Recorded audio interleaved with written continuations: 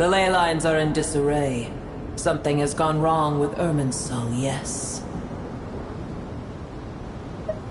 Even from a great distance away, I can sense that Sumeru is headed for destruction. You who took our home from us, prepare to watch as your own world is plunged into oblivion. Oh, how the cycle of history comes to a poetic conclusion.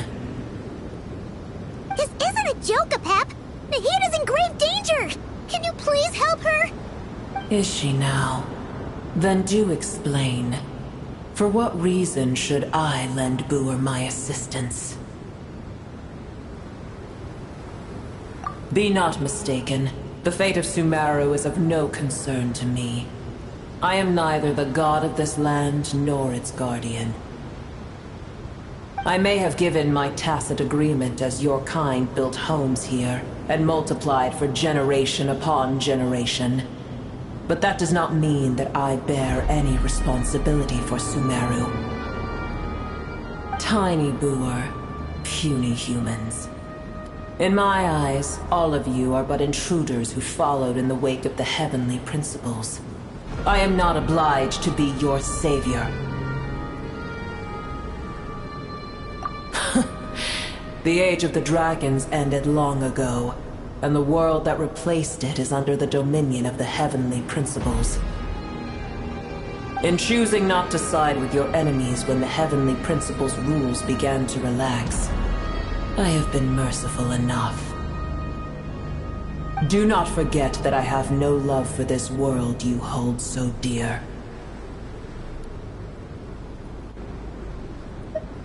Apep, if you truly despise gods and humans so much, well, after the great humiliation of being helped by a god in the past, shouldn't you be jumping at this chance to balance the scales?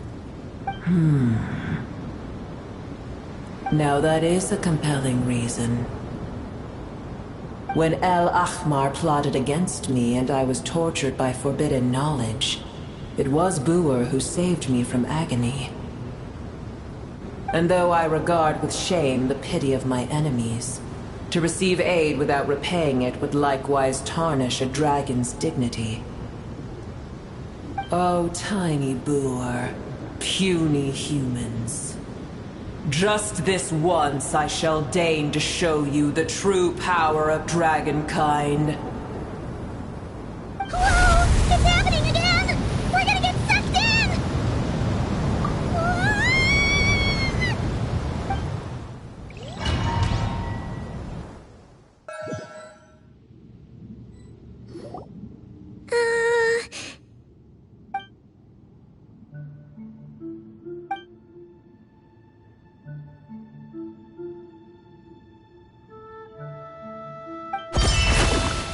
It is done. The heart of Oasis is supplying her with life force as we speak. It shall not be long before she recovers. But I should warn you. Booer's existence is closely intertwined with Irminsul. Unless the issues plaguing it are resolved, she will never completely recover her former strength. Thank you. Spare me your words of gratitude. You may also spare me your feigned concern.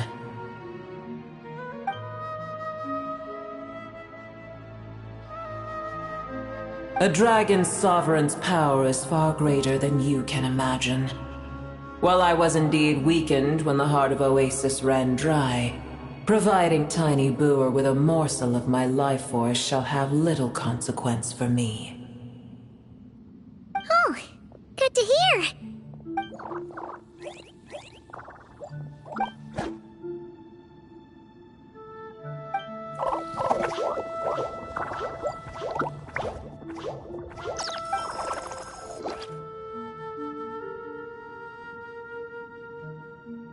Ever held in high favor, I see.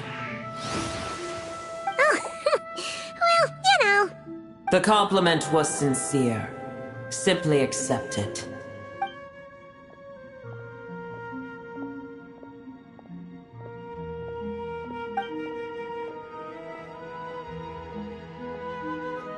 I did once. That tree was not planted by the heavenly principles. Irminsul existed before they ever arrived in Tevat. What? There was a time when it belonged to Tevat, to dragonkind. Its appearance and function then differed greatly from today. The ley lines flowed with an abundance of a familiar, primitive form of elemental energy. You may know it as the power of the Light Realm. The heavenly principles usurped and refashioned Irminsul, made it serve humanity, and used it to anchor the fate of the world.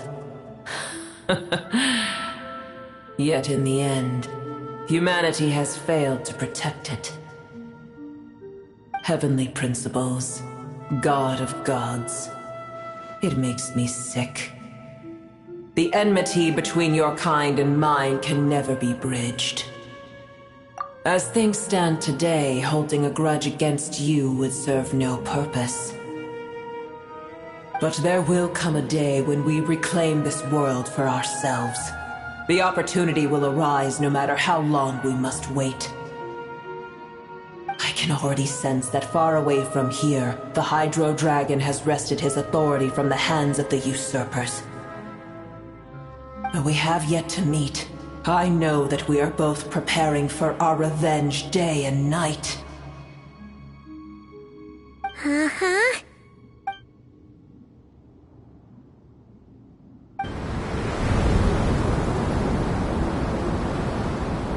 I hear a great disturbance out there.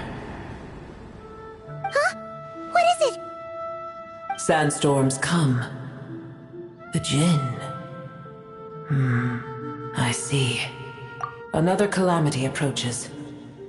You both seem restless. Let us part ways here. Boer is safe with me. Once she has recovered, I shall return her to your side. Oh, thanks again. Take care, all right? I told you already I have no need of your feigned concern.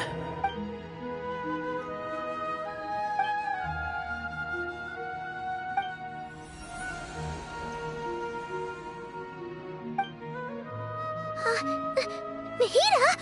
You're awake! Are you okay? Cease your interrogation. Yes, she awoke for a brief moment, but she has now lost consciousness again. Take it. We shall talk more at another time.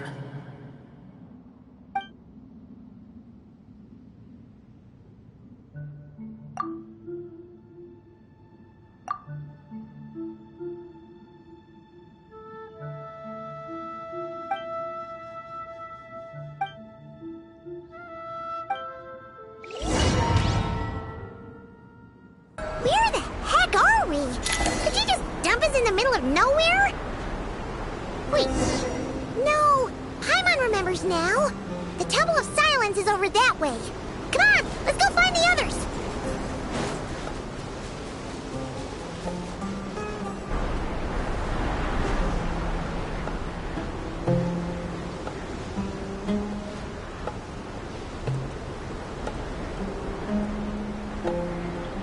There's no need for everyone to stay here.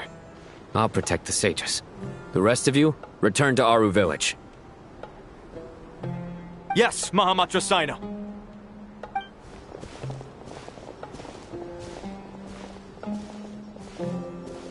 Sino, what's going on?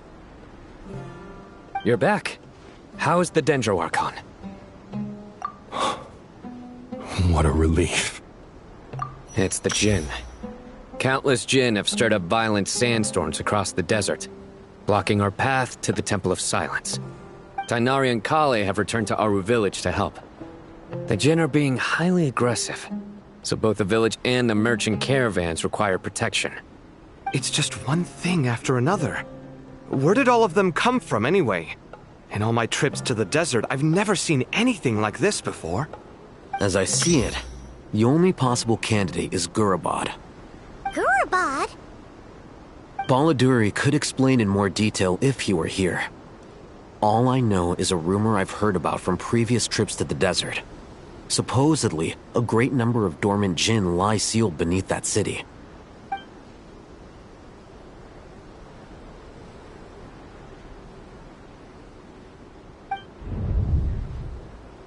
Gurabad is, for me, a fated land. I must therefore return back to this city, where my destiny awaits me still.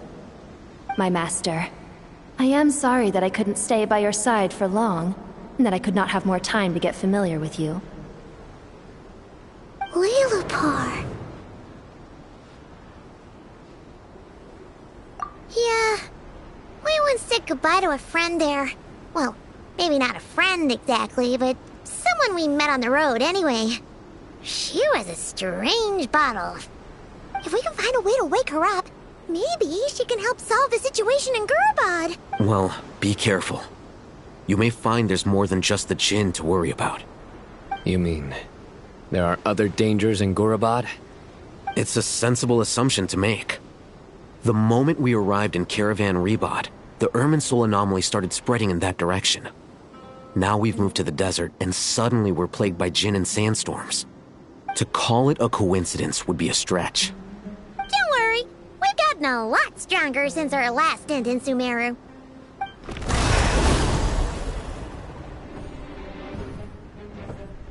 Ah! When did they show up? It appears the monsters native to the desert have been stirred by the Jinn's activity.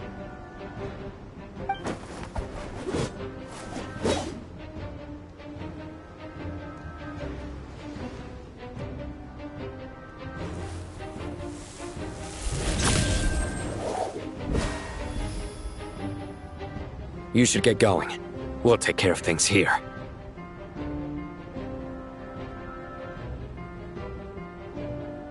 You too. Don't do anything too risky. You got it?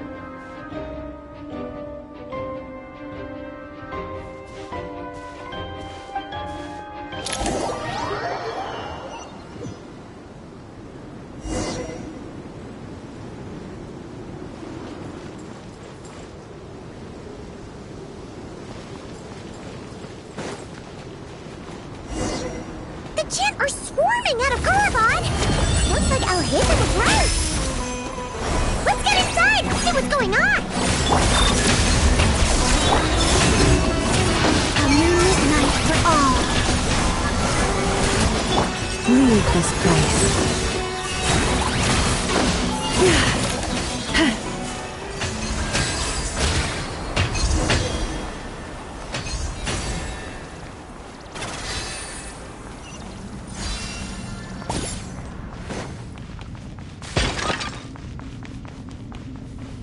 They just keep coming! How many of these things are there?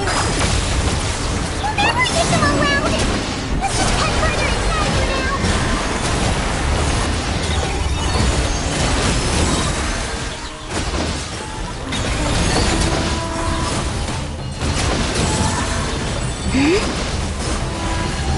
Cleanup sequence initiated.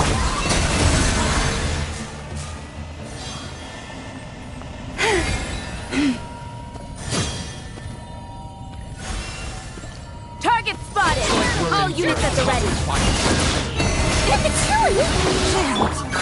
They must be using this place as a stronghold! Are they the ones behind all this?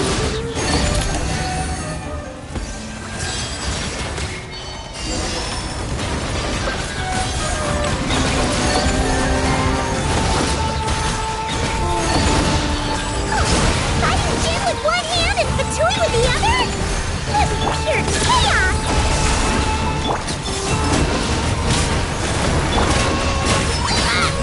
Need to be more careful. A gift from the land of the young. Humans converge. Cleanup sequence initiated.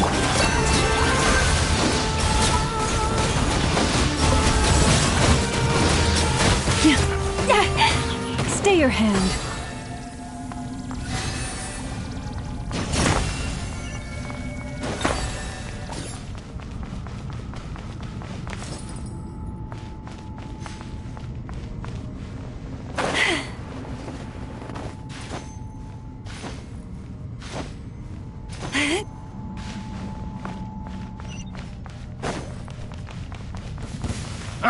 Receive my blessing. Surge.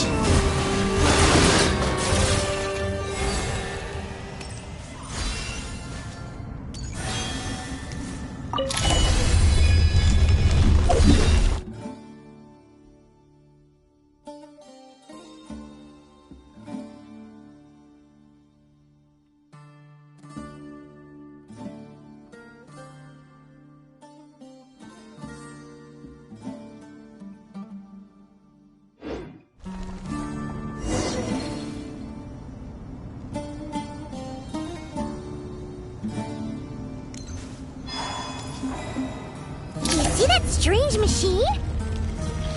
Paimon has a sneaking suspicion that that's the thing wrecking Gurabad and setting all those dangerous Jinn free! The target has reached the core zone. Requesting backup. Repeat, requesting backup. Backup en route! Stop her at all costs! Careful! They're back again!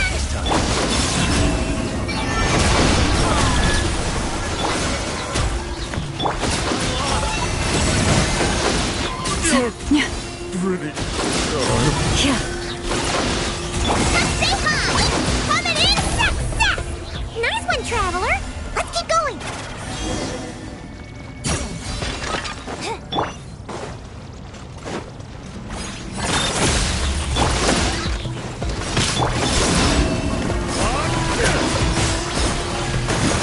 For the everlasting forest.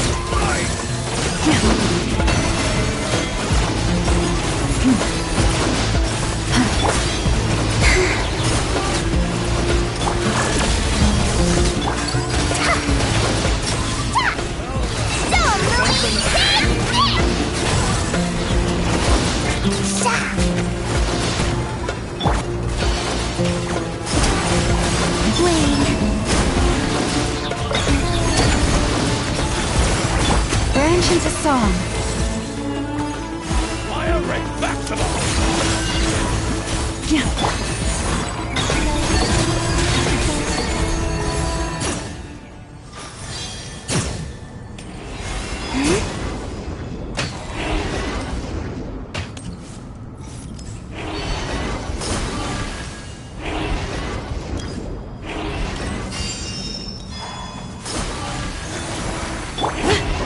Defensive mode engaged.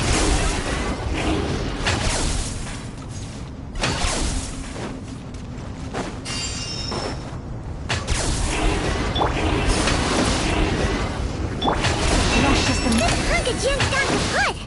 Yeah, we can finally...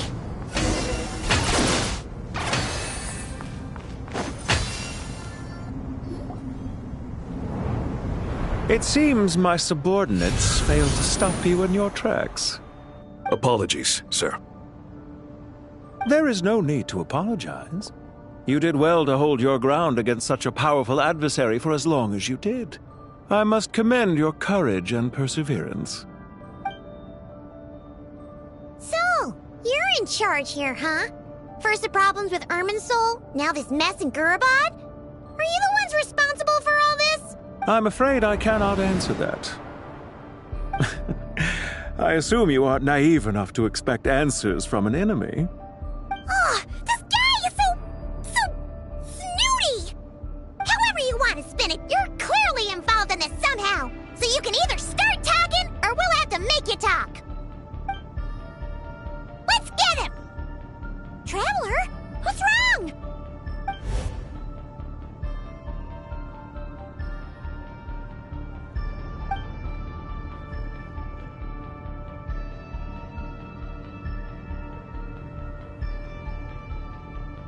You're remarkably calm. Some would act more rashly upon finding the ringleader all alone. But you keep your cool. Even as your enemy, I must applaud you. Did you show yourself just to say that? Is this you trying to take back control of the conversation? Unfortunately, I really don't have anything to say to you. I am here merely to indulge my own curiosity. Your names are well known among the Fatui. Naturally, I wanted to observe you up close while I had the chance. Hey! Don't treat us like we're some kind of exotic animals in a zoo! Oh, I wouldn't dream of it. You seem rather predisposed to misunderstand me. I'm quite aware that you are both heroes of great renown. You have resolved crises in many nations and won countless allies along the way. I've been following your adventures with great admiration. My only regret is that the trajectory of your journey conflicts with our goals. What do you mean, admiration? Sorry, but that sounds pretty weird coming from you. I don't see why.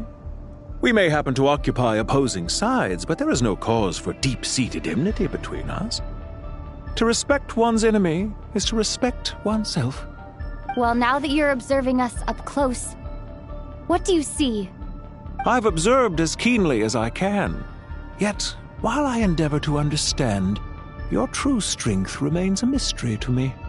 Violence is not my area of expertise either, so, you see, I would much rather converse with you like this than determine a victor with the edge of a blade. Besides, I've heard that even 3 moons in the sky fail to eclipse your brilliance. I know better than to bite off more than I can chew. 3 moons? So, you have a connection with the Harbinger, the Doctor. Well deduced. Our commander, Dottore, died in Nodcry, but there are things that do not end with his departure. We must... Look at me. I almost divulged more than I should have. What are you after? Revenge for Dottore? Or are you plotting something else? I've said quite enough, I believe. There's no point in continuing this conversation, except to say, I've noticed that you seem to know your way around here quite well. A repeated visitor to Gurabad, are we? Ugh. I'll take that as a yes. Then I'm sure you'll have heard the story of this place.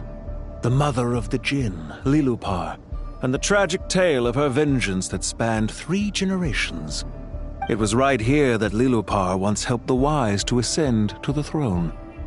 But from that moment on, every king who sat upon it was corrupted by power. These degenerate rulers lost control over their nation, and with it, the right to occupy that exalted seat. What are you trying to say? I once admired you for your adventures. That is the earnest truth. But it appears to me that your journey serves ultimately to uphold the rules of this world. Are these rules truly just? Does the heavenly principles rule with wisdom or folly? And how can we be sure that the 7 who wield authority over the world will not be corrupted? Do you seriously think you're gonna convince us of anything? Convince you? I'm sure my commander already tried that. Why would I waste my breath doing the same?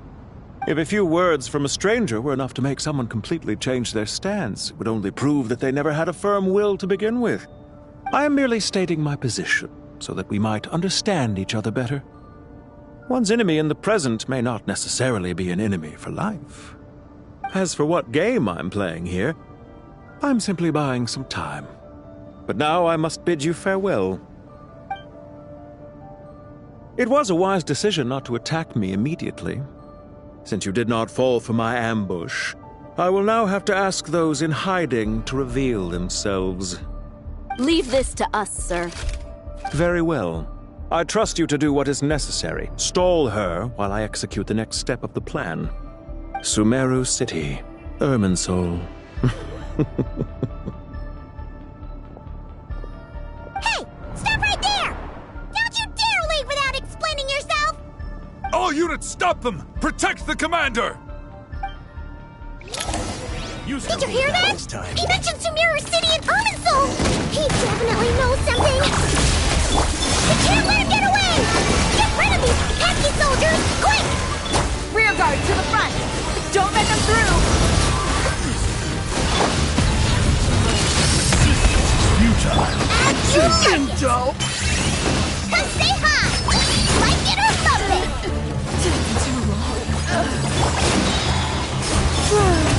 New moons converge. Cleanup sequence initiated. For the everlasting forest. We finally beat them! That mysterious guy can't have gotten far! Let's catch up with him!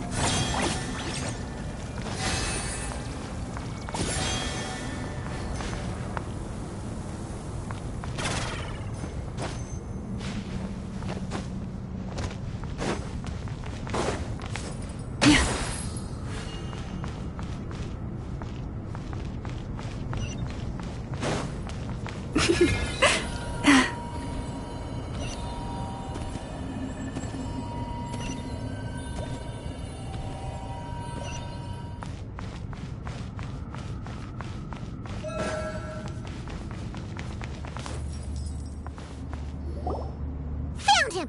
Over here! You're very persistent. Hey, you! Stop running and explain yourself! What are you trying to...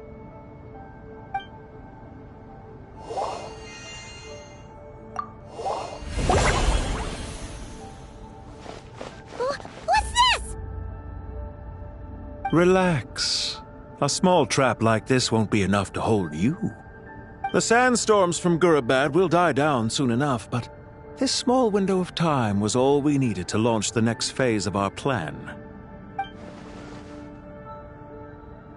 Don't be discouraged. I knew that someone would come here eventually, so I planned ahead. Where to chat with you, which door to exit from, even which mechanism to wait by for you. I thought through every detail. You, meanwhile, know nothing of who I am. So far, you've only heard my voice, and for all you know, it may not even be real. But not to worry. This is only our first meeting. It shan't be our last. Just answer me one last question. Why do you continue to follow Dottore? He has conducted countless cruel experiments, even on his subordinates. Follow isn't quite the right word. Let's just say even those you see as villains have their friends, even if they aren't the most sincere of friendships. When any set of rules is established, there will be those who benefit and those who lose out. People will do anything to justify what they have gained or escape from the hardship imposed upon them. Neither he nor I are tolerated by the rules of this world. We were both searching for a new order. Our ideas of the final form that should take may have differed, but our journeys took a shared path. Goodbye, Traveler and Paimon. I wish you a timely escape, albeit not too soon. I will need a little more time to prepare, after all. Hey! Come back! Wait, this dark wall. We've seen these on our adventures before. It swallows people up! Oh, I'm sorry. She shouldn't have jumped the gun! Oh, okay. He may have fooled us this time, but we'll get him back!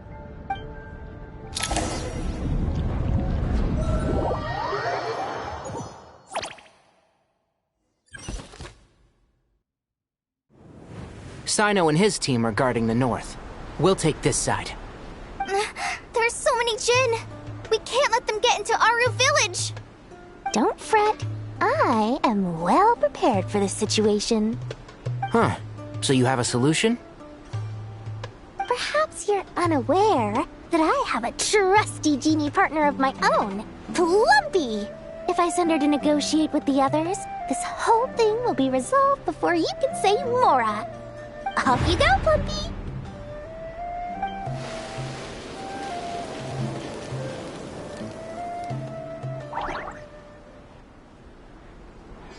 Come on, what's the holdup?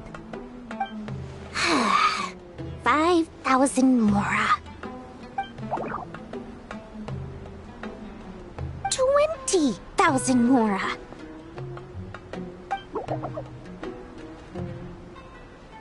100,000 Mora. Final offer. Ah, so she's a hired partner.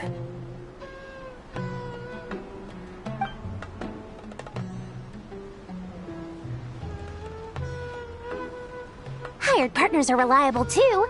Plumpy here is a highly skilled negotiator. You'll see. Just a few words from her and...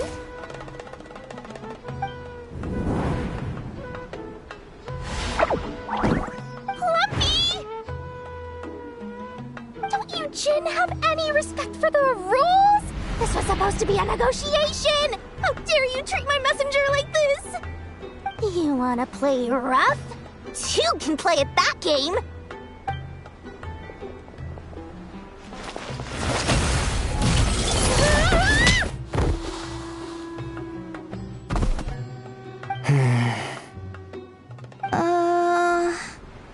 Looks like it's up to us now. Be careful, Kale. Yes, Master.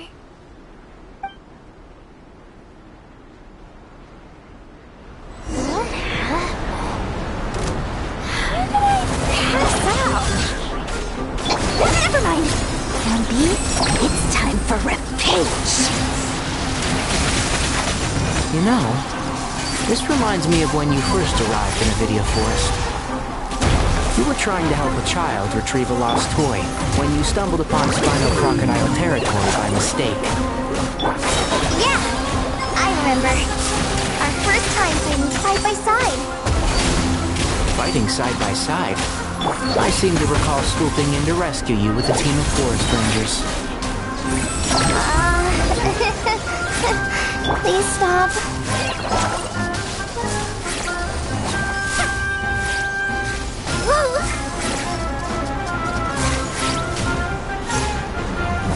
One with the forest. Just like we rehearsed. I'll uproot you! There's too many of them! I can't believe I used 12 rare items in one battle! Ugh.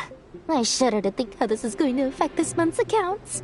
The sight of that glaring deficit might be more than my poor heart can take. Tighnari, how's the situation on your end? We held the line, though it was a close call. But it looks like they're preparing for another attack. Has something happened? They've breached our defenses in the south.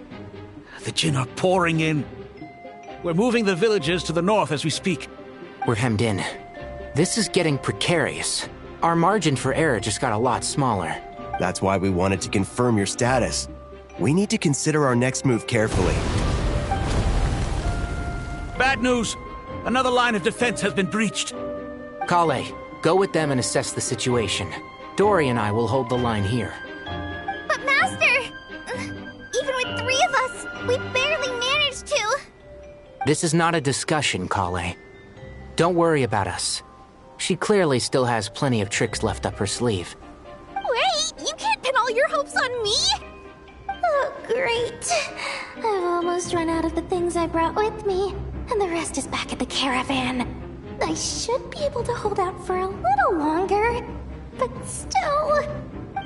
Master!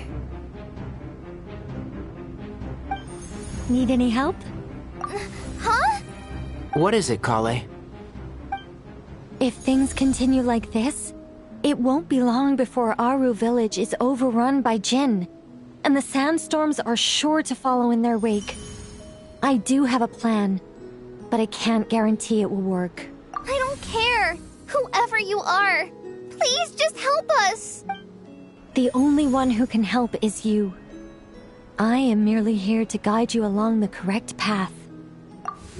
I am a spirit created at the beginning. I am a flickering illusion. I am the shimmering light that flows from the eyes of the Creator. What do you mean? It doesn't matter. You don't need to understand it. Just repeat after me, one line at a time.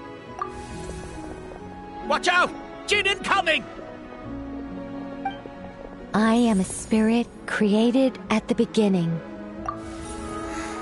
Here goes nothing! I am a spirit created at the beginning.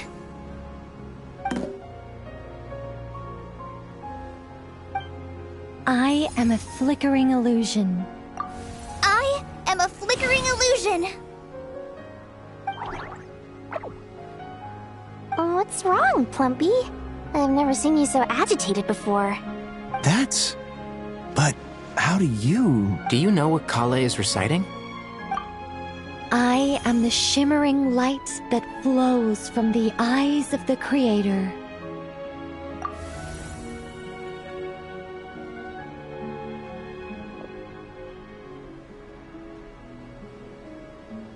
I am the shimmering light that flows from the eyes of the Creator!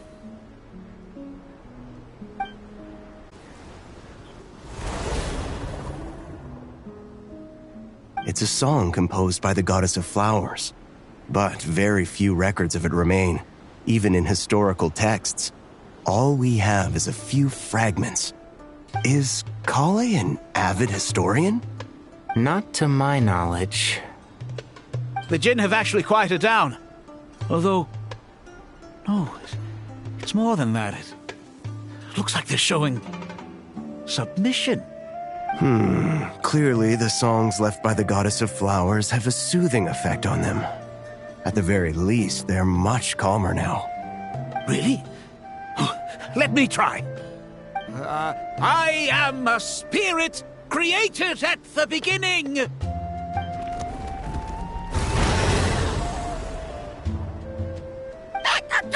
away! I'll stop! I'll stop! It seems like the song only works when Kale recites it. But why? Kale.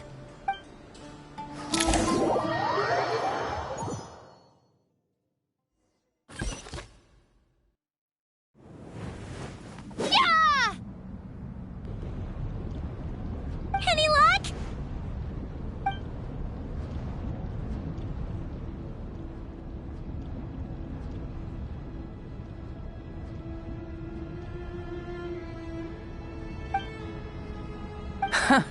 When I heard that loud rumbling in the distance, I thought the shifting sands had bust open the gates to some ancient treasure vault. Turns out it was just you guys. Huh? Wait, that sounds like... It's been a long while. Did you miss me? Jet! Ben! Let's save the catching up for later. First, I gotta get you guys out of there. This should be the right mechanism. Ben, can you handle it?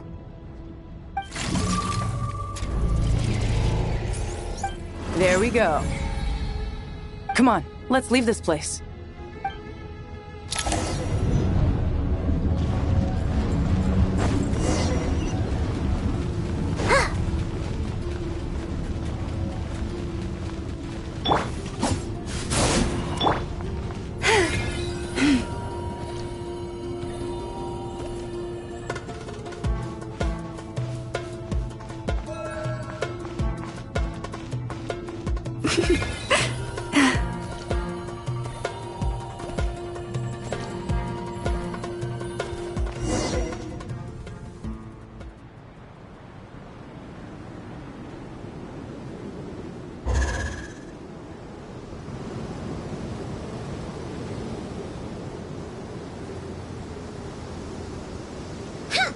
Fatui sure made themselves scarce.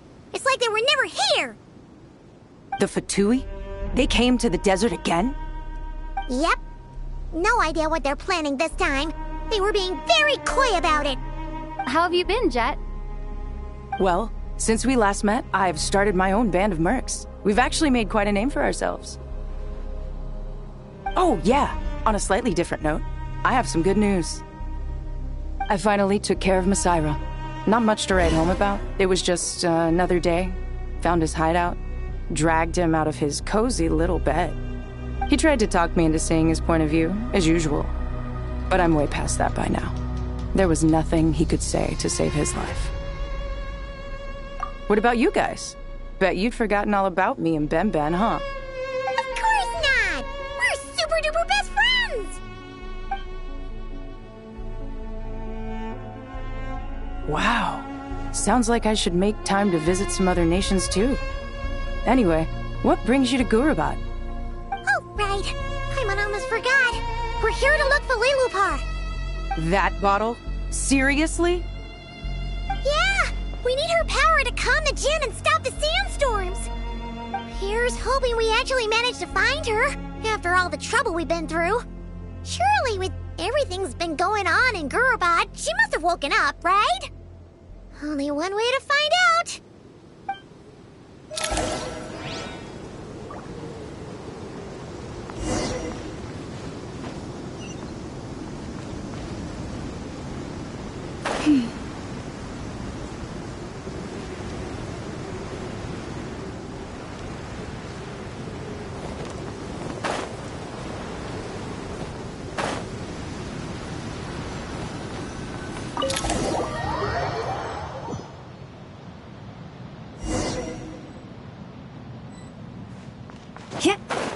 Let's see. She should be around here somewhere. Aha! Found her!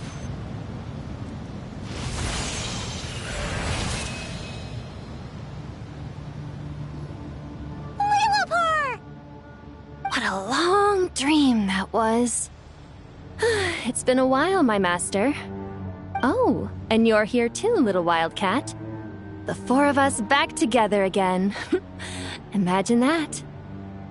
After we last parted ways, I merged with the land beneath Gurabad to suppress the dark calamities stirring in the depths. It rekindled the flame of vengeance within the Jinn, depriving Gurabad of any hope of peace. I fought against it for a long, long time. Until one day, I sensed a change in a foreign land to the west. Suddenly, the pitch-black abyss fell silent.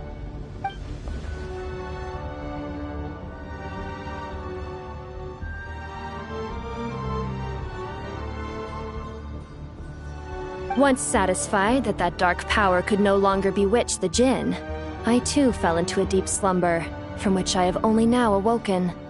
Why have you returned to Gurabad, my master? And why is my sand-swept homeland in disarray once more? Well, basically, Sumeru is in danger and a lot of our friends are affected. Some bad guys messed around with Irminsul and now they've released the Jinn in here. We managed to chase off the culprits, but we have no idea how to seal this place back up and stop the sandstorms. Child's play. I shall quell the Jinn and scatter the storms. Thank you, Lilupar. No need to thank me, my master. I have granted many wishes in my time, and this was the most trivial of them all.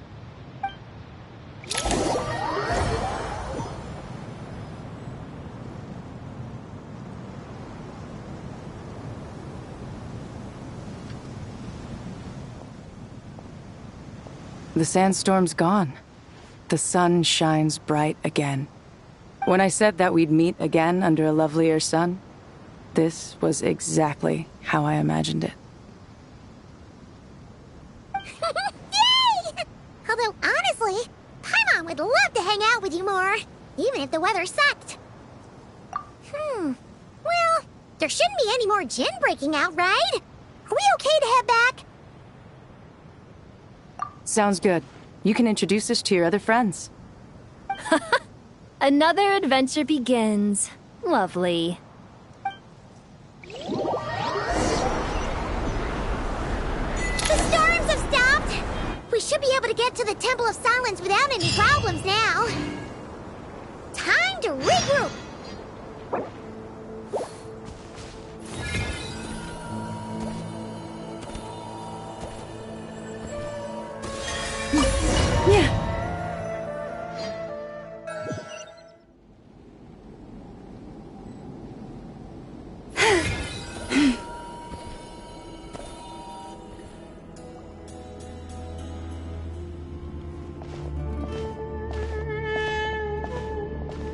So, this is the Temple of Silence.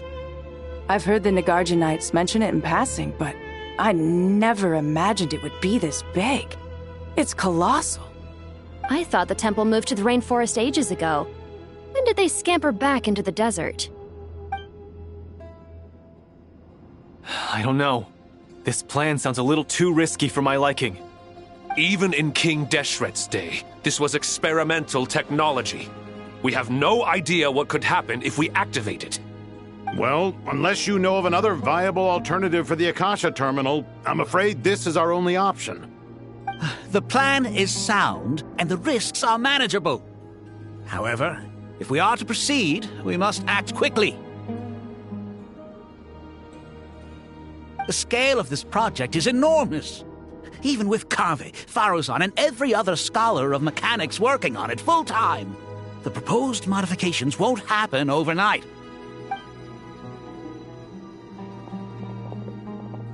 You're back. Everything all right? And who are they? Friends of yours? Pretty much everyone in the Temple of Silence is. This guy's Kaveh, and the one next to him is Alhaitham.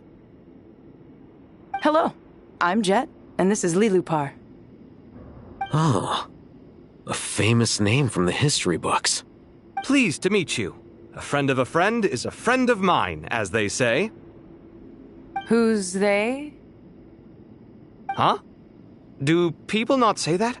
Not in the desert. Friends you can trust, but friends of friends? Gotta keep an eye on them.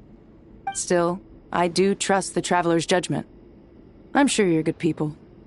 The sandstorms have calmed down. I take it the Gurabad problem is resolved? What did you find?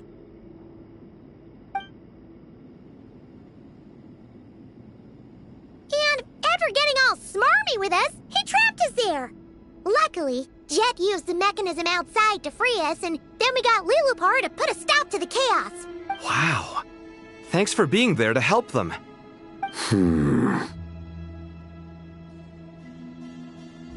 So, this mystery man openly admitted that he was merely a Harbinger subordinate. Yeah? Is there something weird about that?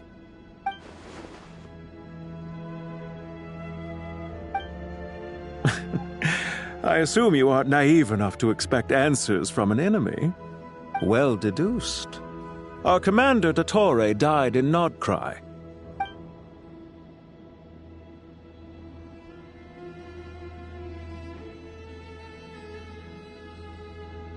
Are you wondering about his true identity? Or do you think there's a big conspiracy behind all this? I wouldn't go as far as to call it a conspiracy. Just the simple fact that having someone to shift the blame on tends to prove useful should trouble come knocking later. The most important thing for now is to solve the immediate problem. Perhaps that man knew you wouldn't have the resources to investigate his background and so didn't put much effort into disguising himself. This is all getting a little cryptic for me. I'll let you guys talk while I take a walk with Lilupar. Jet? Aren't you with the Blazing Beasts? What a coincidence. Didn't expect to run into you here. We're mercs. You can run into us anywhere. Who's this with you? So, did you find the solution you were looking for in the Temple of Silence? You bet we did. This place is incredible. It has everything. So far, we've discussed a plan and verified its feasibility.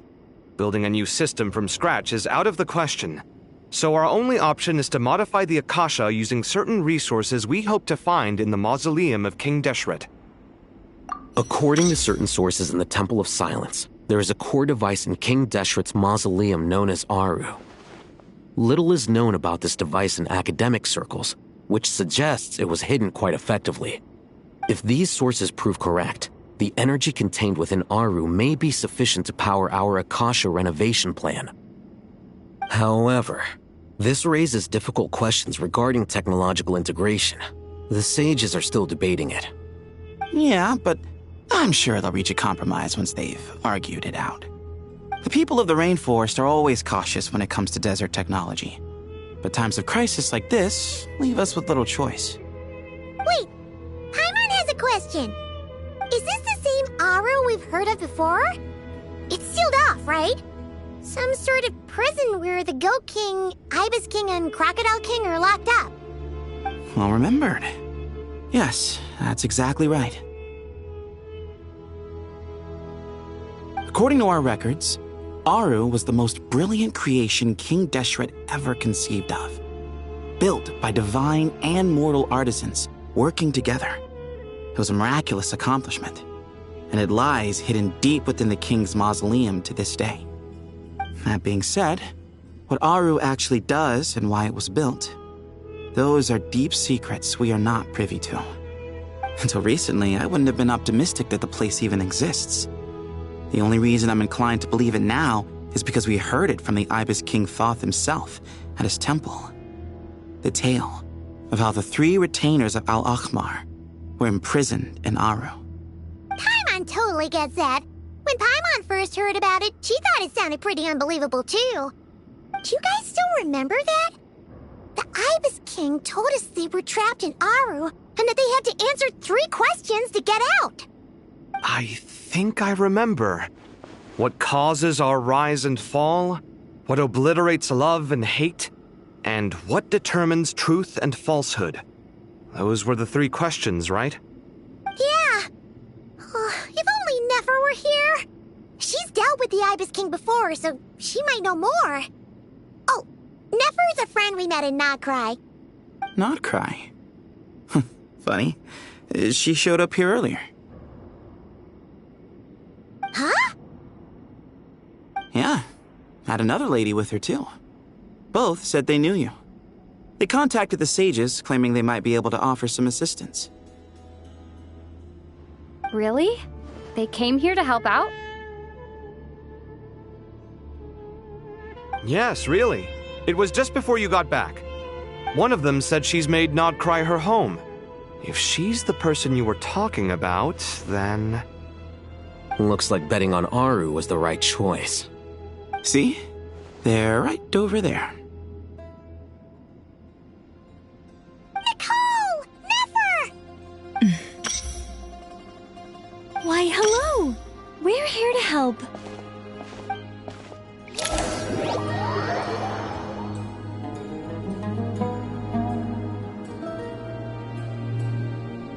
It's a good thing we left early.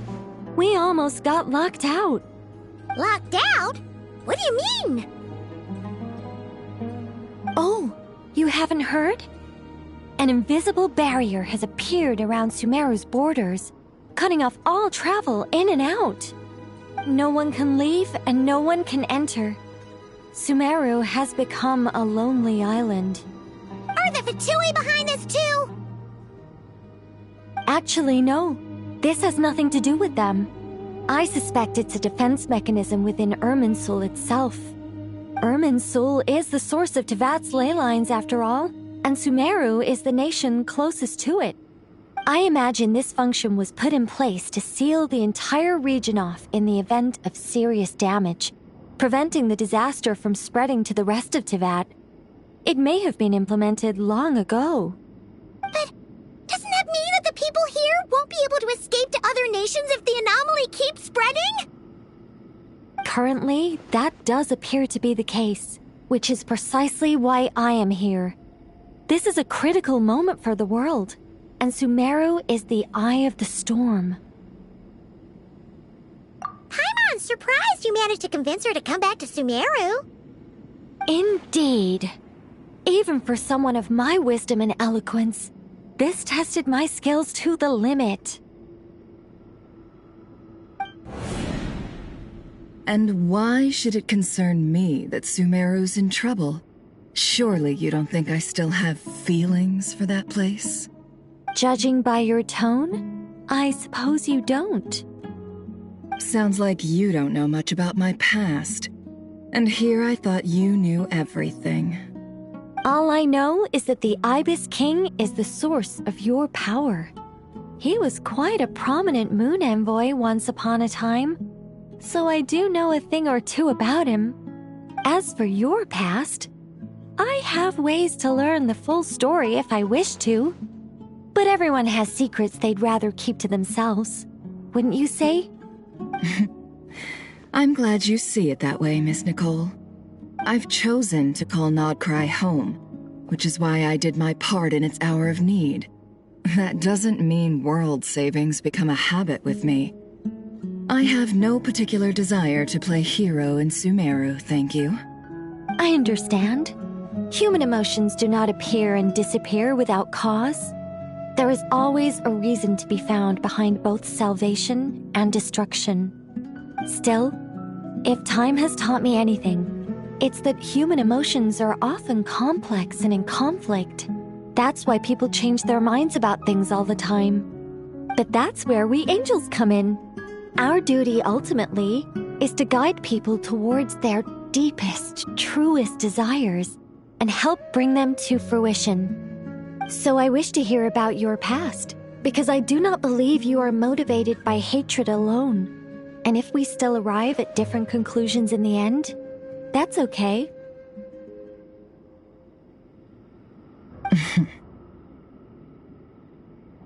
I refuse. Wait, what? But I set the atmosphere and everything. Isn't this supposed to be the moment when we finally open up to one another? Is it? Maybe I'm not so good at reading the atmosphere. You're right, Nicole. There's more to me than just hatred. Had it consumed me, I'd be left stuck in the past forever, never living in the present. But I don't think that your guidance can change my mind. The all-consuming sands, the bloodshed, both deserved and undeserved. Those old emotions cling to me like a shadow. Do you wish to shake them off? No. I hope to remember them forever. Those emotions and memories shaped me into the person I am today. They'll always be a part of me. In that case, Would you like to hear my perspective, at least? Sure. It's not every day you get to hear an angel's opinion. A long, long time ago, when the angels still walked freely upon the earth, I found life tedious. Monotonous work, lukewarm relationships. Things weren't nearly as interesting as they are now. And yet, since the angel's demise, I have found myself missing those days on more than one occasion. Human emotions are often attached to a person, a place, or an object. When those things are gone, the memories quickly fade, and the emotions slip away along with them. If Sumeru were destroyed, both rainforest and desert would be no more. With the object of your hatred wiped from existence, it would not take long for the memories buried deep in your heart to slowly fade. Both love and hate are intense emotions, but they are nothing compared to the void left behind when they disappear. Most sophisticated, Miss Nicole. But anyone focused on the future could only ever applaud the destruction of the things they hate. Still, I'm a special case. Someone once told me that human memory is more selective than a Mora-hungry merchant choosing between customers. We all need a reality check once in a while, so we don't forget the truth. As much as I dislike Sumeru, this is no way for it to perish. All right, you win. I'll help you out a little, but I won't work for free. How much will you need? You're not gonna milk this for all it's worth, are you? What do you think? I'll be upfront with you. I don't have much more on me. If that's what you need, I could borrow some from Alice. Or perhaps I could pay in sculptures. The ones I carve are actually worth quite a lot. Just cover my travel expenses. Huh? Is that all? That's all. Given all the people I owe favors to, I can just about justify a trip to Sumeru. Yehoda! Here, boss! What do you need? I'm going back to Sumeru for a while. While I'm away, you'll be in charge of the curatorium. Me? I'm in charge? Whoa! Don't worry, boss. You can count on me! And that was how the ingenious Angel Nicole brought you the perfect person for the job in your hour of need. Hip hip hooray! That was far more detailed than necessary. Not lacking in embellishment either. I never thought I'd return. Especially not the desert.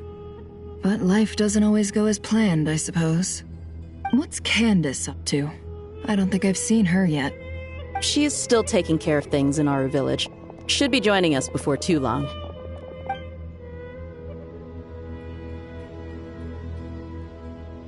Oh, and sorry. Hope we're not interrupting anything. We have some good news, though. We're planning to go to the mausoleum of King Deshret to look for the legendary Aru, then use it to try and restore the Akasha system. According to records in the Temple of Silence, the mausoleum houses something called Aru's Chute, which can be used to establish connection with Aru. We still have some time before we leave, so there's no rush. By the way, who are these two new faces?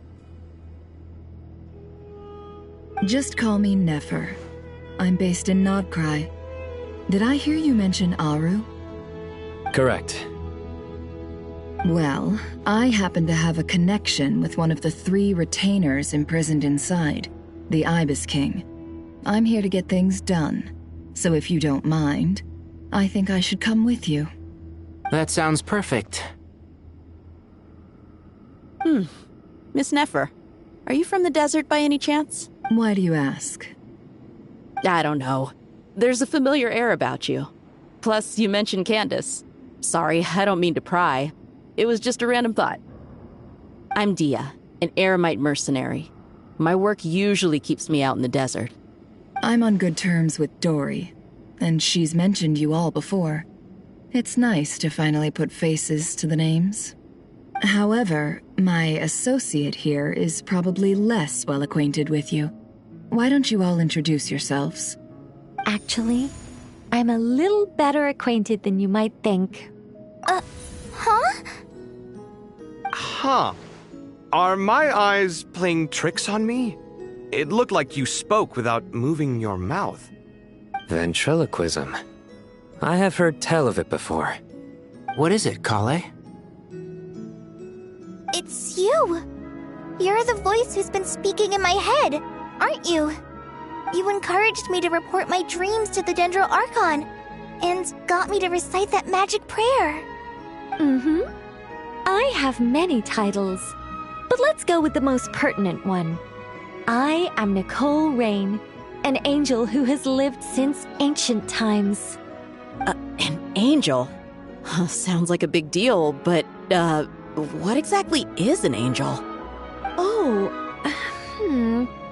Well, we're a rather long-living race of beings. Not gods, technically, but we can still tell you a lot of stories from ancient history. Yep! And she's also an amazing sculptor! You could say she's a real creative type. Well, ma'am, if both the Traveler and Paimon give you rave reviews, you must be pretty impressive. Oh, please don't call me ma'am. I find it so awkward when people get too formal with me. Just relax and be yourselves. No need to be nervous. Miss Nicole, if it's okay, could I ask you a few questions? Yes, you may. I can see your heart is filled with confusion, and you are desperate for answers. I also know which questions you want to ask me. Why did you dream of Sumeru City in disarray? Why did those verses soothe the Jinn only when recited by you? I can guide you to the truth, but it involves a personal secret of yours. I'd prefer to speak with you alone, if possible.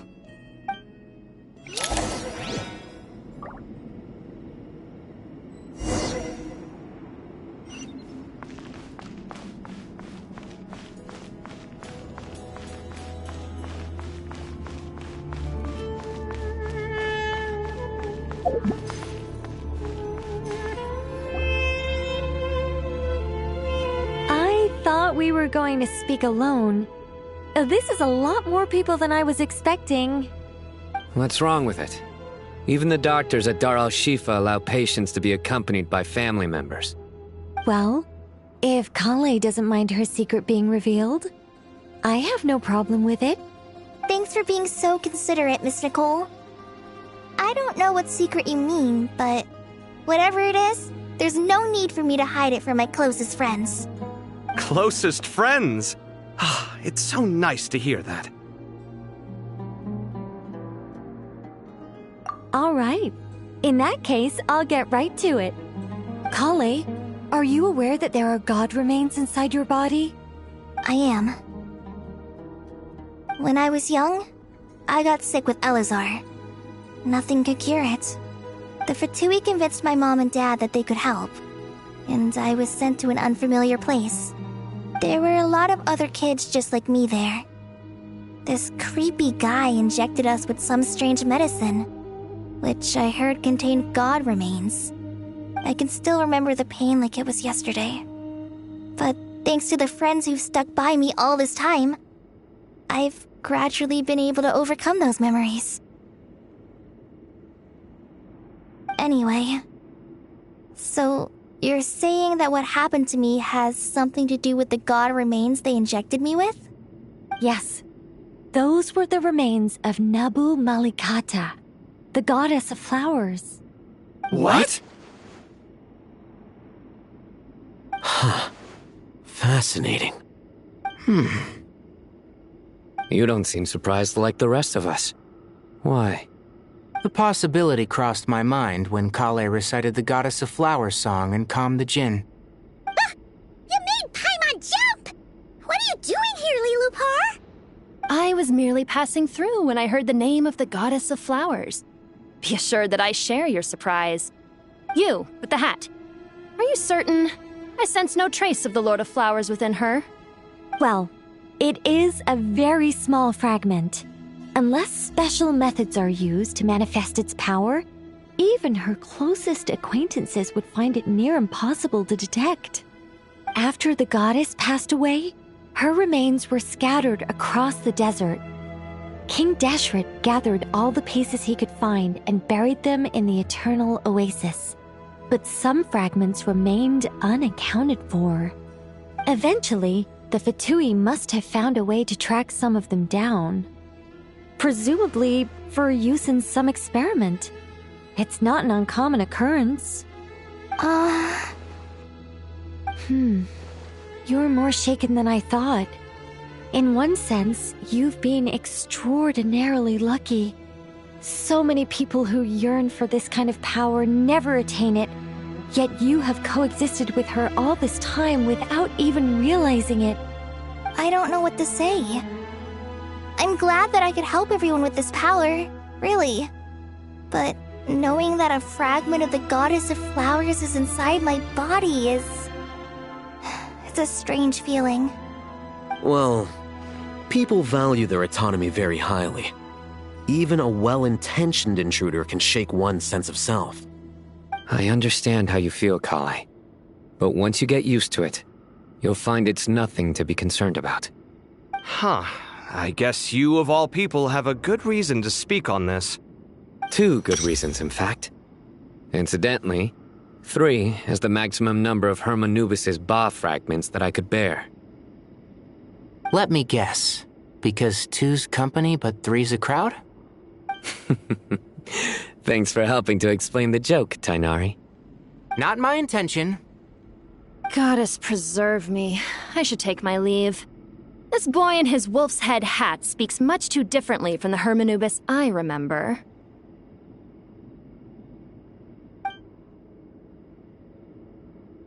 Kale, all I'm trying to say is, no matter how many Hermanubis fragments there are within me, you wouldn't think of me as Hermanubis.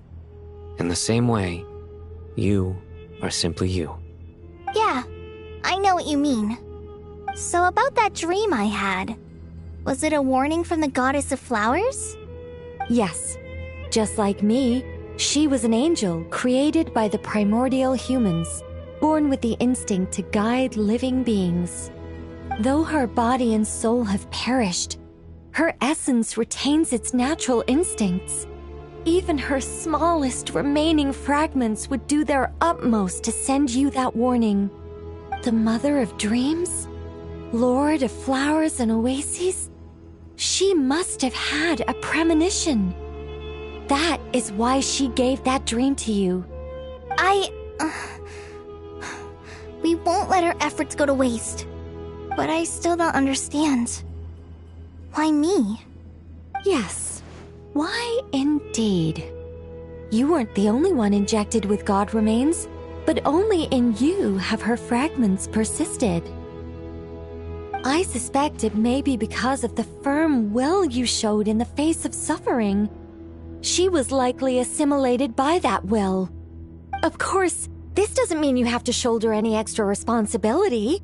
As this young man said, you are who you are, and that will not change. All right. Any further questions from the family members of the patient? If not, we should head to the mausoleum of King Deshret. Let's move out. Time to put our plan into action. We all hope it'll work. But will we really be able to open Aru? And even if all 7 pillars of King Deshret agree to let us proceed, the scale of the work to follow is daunting, to say the least. Haven't you handled other big projects before? I mean, the biggest project I've worked on to date is probably the Palace of Alcazarzaray, I guess? But this is orders of magnitude beyond that. It's a total nightmare. Look on the bright side. At least this time you're actually here when Sumeru needs you most. You won't have to come asking me for details after the fact. Mock me all you want. But now that I'm here, things will be resolved far more quickly and smoothly than last time. Kave's self-doubt disappeared in an instant. Like magic. Well, this confidence is most gladdening. Now, go and pack your things. We'll head to the mausoleum as soon as you're ready.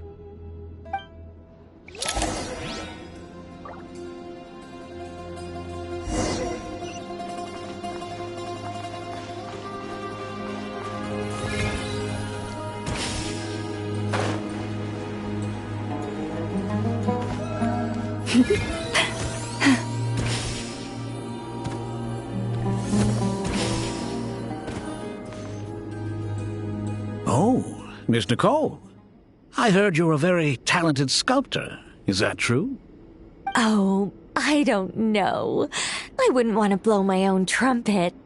Honestly, even though Kasharawar is best known for its focus on mechanics, plenty of Kasharawar scholars are quite serious about sculpting as a hobby. So if they rate your work, that's enough for us. We just have to take a look. Who's we? Myself and a few other scholars. Kashif, Daneshvar, come take a look.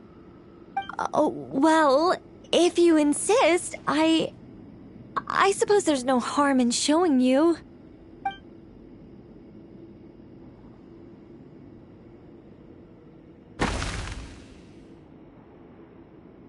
Whoa! Where did that come from? Look at the level of detail. It's so lifelike. The squirrel descends from the heavens like a champion, and the earth trembles beneath its feet. What do you think? Striking, isn't it? Kaveh? Kaveh, come here for a sec. Oh, and Madame Faruzan, didn't you used to study in our darshan? Come take a look. All right, but hang on a moment. I have to finish reviewing this proposal first. You called? What is it, youngster? This squirrel statue. Isn't it cute? Oh, a squirrel. I wouldn't say cute per se. The realism is what stands out to me. Were you trying to carve a statue of a hero, young lady? Oh, a hero? I suppose so. Actually, I didn't really have a specific theme in mind. I just started working on it, and this is how it turned out. I see. Well, do you tend to read novels about heroes in your spare time? As a matter of fact, I do quite enjoy those. Everyone loves a good tale of daring do, right? Then perhaps this statue represents the heroic tale you long to see deep down inside. Also on the subject of heroism, I feel that if the subject posed with a finger raised towards the heavens, it would lend a greater gravitas to the overall image. I'm sure some would call it cliché or old-fashioned, but not me. I think it would be a perfect fit. It has a certain classical beauty about it. Kaveh! Sorry, Madame Faruzan, I'm a little busy right now. Don't wait up for me. What a pity. That young man has excellent aesthetic tastes. I was hoping to ask him for his opinion. What a genius idea! Why didn't I think of that? Classical beauty is a great direction to explore. That's it. Once I get back, I'm going to sculpt a heroic squirrel pointing its finger towards the sky. Precisely. A declaration of victory. You understand my vision. Then place the two statues face to face. Yes! That's exactly what I was thinking. It'll be a masterpiece. Miss... I'm sorry. I didn't catch your name. Just call me Nicole. Madame Faruzan? Was it? What? No. That wouldn't be right. Why ever not? Madam is a state of mind cultivated from within. Anyone may call me Madam if they so desire. My dear Miss Nicole, once we make it through these trying times, should we have the pleasure of meeting again, I shall look forward to seeing your new work. In this day of age, it's rare to find people with an appreciation for classical aesthetics. Meeting you was truly a pleasant surprise. Honestly, I feel the same way. It's been a long time since I met anyone interested in this style of statue.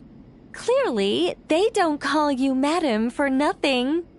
Also, I have to say, you're a very good judge of character. Because when I think about it, I really am someone who likes stories about heroes. That must be why I've quietly kept watch over generation after generation of them. Sorry, keeping watch over heroes? What exactly do you do for a living? Oh, never mind that. Let's not tell Madame Faruzan about Miss Nicole's true identity for now. Good idea. Let's limit the conversation to aesthetics.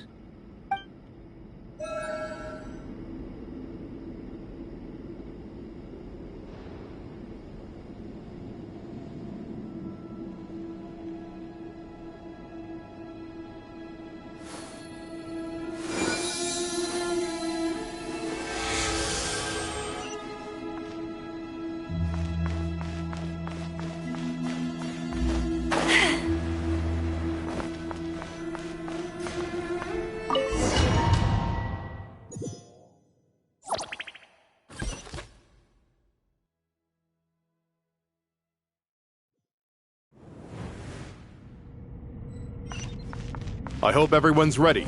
We'll be arriving at our destination very shortly.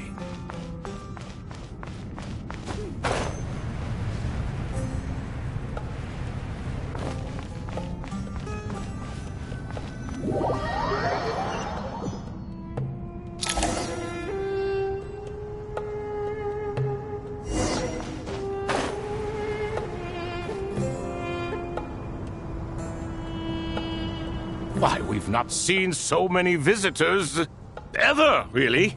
What is this place now, a tourist attraction?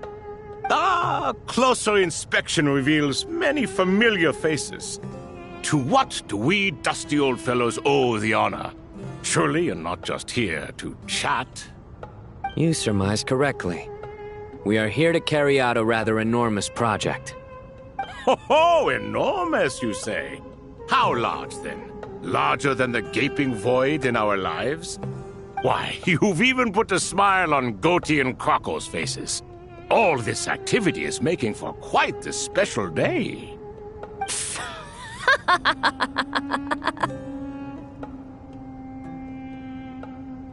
I know that laugh. Lilipar? What on earth are you doing here? Oh, this is hilarious. Turns out good things really do come to those who wait. As long as you stay alive long enough. When did you three get locked up in here? And still you act all high and mighty, putting on a show for the younglings. Truly hysterical. Why, you... Yes, I know. No need to shout. You're right, Lilipar. Goatee, Crocco, and I all have the same problem. But didn't King Deshret seal you away? How did you break free, and how did you get in here? Who knows? Perhaps you can ask my master one day, should you ever get the chance. Behold, the executioners of old. Some have turned into fragments residing in human bodies, and others are imprisoned eternally, leaving not a single shard behind. It's almost tragic, watching lowly prisoners like you act all self-important. Curiosity gnaws at you, doesn't it? Your interest in the outside world threatens to burst you at the seams.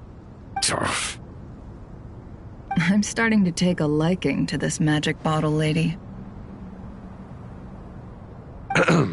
Time is of the essence.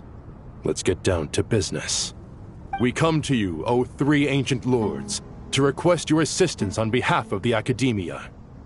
If we can help you regain your freedom, then please consider lending us your aid. As for precisely what we need your help with, it's a long story. So, to demonstrate our sincerity, we are prepared to first resolve the problems that plague the three of you. All right, stop arguing, Crocco. And Goatee, don't you start. What's the harm in letting her speak? It's not worth getting so angry about. Forget about her. The three questions are the crucial thing here. But do you really have a way to answer them? You once answered the final question, Nefer, but the seal did not open. Unless, with the passage of time, you have found a new answer? You could say so.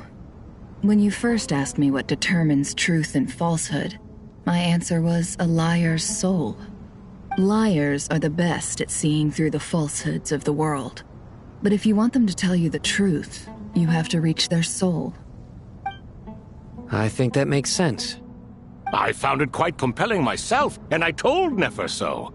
Unfortunately, it brought us no closer to liberation. Well, that's simply because it was my answer, not the one King Deshret was looking for. Can you guess which answer Al-Ahmar wanted then? Time.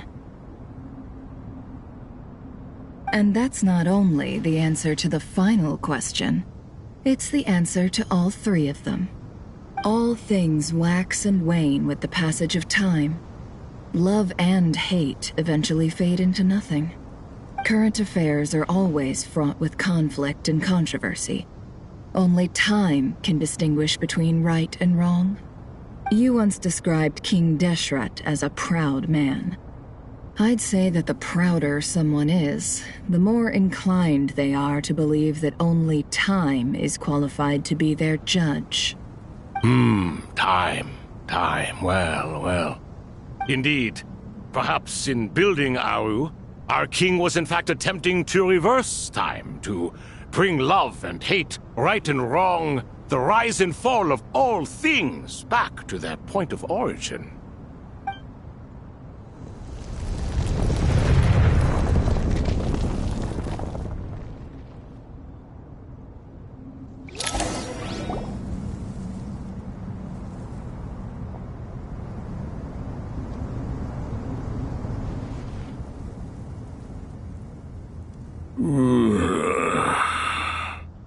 This is the most eventful day I have experienced in a long time. You have my sincere gratitude. Are those 3 of the 7 pillars? Turns out the statues were quite faithful to the source. You 3 seem to be in good spirits. Prison can help a person grow and learn to cherish what they have. Nevertheless, after everything you've done for me, I sincerely hope you never have to experience it for yourself. Hello, Nefer. It's good to see you, Thoth the Ibis King. Nice. Definitely puts my mind at ease, seeing you two getting along so well. Should we maybe introduce ourselves, or... Sure. I'm Sethos, the current leader of the Temple of Silence. This is General Mahamatra Sino, and this is the former Spantamat sage, Cyrus. But I'm guessing none of that means a whole lot to you. Everything is equally new to us, in truth. We've been gone from this mortal world for longer than you can imagine. Let's hold off on the introductions for now. We can always ask Nefer about you later. It'll give me something to talk about with my chosen disciple. You're like a helpless parent. Gods and people of yore are not necessarily welcome in today's world. Self-awareness is one of my finest qualities. I thought I ought to share its fruits with you two. Is that so? Well, I think we'll take it in stride, just as we did with the 3 questions. Let's not forget, it was my persistence that won you both your freedom. Fair point. I have to applaud your persistence. And I must praise you for your wisdom. Now, state your wishes, young ones. I'm sorry? Why, your tremendous accomplishments deserve a reward, do they not? You must let us do something for you in return. General Mahamatra, what do you think? I won't beat around the bush. Sumeru is facing a crisis the likes of which have never been seen before, and we need your help. Every calamity throughout the ages has been connected to us in one way or another, whether we were its cause or consequence. Whatever is wrong with Irminsul, it severely affected the Dendro Archon. She fell into a coma and is currently receiving treatment from the Dendro Dragon. The Dendro Dragon? I'm sorry, the Dendro Dragon is helping to heal the Dendro Archon? Not a pep, surely. Not vicious, cruel, a pep who possesses no virtues aside from her basic instincts. Ah, good heavens. Oh, I shudder to think what could have caused Lesser Lord Kusanali to suffer such a plight. Still, why would the Dendro Dragon lend you her aid? She has always held nothing but contempt for the Archons. I suppose she and Kusanali must have some history. You can help us make history too. Smooth talker. Well said, lad. Currently, no one can connect to Irminsul. We hope that by opening up Aru and making some modifications to it, we can use its technology to our advantage. Unfortunately, Aru is an imperfect creation. King Deshret never managed to realize his full vision before his death. Much remains to be done if it is to be pitted against Irminsul itself. Besides, I hear your reasons, but to give Aru up over such would be... The archaeological records clearly indicate that although Aru's construction took a long time, it was not beyond human means to achieve. Modern technology should solve the efficiency issues. We have no choice but to go all in on this. This is by no means a threat. But the only reason we helped you escape from Aru was to gain the necessary leverage to negotiate with you. You asked us to state our wishes, and we have. Each one of us here needs your help, as do all the thousands of people living in Sumeru. They need you, and they need Aru. What do we think, my fellow old fogies? Shall we lend our support or not? Since you ask so nicely, naturally. Naturally what? Are you for or against? I simply mean we shall do what comes naturally. You claim that you wish to open Aru. Know you then that the golden slumber created by King Deshret is preserved within? We do. We understand the risks involved. In all likelihood, the mortal world will never again be able to replicate King Deshret's work. Never will there be another chance to come so close to creating a utopia. Knowing this, are you sure of your decision? We are sure. Before people can dream, they must first live. If your minds are made up, very well. We shall summon our erstwhile colleagues to discuss this further. Saint Shezepank, Saint Bennu, once you surrendered to silence and were buried with King Deshret. But now, we invoke the right to awaken you with our voices.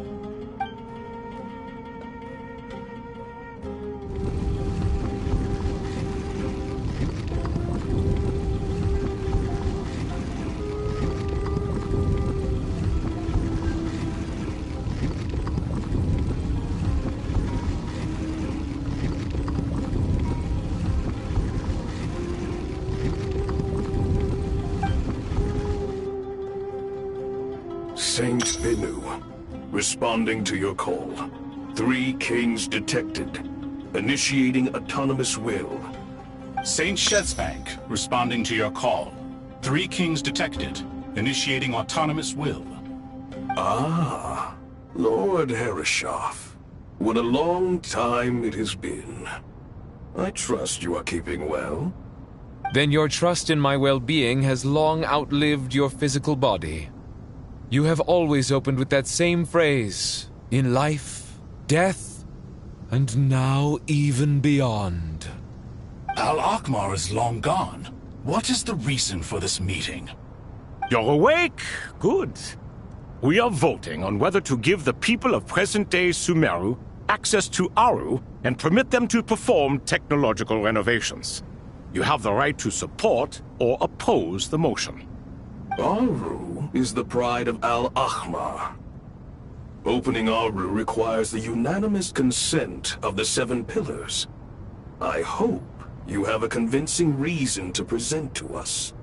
Sumeru is currently in the midst of a major calamity. Let us not forget that while Al-Akhmar was a stern ruler, he was also a teacher of wisdom. A god without his people shall cease to exist, and King Deshret's greatest wish was to provide protection for his people. Let us then honor our God King's wishes as we consider our decision. I do not mean to mock these proceedings, but what is the point of a unanimous vote when we know that the last of the 7 pillars, the Dendro Dragon Apep, will never communicate with us? This will no doubt surprise your mechanical mind, and I have no intention of trying to persuade you, it is true. But Apep is, in fact, healing the Dendro Archon as we speak. Huh? Can someone attest to this? Do we have any proof? I ask the 3 kings, can any of you vouch for the truth of this claim? Naturally, the Ibis King, Thoth. What? It was Thoth's disciples who revealed the truth to us. We need not debate its veracity. Simply let Thoth bear accountability. That way the rest of us may have a clear conscience. Harishef, you diabolical fiend! I awakened our former colleagues for you, supported your opinion, and backed your decision. What sort of fiend would do that? I miss the days when Hermanubis was still around. At times like this, he would offer to take accountability. What are you trying to say? Is my word worth less to you than Hermanubis's? Hypocrite though you are, Lord Thoth, you are humorous in equal measure. How could we bear not to associate with a character such as you? I, Saint Shezpank, approve the Goat King's proposal. Since King Deshret is no more, we shall receive no reprimand for acting beyond our remit. Nevertheless, I sincerely hope that those before us understand the significance of what they intend to do. Remember, the moment that Aru is liberated, the myriad souls residing within the Golden Slumber will return to the ley lines. And once the ley lines flow again, these souls shall in turn be received by Irminsul. To take this step is to bring the perfect afterlife created by our king to a permanent end. We understand that well, and we have decided to proceed regardless. Furthermore, the contemporary human perspective would contend that confining souls in this way is no act of benevolence. The deceased have a right to rest in peace. King Deshret's creation is clearly a place of rest and peace. It is just that many do not see it this way. But no matter. Saint Binu approves. Hermanubis' representative and the Dendro Dragon Apep made their choice ahead of time, while the Goat King, Ibis King, and Crocodile King have also granted permission to liberate Aru.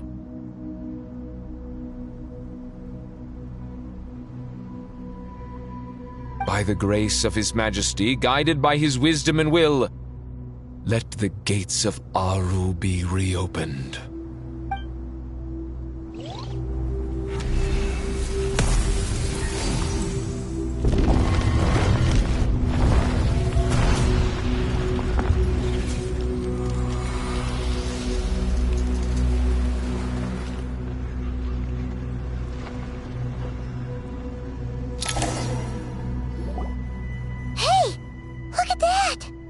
What's this? Are we under attack?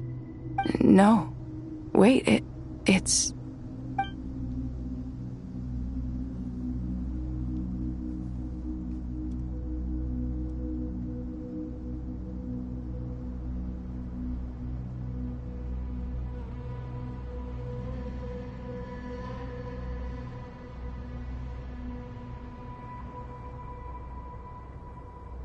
Here you are.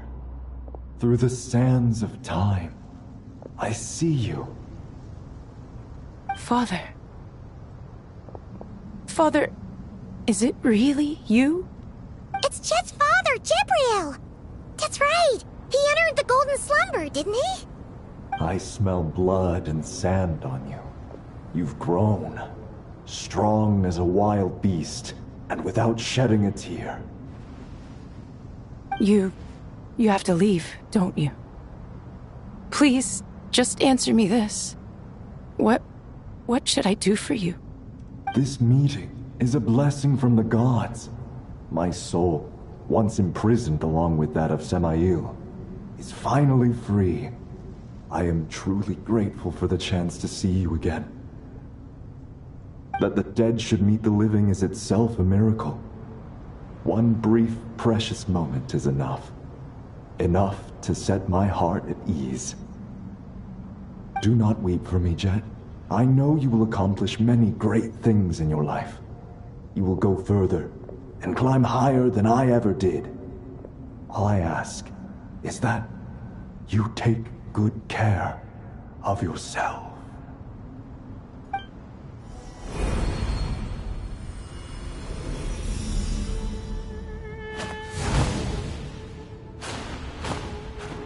Father! Father! Father. Hey, Jet. Do you want something to eat? Maybe it'll help you feel better. I'm fine. Thanks, Paimon. It was just a little sudden. The chance to see my father again meant the world to me.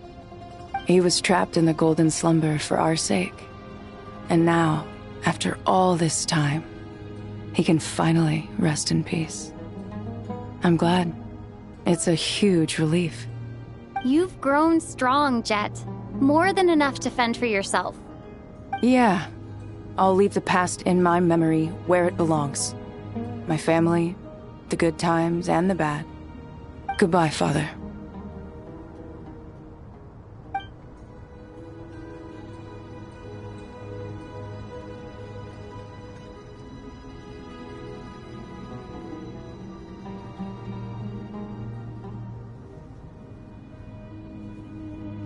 Ah, me, what a touching reunion that was. It seems we did a good deed today.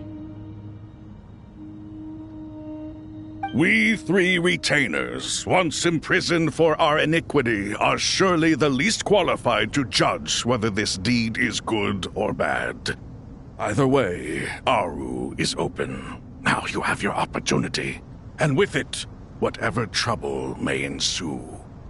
Although Aru was created by a god, human craftsmanship was nevertheless required to build the gate that connects it to this world. Perhaps the relationship between gods and humanity follows a similar principle. As for your proposed renovations, we cannot determine which functions to keep or discard. Proceed as you see fit, but please entrust the task to your most accomplished scholars, or Bennu will be most displeased. It matters not. The Ibis King shall be accountable if any problems arise.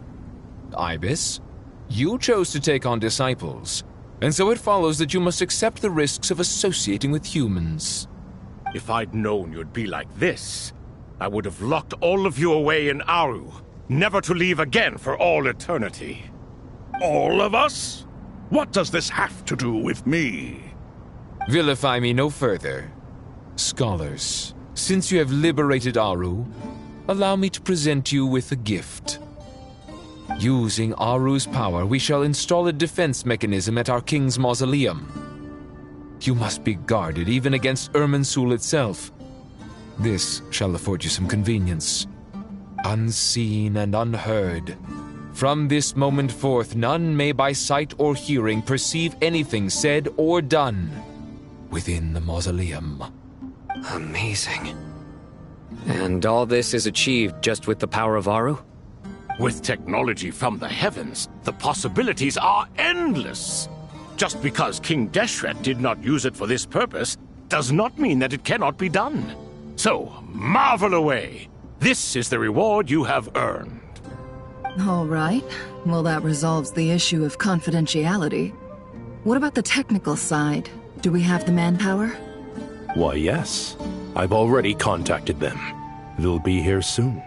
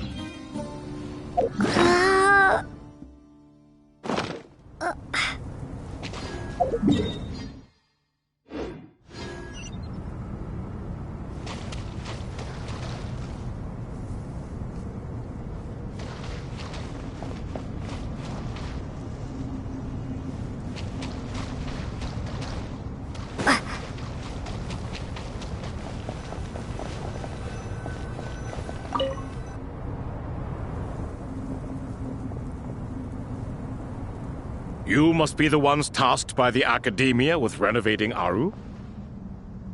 That's right. Good afternoon. I'm Kaveh, and these two are Termezi and Naisaburi. Hey, I'll hate them! Come and introduce yourself! We've met before. This is Thoth, the Ibis King, and everyone knows these two. Afternoon, gentlemen. I've only ever seen these two in murals! Ah, the paintings in the temple. They show us chatting, playing cards, playing chess. Precisely the activities we most enjoy, funnily enough. No, only you enjoy playing chess. We were just humoring you. I wouldn't go that far. Back to the matter at hand. A preliminary assessment by the Academia indicates that this project requires expertise in various disciplines, including the deciphering of ancient texts, mechanical engineering, the restoration of ancient ruins, and elemental theory. The most capable minds in their respective fields are here before you. If there are no objections, we'd like to begin our work.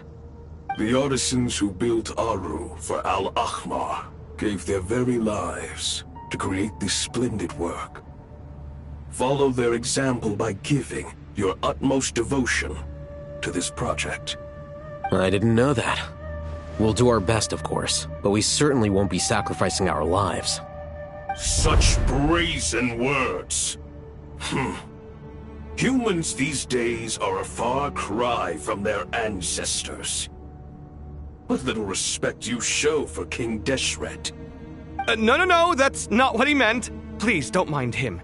He shares your sentiments, just not your, penchant for hyperbole. Assuming that's what you were going for? I just think it's important to manage expectations. Forgive my lack of courtesy, but we simply can't sacrifice our lives to the gods on completion of the project like people in the legends of old. Here's a first draft of the project proposal for your perusal. Please let us know if you have any requests. Normally, I'd have made it look a lot more visually appealing, but we were really pressed for time on this occasion. I hope you'll forgive me if it's a little rough around the edges. Naturally. If my fellow ministers deem this meager display of respect sufficient, I suppose I can consider agreeing to their proposal. Why are you so preoccupied with the ostentatious displays of respect to Al-Ahmar? We should be trying to make things easy for them. You never know. We might have to rely on these young people to look after us in our old age. Exactly. This is Aru's mainframe. Be reminded to use it with great caution. We certainly will. Thank you for your assistance. You may attempt to lay out punishment should you so desire, though I'm afraid it would be futile. You and I both know that certain components of Aru can only be operated by humans. King Deshret always believed in humanity. Still, the reason that Aru's modules are designed that way is not so much because he trusted them, but more because he was wary of you. Is that true? No wonder human artisans helped to build Aru then. He actually required human assistance to create his greatest work. Naturally. Have you noticed that the Goat King keeps giving superficial responses? It's like he's just going through the motions and leaving the real debate to his colleagues. He understands the art of perfunctory speech. That's what earned him his position as the Minister of Ministers. It seems the rumors about King Deshret being a poor judge of character are baseless after all. Excuse me for being blunt, but it sounds suspiciously like you're putting yourself on a pedestal and mocking me. You're mistaken. And while there's nothing strictly wrong with making every conversation about yourself, It's not exactly a positive tendency either. You? Whatever. I knew it'd be like this working with you. All right, let me past. I need to look at this console. It's your job to activate it after all. Let's begin.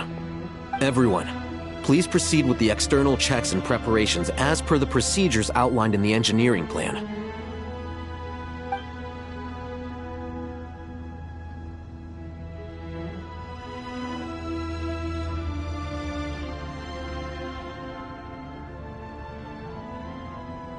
Hello there, youngsters. Whoa, the Ibis King came to life. What do you mean, came to life? I've been alive the whole time. You did say we could start our research, right? Are you having second thoughts now? I've reviewed the proposal. The work you're planning to carry out on this grand device is ambitious in its scope. You have ample confidence in your abilities, I take it? I wouldn't say I'm feeling hugely confident, but given how bad things are, I'd rather at least try something than sit around waiting to die. You are the top scholars of your day. I trust you are aware that there are countless links between Aru and the Akasha? Aru and the Akasha? But... I thought the Akasha was the Academia's greatest technological accomplishment, created years ago by the Dendro Archon to help her people access knowledge. And you too? Do you not know either? You've read the instruction manual, right? You tell them. An instruction manual? The Akasha has an instruction manual? The Dendro Archon is a kind and thoughtful god indeed. It used to sit on a shelf in the corner at the House of Dana. Not the most popular read. If the manual is to be believed, Aru was in fact the original inspiration for the Akasha system. What? But there are so few records about Aru anywhere. And practically none of these scientific expeditions into the desert had anything to do with it. Ah, but this is something you could not possibly have known. You may have heard many stories about the desert, but what is the most important aspect of history? Consider this a quiz. Anyone from Vahumana present? I'm from Vahumana. It's, well, veracity. Precisely.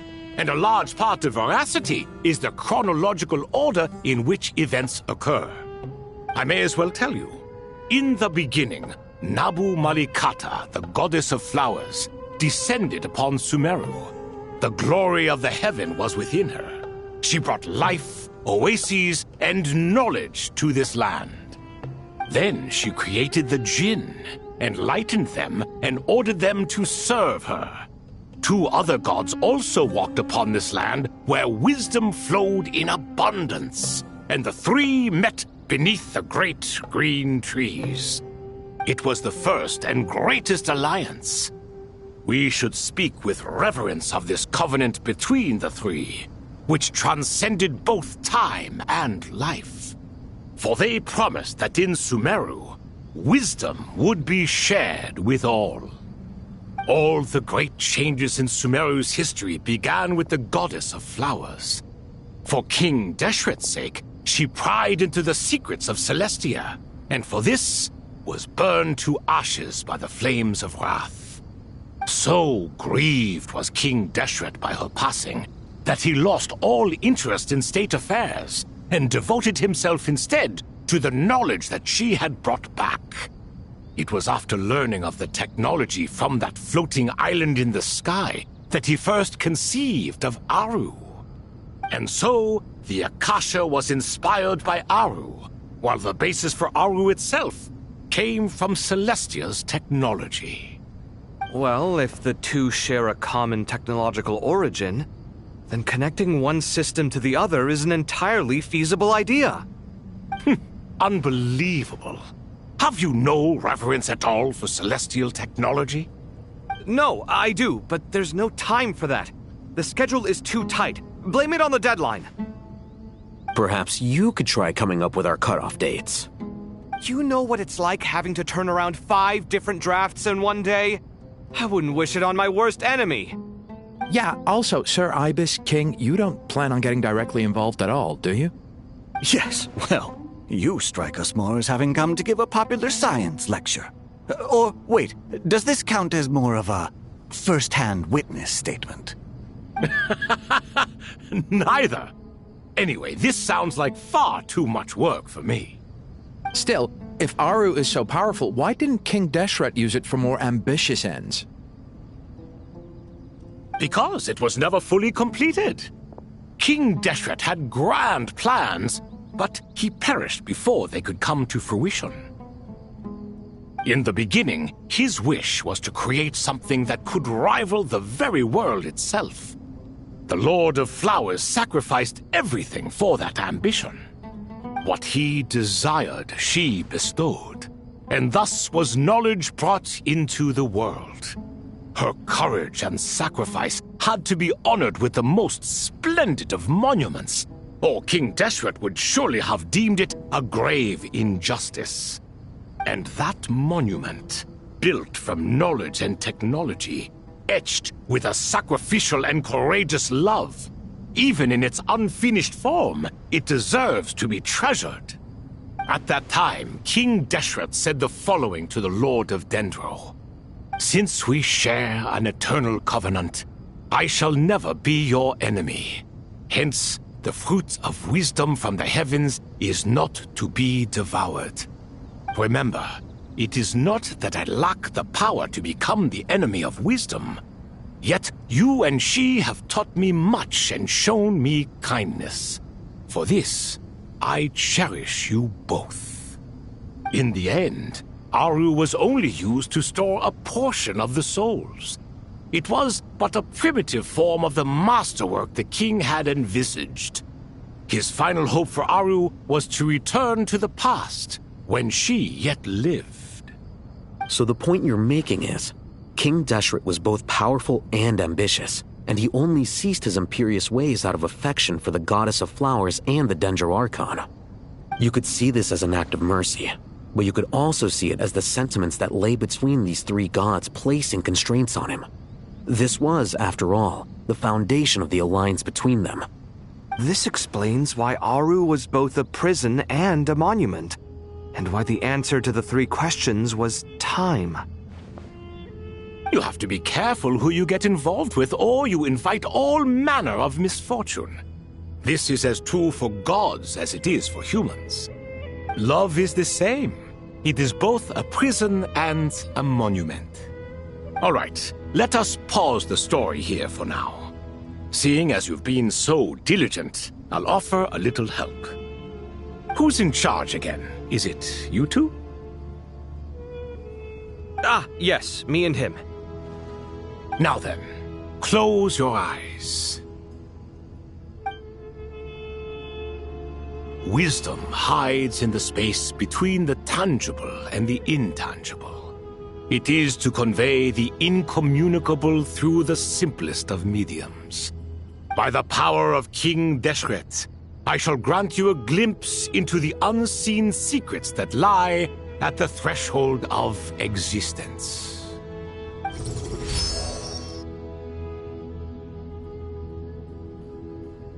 Where did this come from? Is it a new mechanism? It looks more like some form of externalized information. You've rendered it visible? Just as the Akasha allows you to access a greater range of knowledge, the power of our king permits one to perceive ingenuities that do not belong to this world. This is no ordinary mechanism. It reflects the internal structure of Aru. Whether you choose to increase or decrease, keep or discard. Come, use these to achieve the outcome you desire. Looks mechanical to me. Better let me handle it, just in case. But wait, how do I get up there? Turn around. So that's where the elevator is!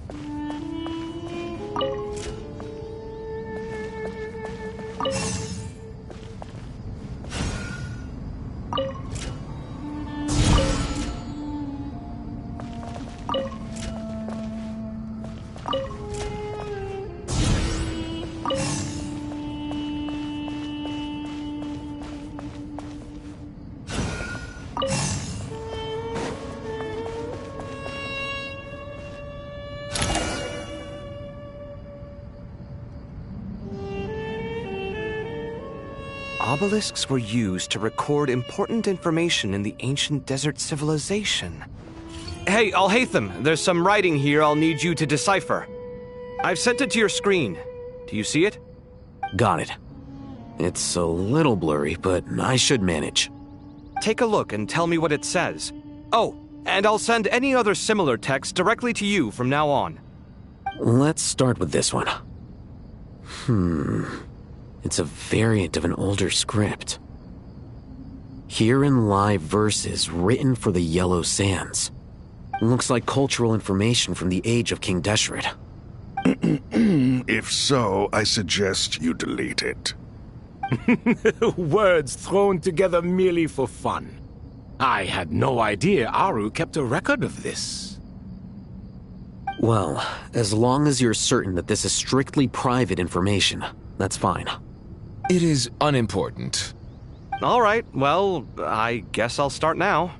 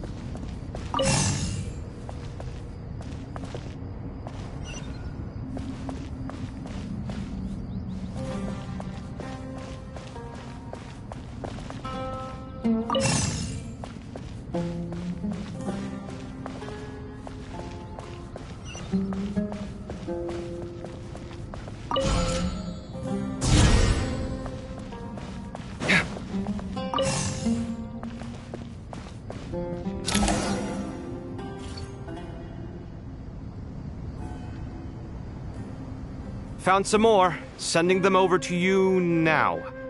These are all reports about the Gurubad conflict. Can we delete them? I'd say so. Most of this information has already been archived anyway. What if there are details in there that Vahumana missed? What are we supposed to do if they come after us in the future? They'll just have to live with it.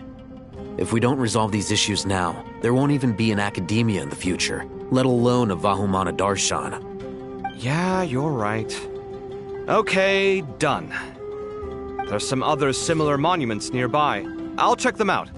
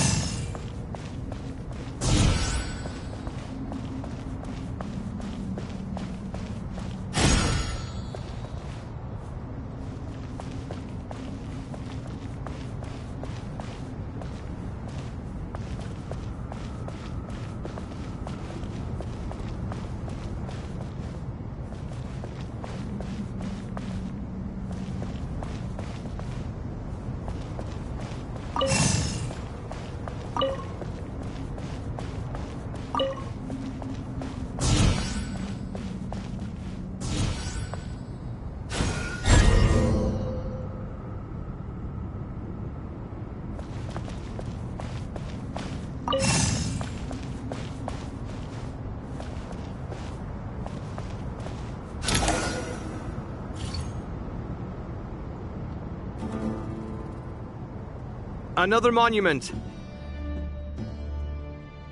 Hold on.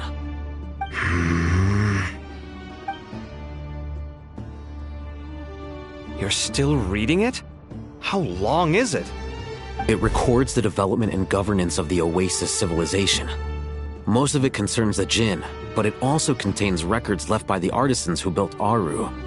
Is it important? Some of it.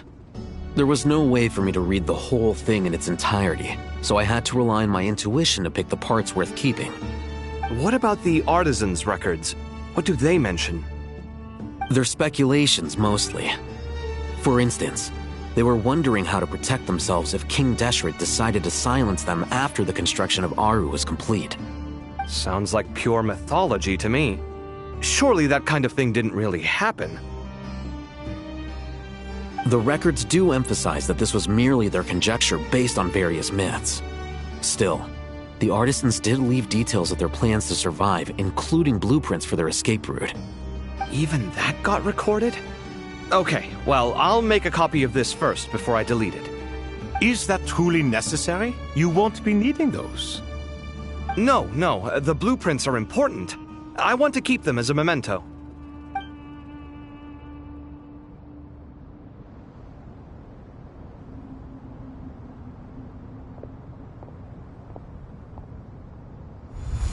I think that should just about do it. It meets the requirements of the contingency plans, so we should be good. I gotta say, it's the strangest feeling, this cross between reality and the intangible. It's like drifting between life and death, or in and out of a dream, using my own hands to manipulate illusions that are forever out of reach. Chasing dreams in the most literal sense. Definitely a novel experience. What happens if my spirit just floats away? That won't happen. Anyway, I wouldn't celebrate just yet if I were you. There's likely to be a phase 2 of this project. All right. I'd better keep my wits about me then.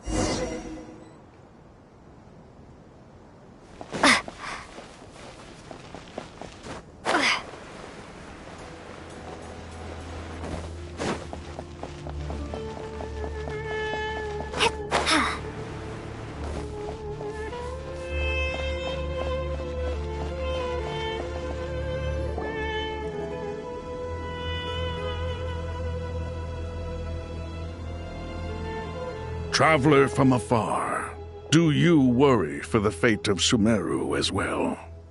Whoa! It's Sobek the Crocodile King! Greetings, Crocodile King. Please be at ease. I'm just here to chat with you about Lesser Lord Kusanali. Sounds like you really care about her.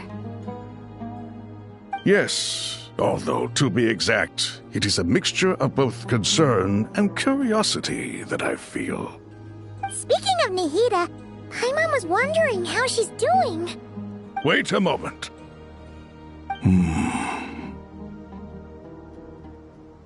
What is it? I tried calling out to a pep, but there was no response. This can only mean that she is focusing all her energy on taking care of Lesser Lord Kusanali. All the gods who served King Deshret seemed super surprised to hear that Apep agreed to help Nihida. Guessing she made a bad impression on you or something. Are you aware of the history between her and our king?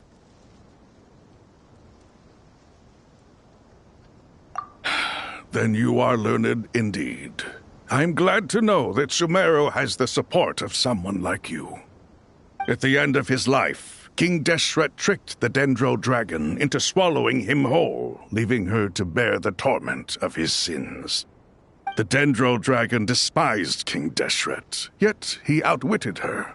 Rather than bringing disaster to the land, he chose to deceive her and thereby ensure his annihilation. An act that surely displays his love for humanity. The Dendro Dragon stands for the glory of a bygone era. She hated Al-Ahmar and what he represented. all the gods, all the power they wielded. And so, her willingness to help the Dendro Archon through this crisis comes as a great surprise indeed. It makes one wonder whether, perhaps, the Dendro Archon assisted her in the past.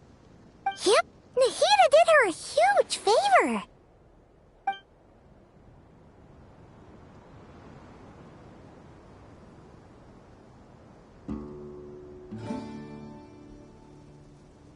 So Lesser Lord Kusanali put an end to the Dendro Dragon's many long years of torment.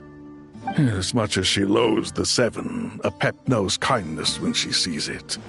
No wonder she was willing to make an exception. Yeah, that's the sense we got from dealing with her, too. She is not incapable of coexisting with other living things. Rather, she actively chooses to avoid coexistence. And this despite the fact that she symbolizes life itself. How ironic. All of this being said, I wouldn't expect too much from her if I were you. Nothing will change her hatred towards humanity and gods. We'll keep that in mind. Anyway, how much longer do you think Nahida needs to stay with Apep? For all we know, the Fatui might still be in the desert. Just to be on the safe side, why don't we grab anyone who isn't busy right now and go look for her? I'm alright, Paimon. Huh? Was that Nahida's voice? It seems the treatment was effective. Since when do my deeds require your evaluation?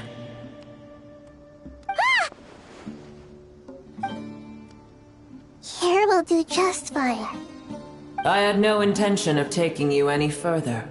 One ought not expect greater generosity than they have earned. You always hide your kindness away like an oasis within a sandstorm. Only those who make it through the swirling winds can know just how beautiful that oasis is, and how much hope it brings. You dare appraise my being? No, I'm expressing my gratitude.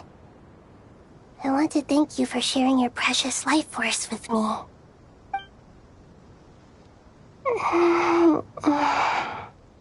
Awake already?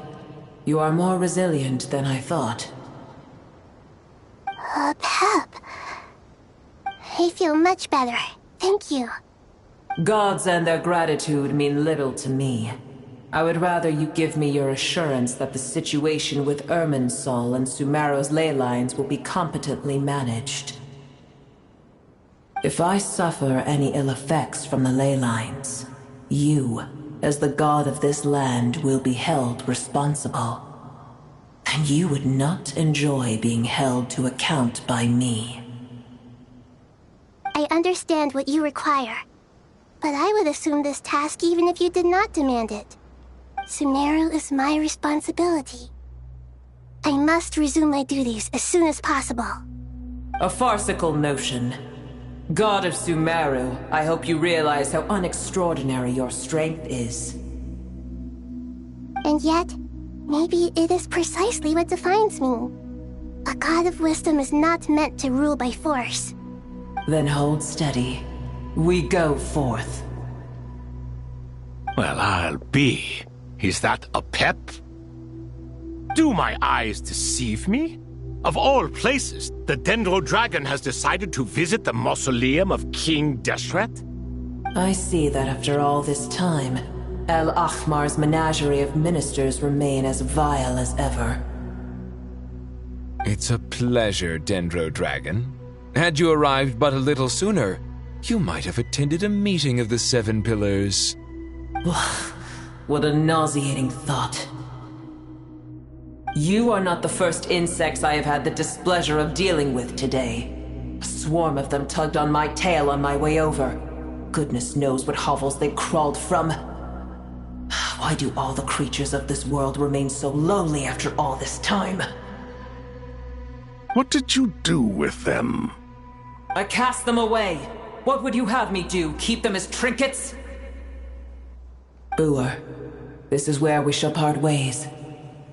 To be clear, I do not wish to see you or anyone else here ever again, unless absolutely necessary. Then I wish you peace as you return to your dwelling place.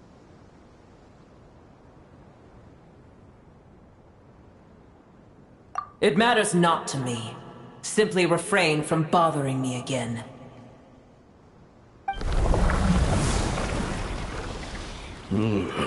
A force to be reckoned with. At times like this, I feel glad that she has no interest in any of this. Hold on, just hold on, okay? We're almost there. We made it. Huh? Wait, that voice! It's... Uh-oh, I'm gonna fall!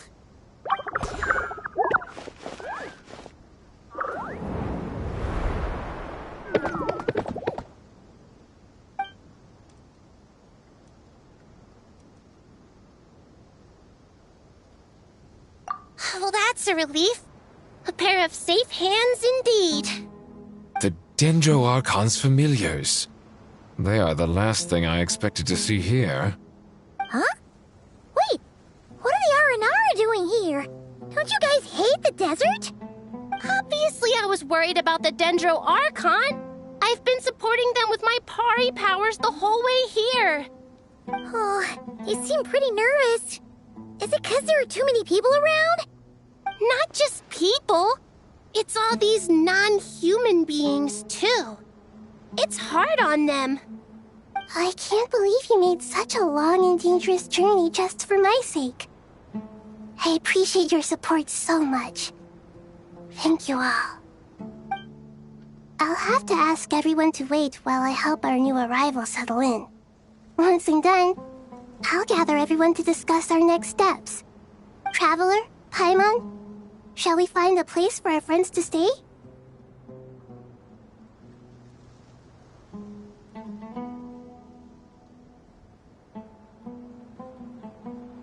Awesome! Let's go! Well, first I have some questions.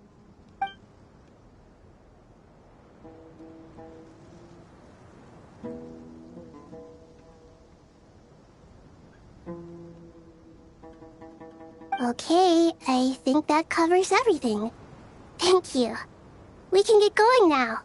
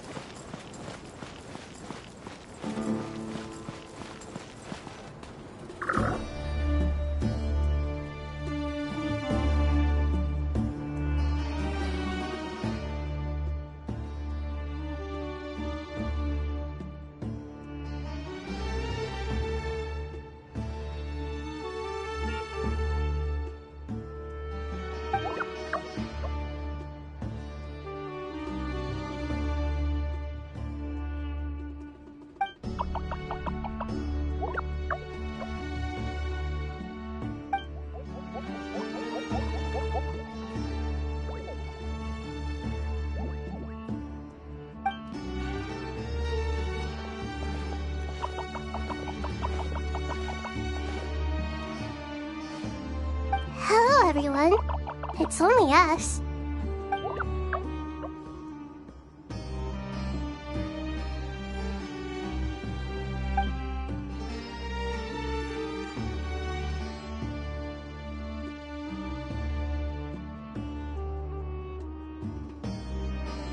It must be very tough for you coming all the way out here, especially since you don't like the Voluka.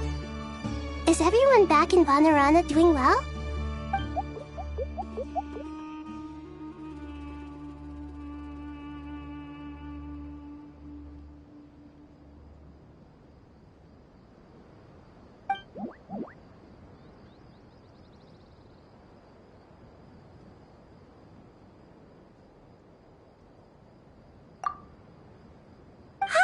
Everyone's here. Good. Are you okay? You look like you were about to pass out back there. Then you're forgetting who I am. Don't underestimate me.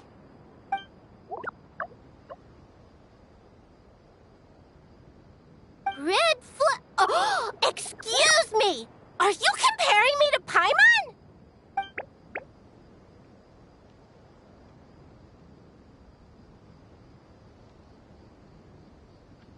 I suppose everyone is gathered here because of me. As we can see, the situation is critical, and everyone is very busy with their various tasks, so...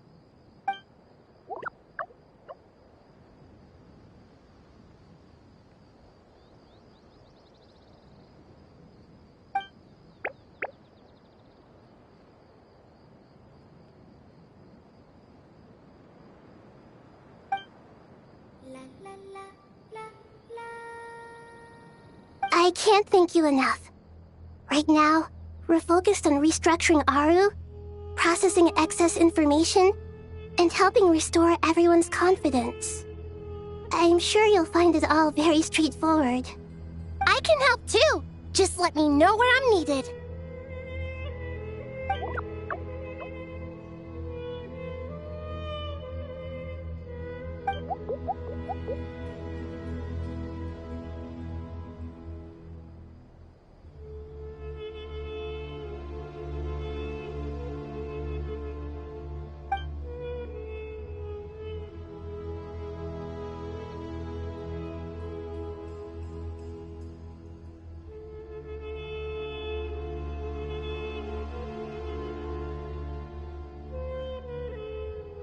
Up to no good?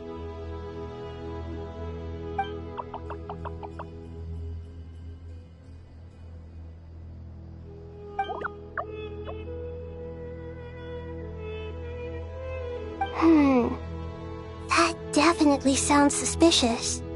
Traveler, Paimon, I have other work to attend to here that needs to take priority. Could I trouble you to investigate the situation Arabalika spoke of? No problem. Leave it to us. Thank you. I'm counting on you.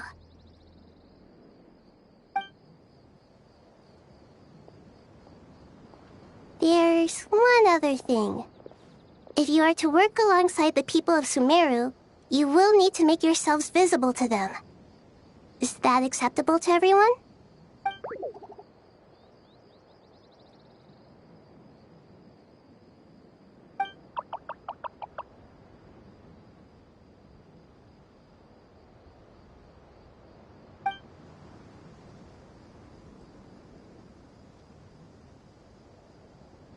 There's nothing to fear.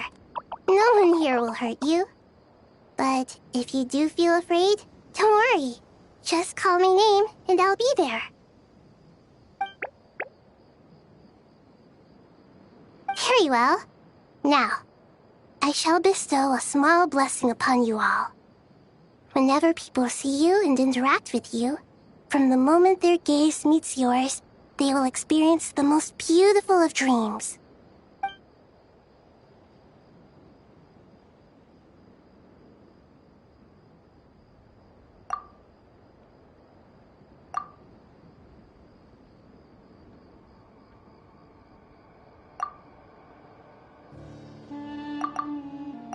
Do not fear.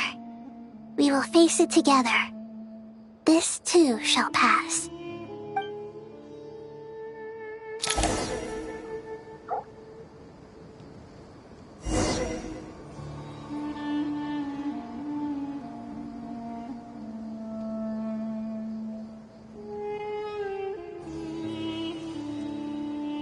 If you ask me what's the one place you should visit in Nasha Town, obviously I'm gonna say Speranza. You know I'm biased, but seriously, you should give it a try. Katya's cooking will not disappoint you.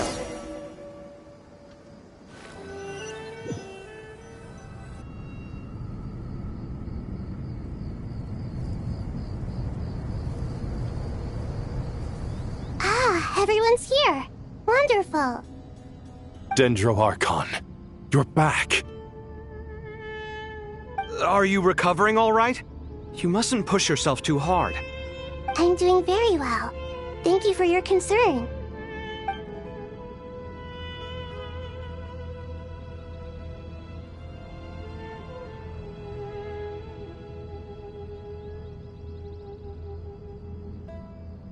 I see. Using the power of Aru to reboot the Akasha and gain access to Irminsul. It's a sound plan, although...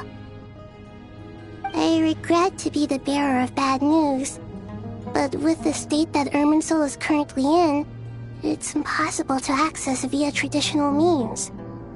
Even the Akasha won't change that. Alas, we had feared this may be the case. And what about non-traditional means? Non-traditional means? Are you saying... Desperate times call for new measures.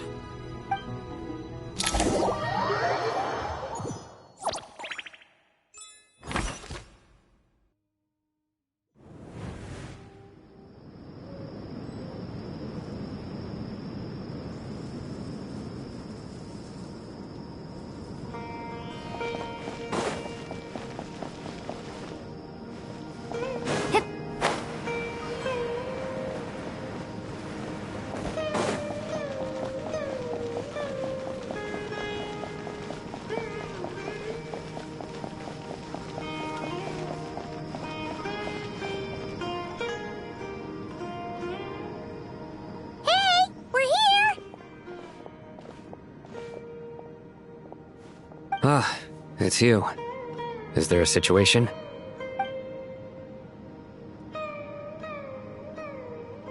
The Aranara have good intuition when it comes to people. In other words, there may well be a traitor among us. Given everything that's going on, I'd be more surprised if there wasn't. Miss Nefer, as a professional intelligence broker, I trust you have a solution? Not one that I'm willing to volunteer.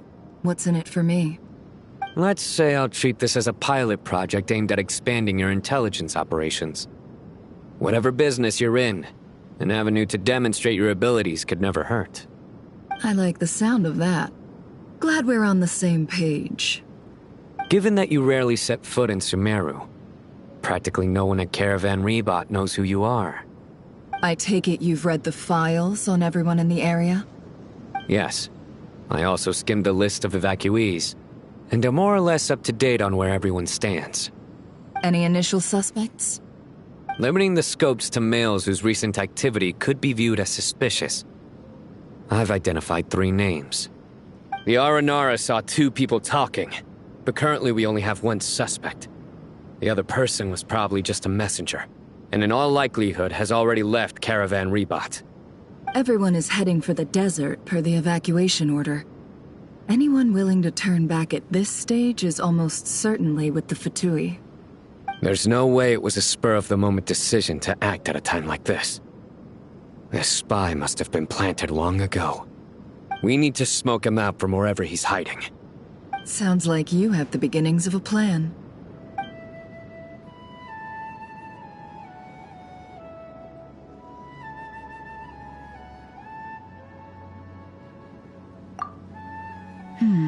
I see. Your suspicions are well-founded. I'd be watching him too if I were you. So far, we still lack solid evidence that he's been bribed. He hasn't made any recent purchases that would indicate he came into some cash. Then let's get closer to him to confirm before we make our move. I can handle it.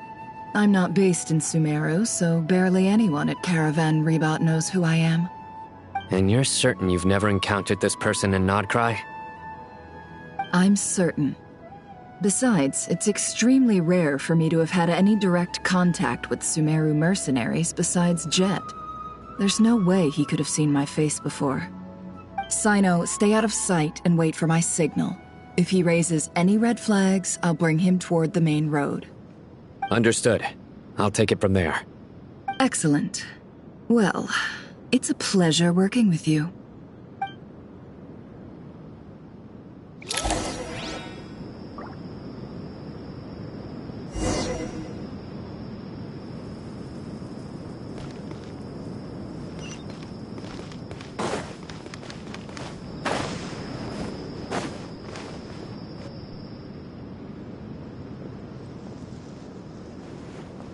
Darker skin, scars, frequents the desert and has ample combat experience. Nothing unusual about how he dresses or acts. What's that he's looking at? A coin. Interesting. Could that be how his contact paid him? Conveniently discreet for someone trying to hide any unexplained income. And yet it could be highly valuable. Sorry to bother you. Has everyone here already left? I don't suppose you happen to see a lady wearing a hat? Ma'am, what are you doing in Caravan Rebot all by yourself? The main group evacuated some time ago. Didn't you pass them on the road? My friend and I lost some of our cargo along the way. I didn't want to miss out on potential business, so I told her to go on ahead and meet the client while I retraced our steps. I didn't think it would be so late by the time I found it. And then there was a terrible sandstorm. I guess I must have taken a wrong turn, because I didn't see any large groups on my way here. Forgive me for asking, but just to be on the safe side, could you describe this friend of yours? Sure. She has blonde hair, and she was wearing a hat and a white dress. You'd definitely know if you'd seen her. Yes, I think that does ring a bell. My apologies. During this exceptional time, the Corps of 30 are under orders to be extra cautious when dealing with unknown people, whoever they might be. I understand. Well, sir, is there anything else you need to know? If not, I'd better try and catch up with them. Hey, wait! They left a good while ago now. You'll never catch up with them on your own. Why don't I give you a ride? I'm here to collect the last few people anyway. We have plenty of carts, so one more won't be a problem. That would be amazing. Traveling with a group will be much safer. I'll have to pay you for your trouble. Hey, let's not worry about the money for now. Wait here a moment. Once I'm done packing up, I'll take you to join the rest of the group. All right, thanks. Let me know if you need a hand carrying anything. No need for that. I'm strong enough for both of us. Okay. Well, I wish there was some way I could repay you. Guess it's my lucky day, running into someone who knows what they're doing here. You might have just saved my life, you know? You're not wrong there. I mean, what kind of cargo is so important that it's worth risking your life to get back? I hope for your sake that it's priceless. Actually, I suppose I can tell you, since you've been such a big help. But be sure to keep it to yourself, or we could both be in big trouble. Oh, really? Sounds mysterious. We're in the antiques business. You understand? Some of our goods aren't acquired through the most legitimate means. We have to be very discreet when we're selling them. That's why I had to go looking for the missing cargo alone. No wonder. Well, ma'am, in that case, it turns out that maybe there is something you could do for me. I'm all ears. But to be clear, our commission isn't cheap. Think carefully before you ask. We don't want to ruin our relationship before we even hit the road. I'm sure that won't be a problem. My issue is, I have something that's a little difficult to sell on as well. Take a look at this.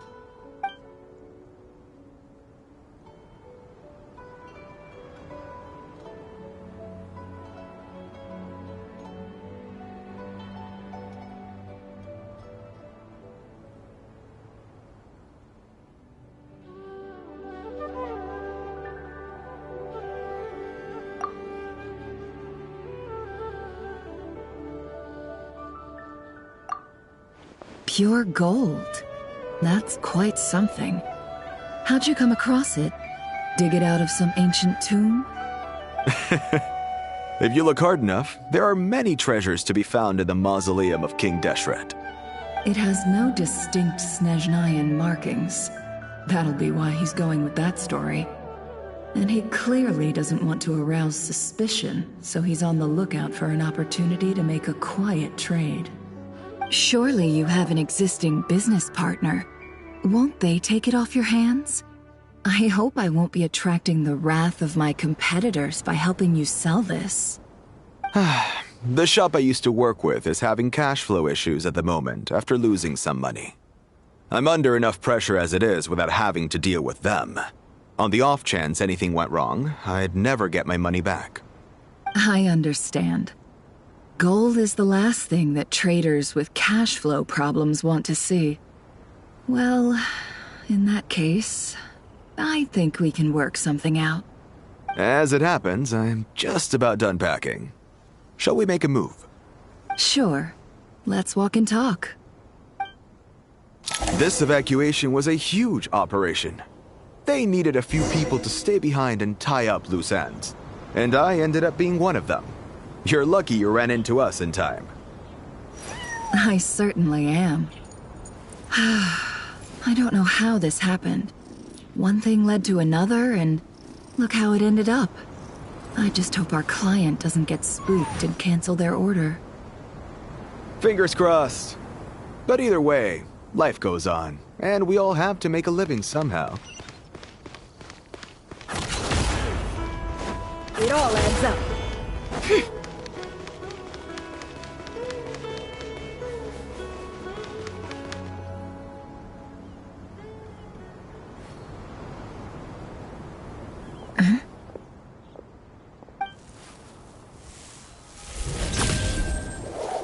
Hands where I can see them. General Mahamatra! No, wait! What are you doing?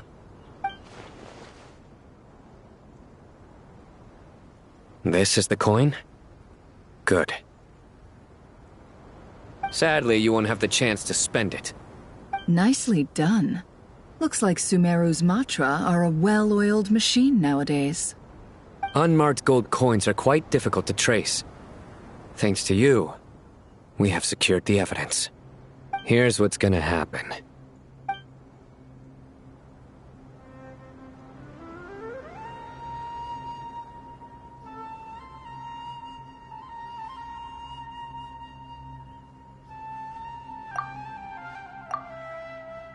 Southeast from here, leeward side of the hill. That's where he's meeting his contact. Great work. Candace tells me your interrogation skills are highly effective. Hers are quickly catching up. She's improved a lot in recent years. Looks like it's over to you for the next step. Because I'm quickest on my feet? Because you know how to trail a target. Plus, it'll be easier to monitor their activity from the air. Fine. I'll be quick. One more thing. The Traveler just brought a message from the Dendro Archon. Once you're done with this, we're to meet up at the mausoleum of King Deshret. Got it. Will do. Are you sure you'll be okay on your own? Gee, I don't know. Maybe you should come with me. Okay. Then Paimon's coming with you. Really? You do know this is a stealth operation, right? Meaning, you have to be quiet? Paimon? Are you sure about this? Well, Paimon at least wants to give it a shot. Like everyone says, if you never try, you'll never know. Besides, being the best guide in Tibet has to count for something. This should be a piece of cake. Fine. Join me if you want. But be warned. If anything goes wrong, I'll have to gag you and shove you into a bush. No need! Paimon will be super careful. Promise! Good. Then what are we waiting for? Let's go. Coming! Coming!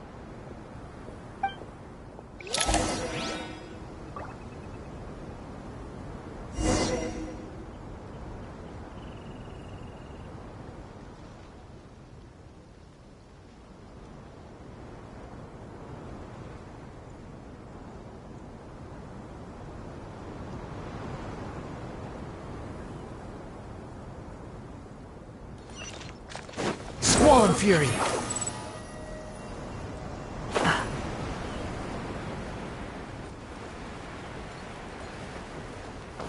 The wind rises. Upon the gale. Upon the gale.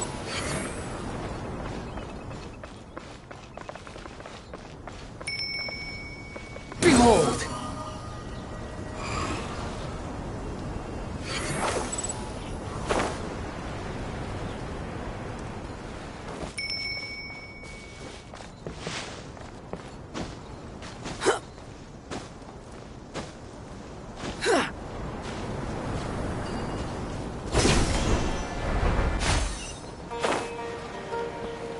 Squall and Fury!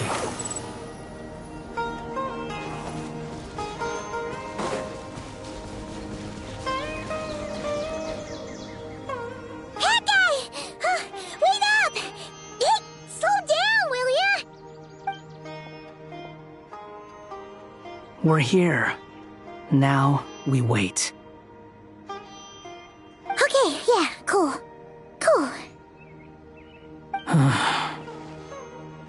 What's on your mind, Paimon? Huh? Nothing? I thought all you cared about besides being a guide was food and sleep. Why the sudden urge to go on a dangerous mission? What's that supposed to mean? Paimon's been on plenty of dangerous missions before. But never on your own. You hardly ever leave the Traveler's side. Just saying. I'm kind of at loose ends right now. So if you did want to share, I suppose I'd have to listen. If not, suit yourself. Makes no difference to me. Hat guy? Do you think Paimon is useless? What? Where's that coming from? When we were in Notcry, Paimon suddenly realized something. Even though Paimon's with a Traveler every single day, whenever we face real danger, she can't do anything to help. Paimon doesn't get like this very often. She just got really scared when the Traveler got kidnapped that time. What if she never came back? What would Paimon do then? And the more Paimon thought about it, the more useless she felt. But Paimon doesn't want to be a burden. Paimon wants to be a friend who's actually useful. Does that make any sense? You know, that feeling of just being completely useless and... Oh. Paimon probably sounds so ridiculous right now. You asked the right person. Boy, do I know that feeling. Oh, that guy. I'm not gonna try and encourage you. What I will say is this. When you start doubting yourself, you have two choices. Give up or change. You have to make the decision to move forward. Otherwise, no amount of consultation from other people is gonna help you. So ask yourself, what do you want? To get stronger? To learn more? Whatever it is, go do it. You won't have any regrets if you can at least say that you tried. Something's not right. Shouldn't they be here by now? Paimon, is it just me? Or is it a little too quiet around here? Should Paimon take a look? We'll give it another hour. If nothing happens, we head back. Okay.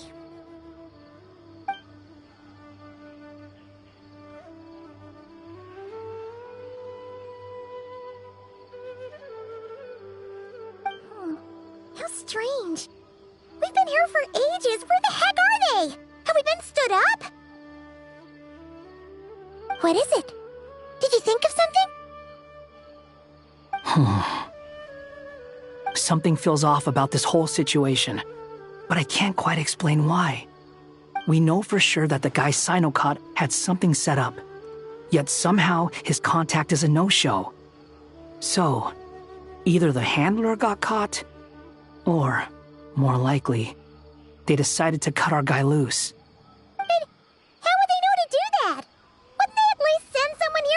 things out?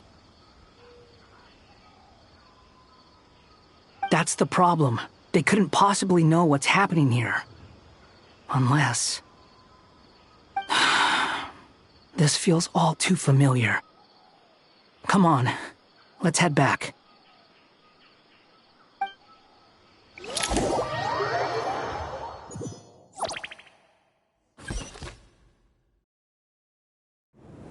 Even though this isn't a formal meeting, I'd still like to start by saying how grateful I am to each and every one of you. Thank you all for coming here and standing by our side. Shesipank and Bennu are currently assisting the scholars with the maintenance of Aru. Please forgive their absence. As for Hermanubis, may he rest in peace. We remember him with great fondness. There have been times when I imagined what it might be like to meet you all. Now that it's really happening, I feel quite emotional. Time has taken many things away, but that which remains is all the more resilient. I must say, there is one thing that rather surprises me. You appear to be in good spirits, Lesser Lord Kusanali.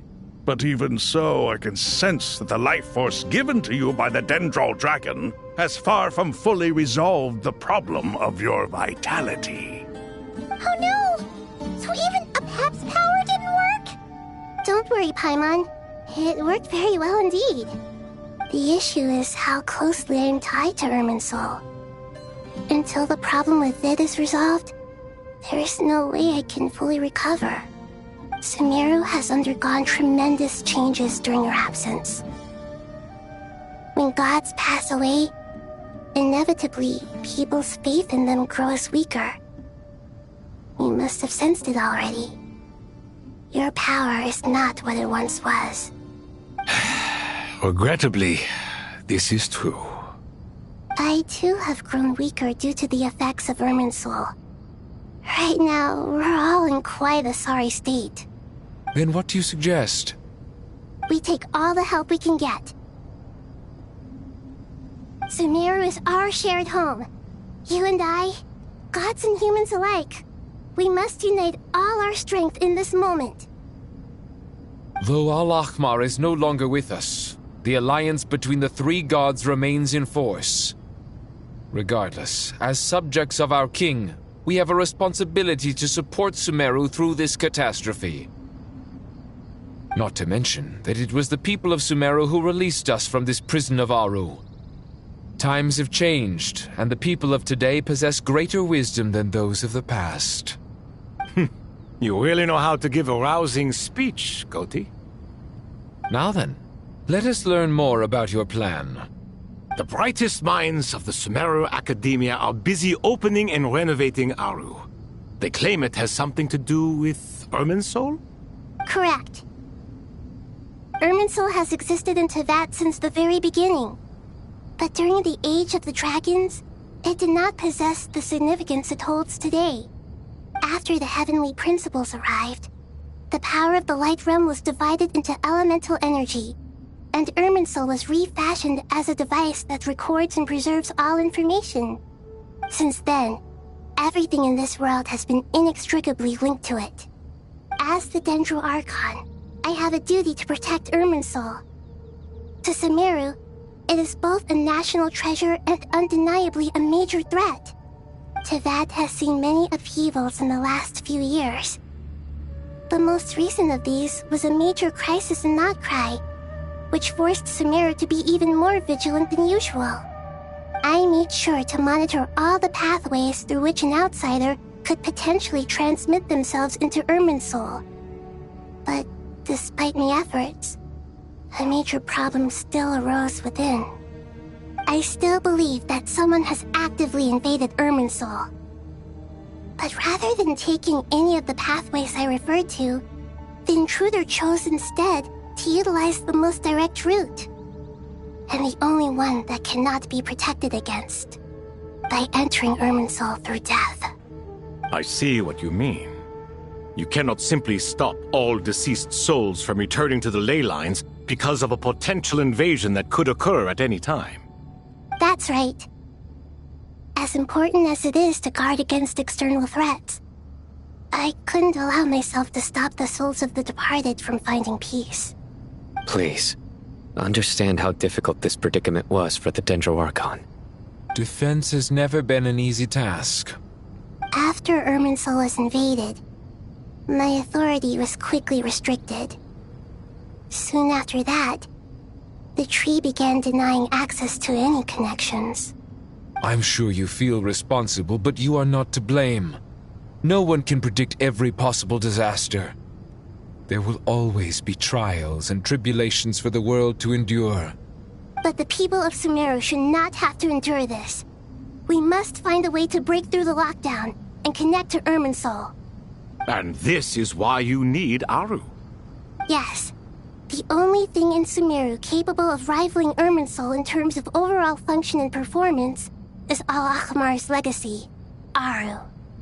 All I managed to do before falling into a coma was make some minor adjustments to Irminsul. Using Aru is a last resort, and a move that comes with enormous risks. The scholar's initial plan was to borrow Aru's power to reboot the Akasha, then use the Akasha to connect to Irminsul and investigate. Unfortunately, Irminsul has suffered far greater damage than they first thought, rendering that plan futile. To rise to the challenge, we had to resort to more extreme and far costlier means. This has led to a number of new contingency plans. To reclaim Irminsul, our brightest scholars have made further modifications to Aru with multiple goals in mind. I thank you all for giving them your blessing in this endeavor. Human wisdom has clearly improved over the millennia. You have not only our support, but that of the Jinn, the Aranara, and the Pari. Together, we will do everything in our power to save Irminsul. By the way, when you spoke earlier of an intruder, it almost sounded as if you knew who you were dealing with and what they were capable of. Well, since you ask.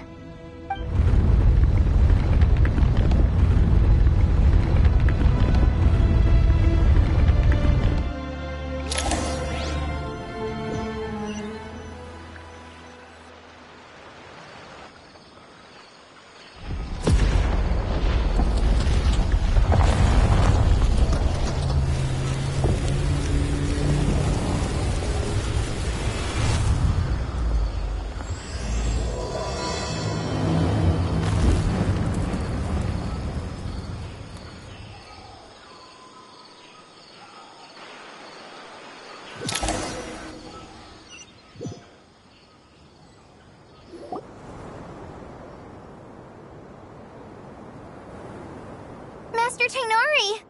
What is that? Is this Irminsul?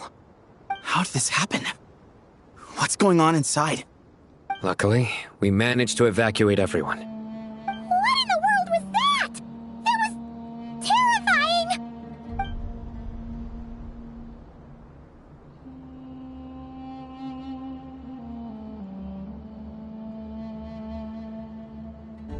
Oh my. I understand now, Dendro Archon. You make yourself quite clear indeed. Not once over the millennia has Irminsul been so terribly afflicted as this. Please continue, Dendro Archon. Irminsul's root system is what comprises the ley lines. In the past, it has always been hidden away, going unseen by the general populace. But now, an evil intruder is making it reveal itself. It has become a tree of unbridled greed. A clear sign that a deranged experiment has advanced to a new stage. Blasphemy. From where I stand, an experiment in the name of blasphemy sounds rather improper. But, if we are to honor Dottores' will, this is what we must do. The birth of this tree proves to me beyond doubt that this incident is connected to him. But to explain the situation in full, there is someone I need to tell you about.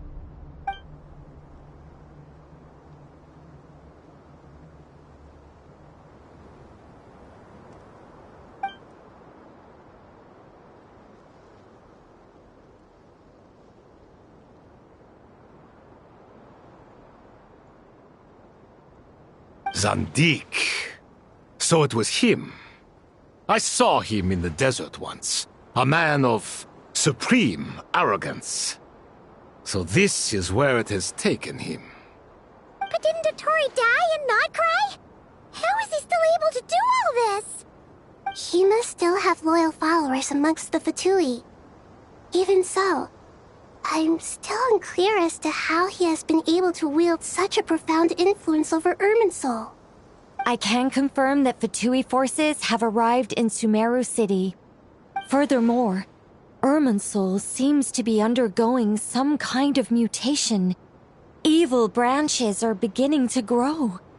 Things that do not belong to this world are slowly but surely materializing. Sorry, I couldn't think of any other word to describe it. They don't seem to be fully formed physical entities yet, after all. But they are gradually becoming real. A baleful tree climbing up into the heavens. Speaking of Dottore, I have some information on that front as well.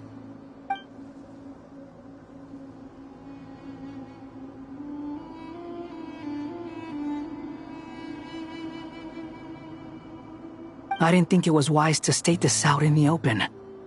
But my theory is, the mole wasn't cut off after he was caught. They wrote him off from the beginning.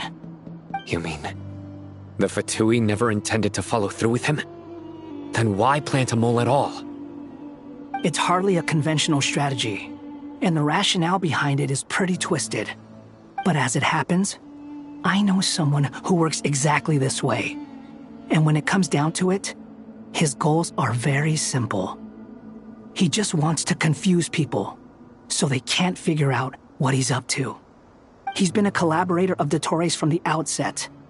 That fact alone confirms that Dottore is involved with this somehow.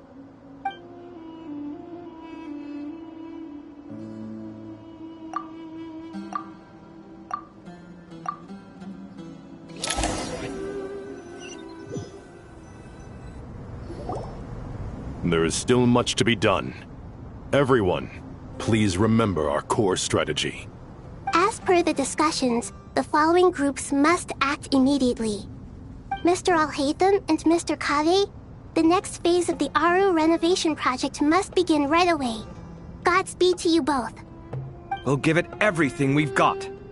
The plan looks feasible, but the implementation will require certain resources.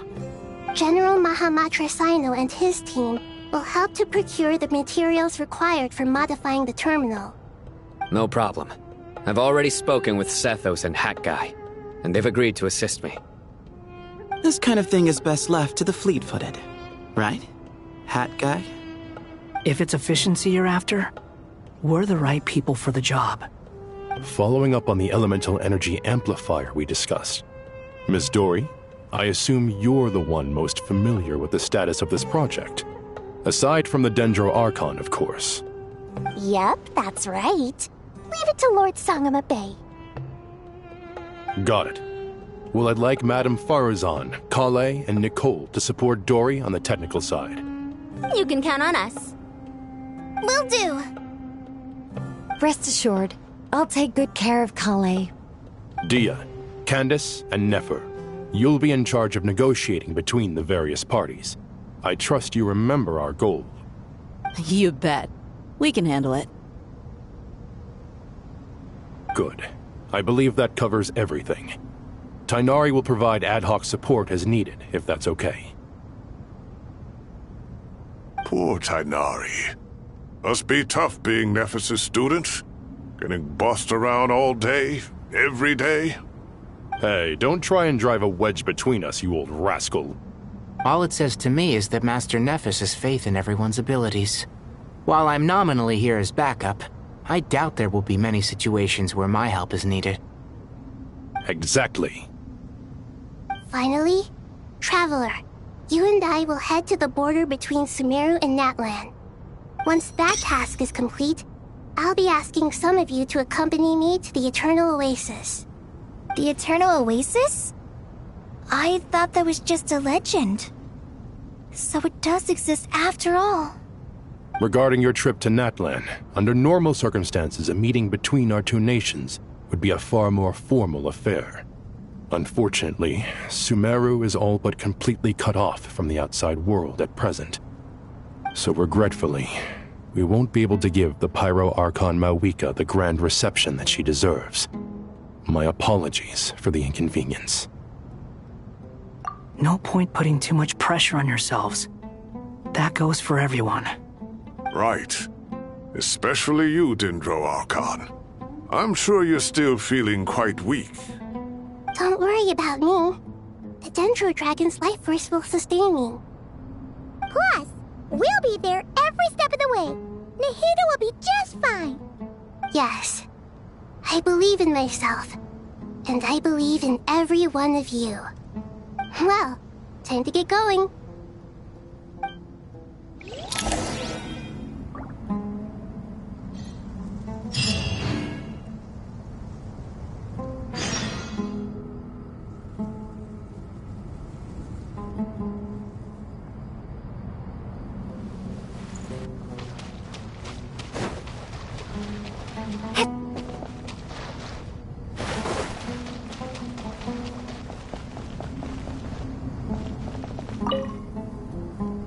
To what extent we can implement the final plan depends on how successfully the Akasha can be modified and configured.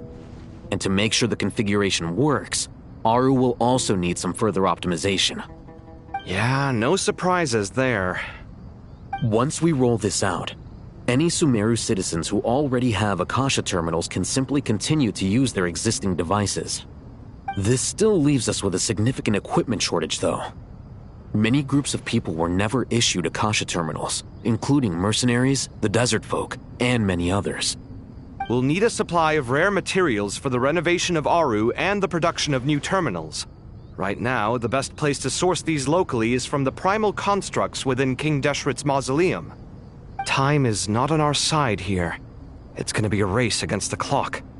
The Aru merge and renovation project will have to be carried out by you two. Everything's riding on this, so failure is not an option. Best of luck to you both. As discussed, General Mahamatra Sino and Mr. Hat Guy will source the required materials. Mr. Sethos is quite familiar with the layout of King Deshret's mausoleum. With him accompanying them, things should go quite smoothly. I have every confidence. In the meantime, we may as well take a breather. Makes sense. There's not much we can do until the materials arrive. Get information and stay close. What is this, boot camp? Knock it off. It's just Sino being Sino. You know what he's like. Everyone clear on our mission objective. Look at the excess primal constructs, dismantle them, and extract the required materials. And King Deshret's 7 pillars agreed to this? If they're just sitting there doing nothing, we might as well put them to use. Thoth's words, not mine.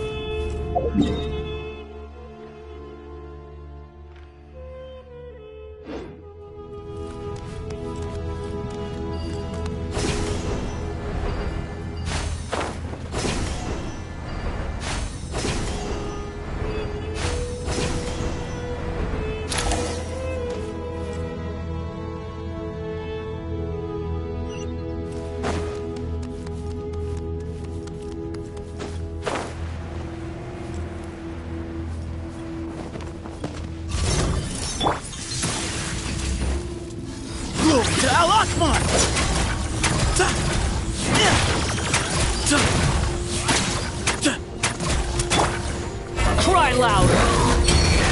Behold!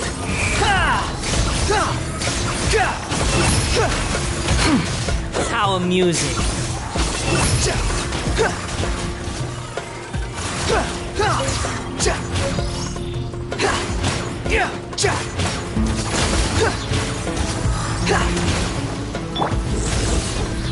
Your sins weigh upon your soul. You stay condemned!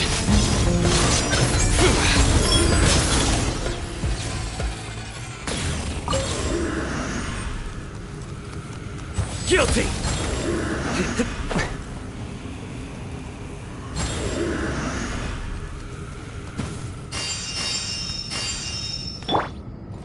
Squall Fury!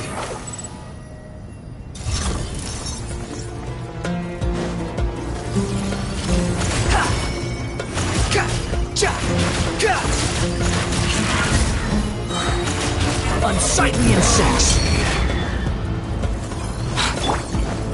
Futile! Give some space! Sage's wisdom! Excuse me?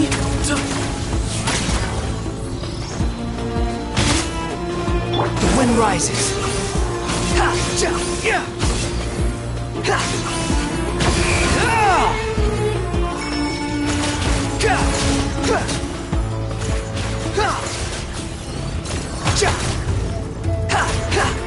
Behold!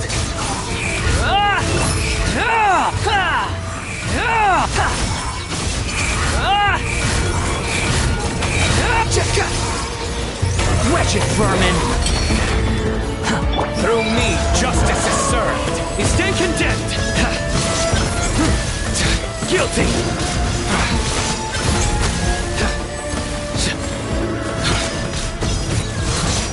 You stand condemned!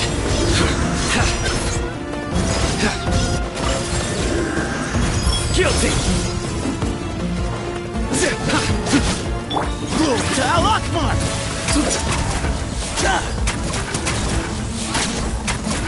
These devices should still be usable even though they're broken down. Let's take them back for the others to review.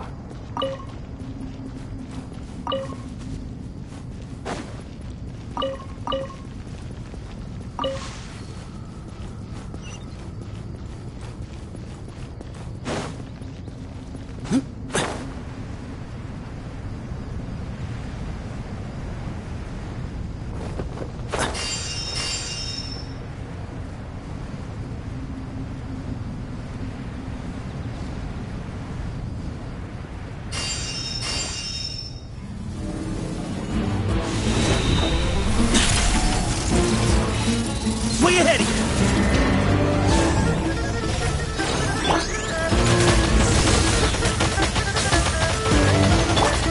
The wind rises.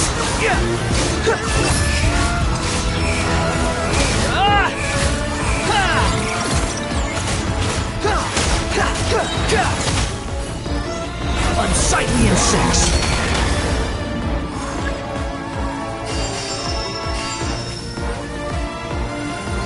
Squall Fury!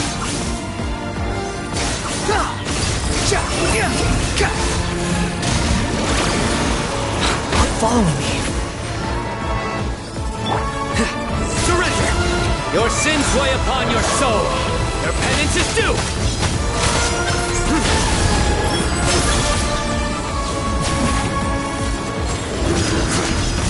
Guilty!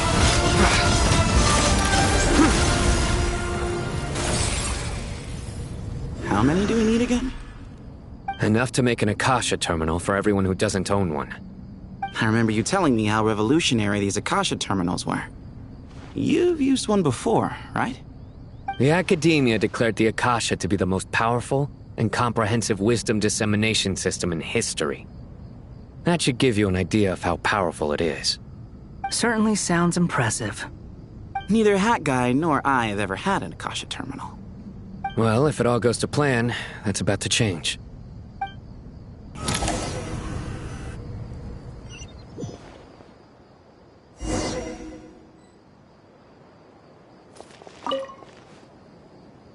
Oh, goody! Thank you so much for handling the delivery. What a long way it was. You've really outdone yourselves. I'm well aware what a bumpy, dangerous journey it must have been.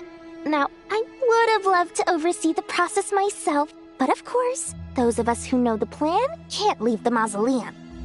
Oh, trust me, I'm patting myself on the back for my assembly work here. Simply flawless work. But will you really be needing all of this? A according to our plan, yes, this is the quantity required. I have no complaints about the quality either. Only the price. So expensive. I heard you covered a lot of the funding out of your own pocket.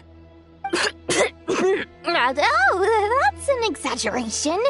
The academia provided most of the funds. I just offered a small token of my goodwill.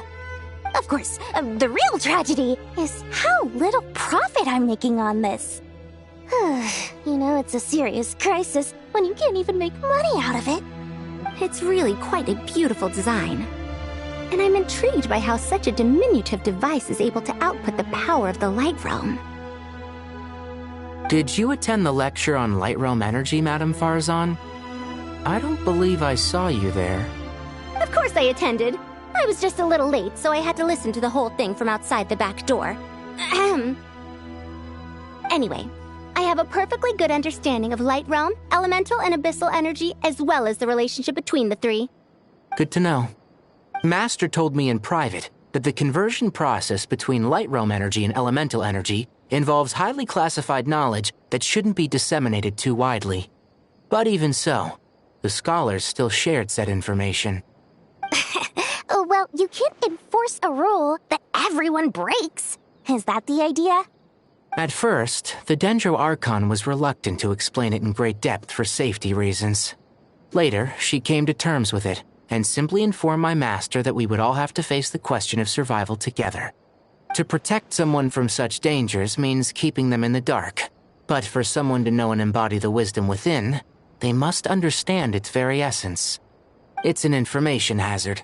We're exposed to danger just by knowing the facts, and just like bait, it lures us in by offering us the solution to our problems. But if you're not careful, you'll end up pursuing it down a dark path. A tricky problem. But today, this big problem has been broken down into many smaller, more trivial ones. What do you mean? I get it. For instance, you and I share secret knowledge, while she and I take on the risks of life, death, and fate. Something like that? Hey, what? That is not what I call a trivial problem. Well, as they often say in Vahumana, an event that is monumental to the individual is negligible in the grand scheme of history. Generally, the fate of the individual is an insignificant affair. Being from Amorta, where the subject of our research tends to be a lot more personal, I have to disagree. It's hard to dismiss the individual as insignificant. In other words, the big problem of survival has been broken down into many small, interconnected factors, and each one of us represents one of those factors. When the same secret is shared with a group of people, the same fate binds them together. Most people would find this unimaginable, but to us scholars, this is the path that has always beckoned to us. Sharing knowledge is a good way to fight against fate. I will always believe in that. All right, I think that's everything. Thanks a lot. But don't go anywhere just yet. I'll still be needing you to calibrate the equipment.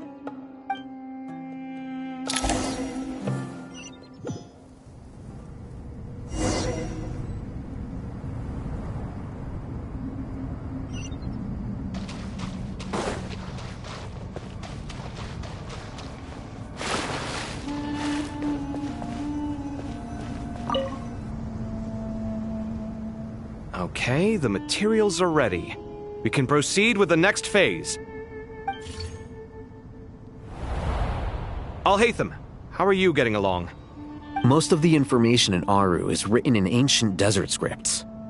Some of this is written in a tribal language, while other parts seem to be a variant of an Oasis script, based on the glyph forms.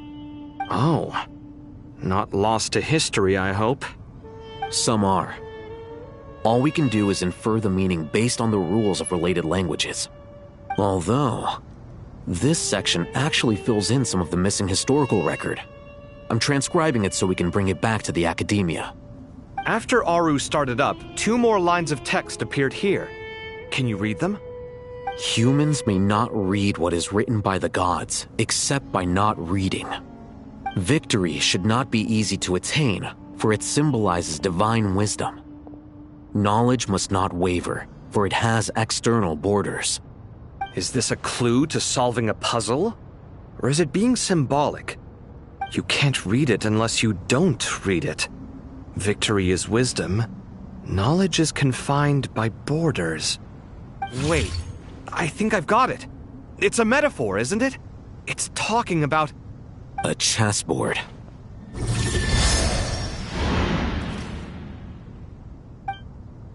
You were right. The youth of today are skilled at solving riddles. Have the secrets buried in the desert not been unearthed over the years all the same? Since Aru is a place reachable through wisdom, this day was bound to come sooner or later.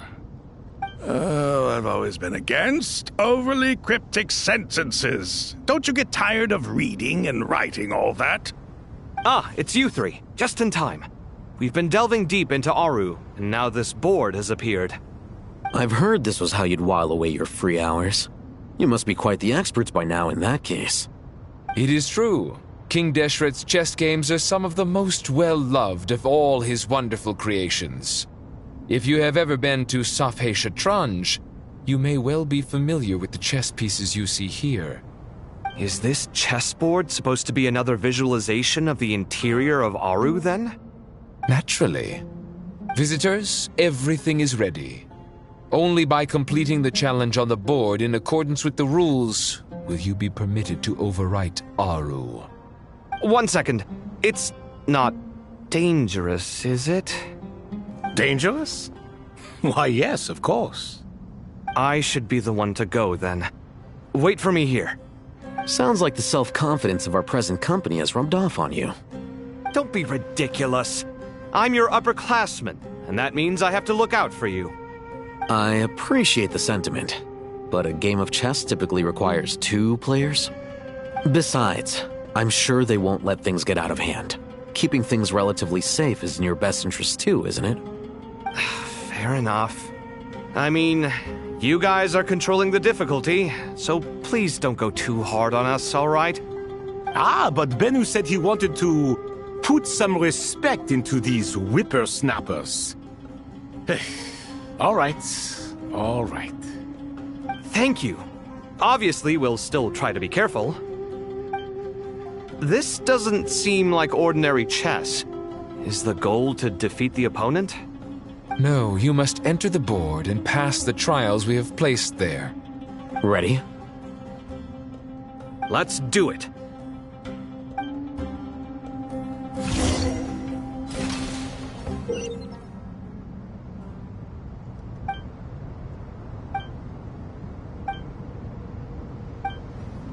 The first trial is posed by me.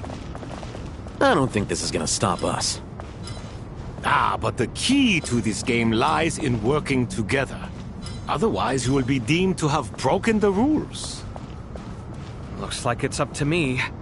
Marak, can you open it? King Deshret's favorite primal construct. Living on in suitcase form, of all things. Amusing. Ho ho! Excellent work.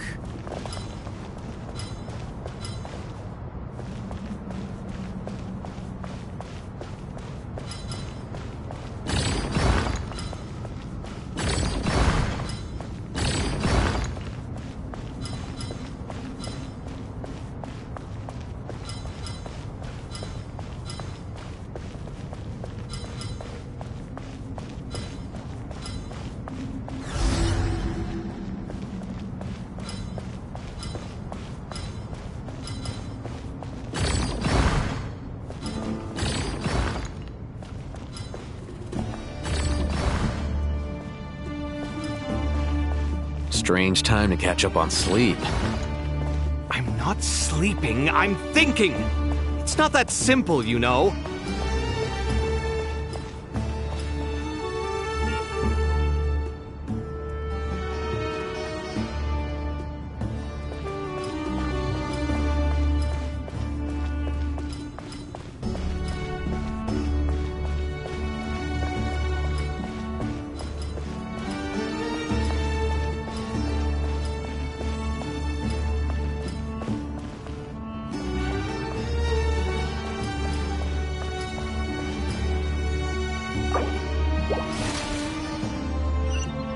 The first trial is posed by me.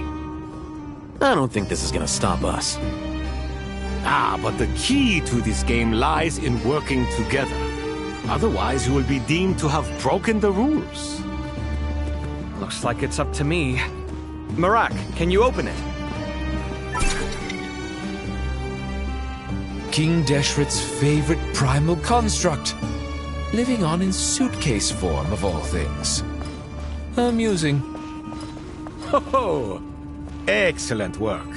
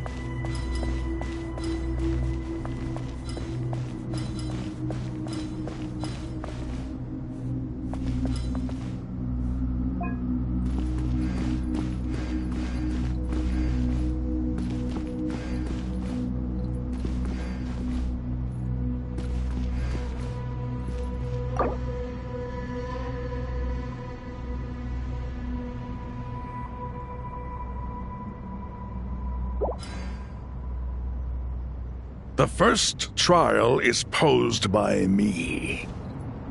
I don't think this is gonna stop us. But the key to this game lies in working together. Otherwise, you will be deemed to have broken the rules. Looks like it's up to me. Marak, can you open it? King Deshret's favorite primal construct, living on in suitcase form of all things. Amusing. Ho-ho! Excellent work.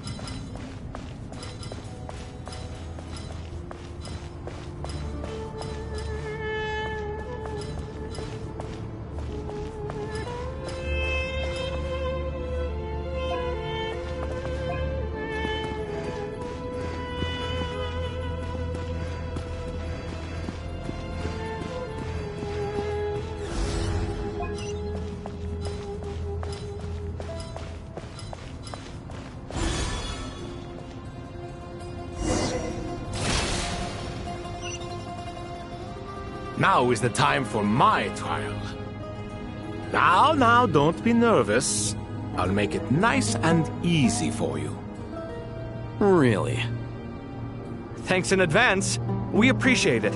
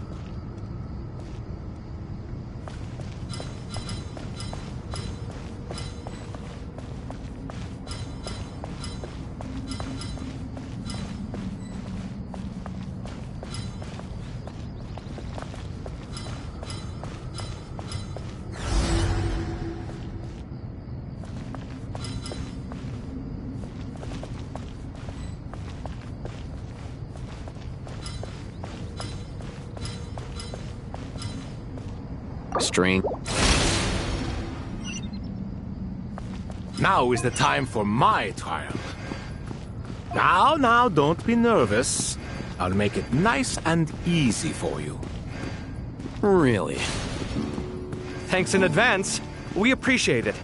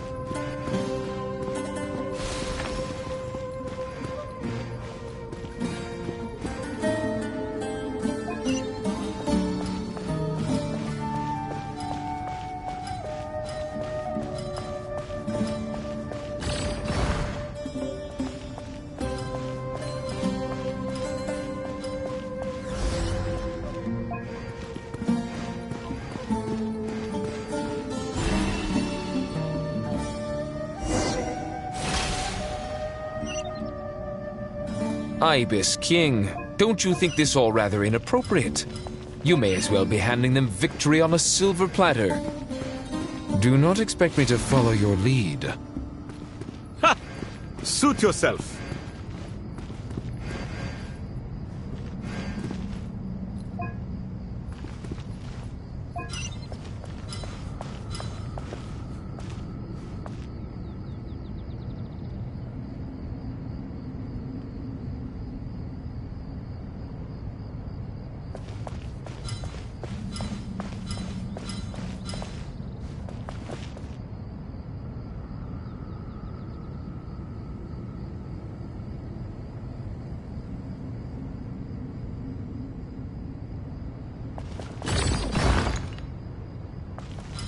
Strange time to catch up on sleep.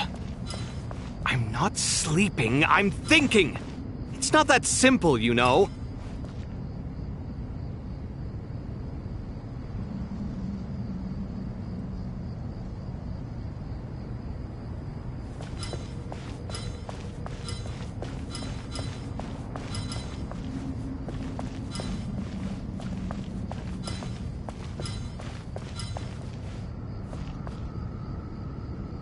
Strange time to catch up on sleep.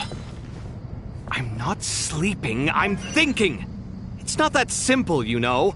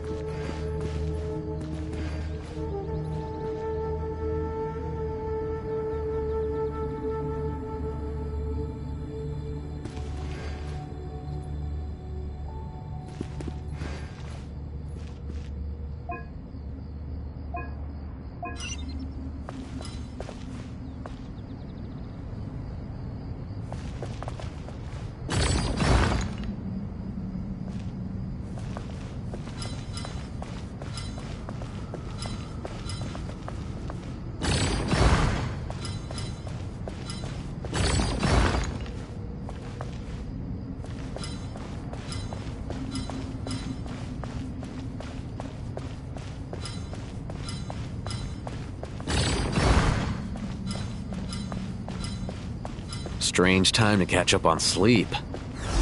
I'm not sleeping, I'm thinking! It's not that simple, you know.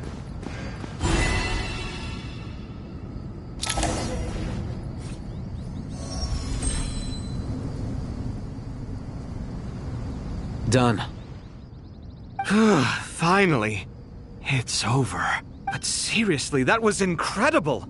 Standing on the chessboard felt completely different from standing on solid ground. And also... Oh, sorry.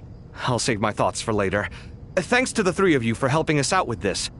Is it just me, or were you giving us quite a lot of guidance along the way?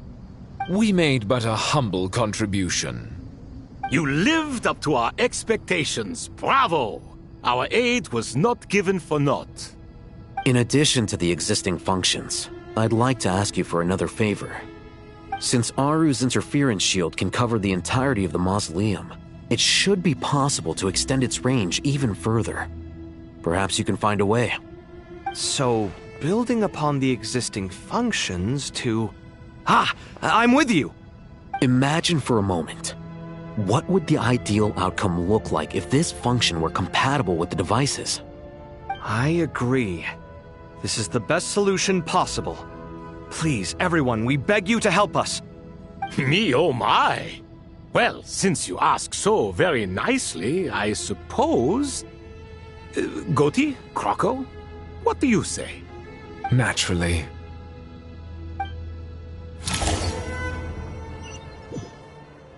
Time to go!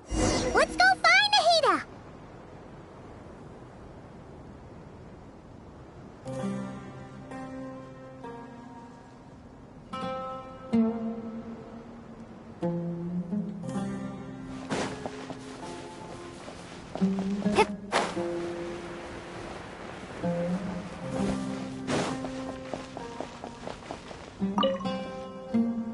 There you are. Miss Nicole truly is an angel. She shows great wisdom in guiding others, and she has already sent word to Netland on our behalf. She said that while the other members of the Hexen Circle are busy with important work, she is quite free, and she's more than willing to accompany the people of Sumeru for the entire journey. Oh, there's Nicole, all right. Always super patient and loves to help everyone out. She's the best. She is. So kind and enthusiastic. Well, time for us to get going. Let's head out.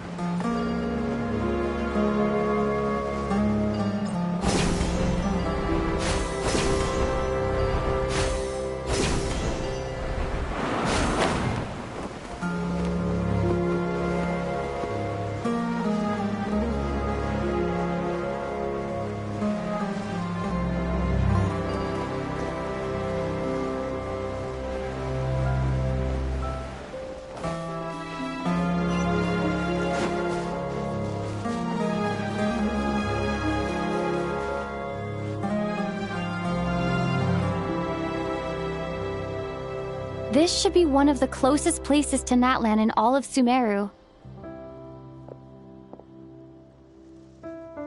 There's the barrier Nicole and Nefer mentioned. It completely cuts this nation off from the others. But why? Why separate you from the rest of the world now, specifically? And if I'm not mistaken, Irminsul was polluted once before, wasn't it?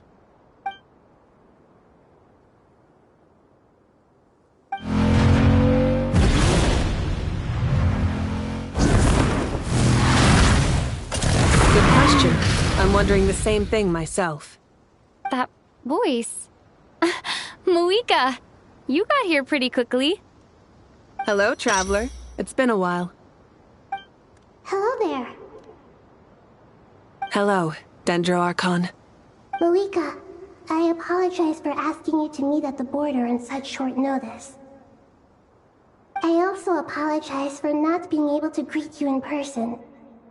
The form in which you see me now is one carried by the Traveler. The real me is inside the mausoleum of King Deshret, and I am reaching out to you with my mind from here. Irminsul has been infiltrated by the Doctor. We must be on our guard, as he can spy on information in the world from within the tree. Fortunately, there is no record of the Traveler in Irminsul, and you are still within Natlan's borders. My records will be preserved in the Night Kingdom, rather than the ley lines. As long as the Night Kingdom remains disconnected from the ley line cycle, the Doctor has no way of knowing my movements. Exactly. So by meeting each other in this way, the meeting essentially never happened. No wonder Paimon didn't come. You were concerned that her activity would be recorded by Irminsul. The Natlanese have heard about the situation in Sumeru. With the borders sealed off, merchants have been forced to stop their shipments. It's pretty serious, and you're the ones bearing the brunt of it. I'd like to address the question you raised at the beginning.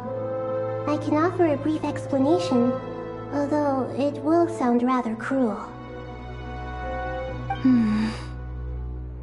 I don't reach this conclusion gladly, but Irminsul predates the heavenly principles. It existed long ago, when the dragons of Natlan were at the height of their power. So even when the people of Sumeru became ill because of pollution, it was not a critical issue from the perspective of Irminsul itself. As long as it continues to function normally, the barrier will not be activated. But this time, the Doctor's invasion has directly affected the tree. That is what caused the barrier to deploy. The heavenly principles established a rule that when Irminsul is plunged into grave danger, a portion of power will be reserved to isolate Sumeru That way, even if Sumeru is destroyed, the outside world at least has some time to catch its breath. We'd certainly need it. The heavenly principles created almost everything that exists in Teyvat today. To them, preserving the existence of the world and its inhabitants takes priority over protecting Sumeru. Meaning, protecting Sumeru now falls to you. Yes. My own power may be limited, especially compared to yours. But that doesn't mean that we're just gonna sit around and wait for the end. If necessary, I will utilize any and every means at my disposal. Nicole of the Hexen Circle didn't say exactly what this meeting was about. But after hearing everything you've said so far, I think I can guess where this is going. That's right. Nahida and I discussed it at length. We both know how presumptuous this is, but... You need the Pyronosis, don't you? Yes, you guessed correctly. Originally, I only intended to borrow it, but the situation is far graver than I foresaw. So instead, what I ask of you is to please give the Pyronosis to Sumeru. Why do you sound so nervous? There's no need to be shy. Surely a gnosis is pretty important to a god. I guess, but it's not as if losing it would suddenly render us powerless. But I'm sure you don't need me to tell you that. With all the nations you've traveled to, and all the gods you've met, you must have realized that by now. As far as I'm concerned, a gnosis is basically an elemental energy enhancer. But I don't usually use it. You know me. I like to think I'm pretty strong without it. Yeah. Not about to dispute that.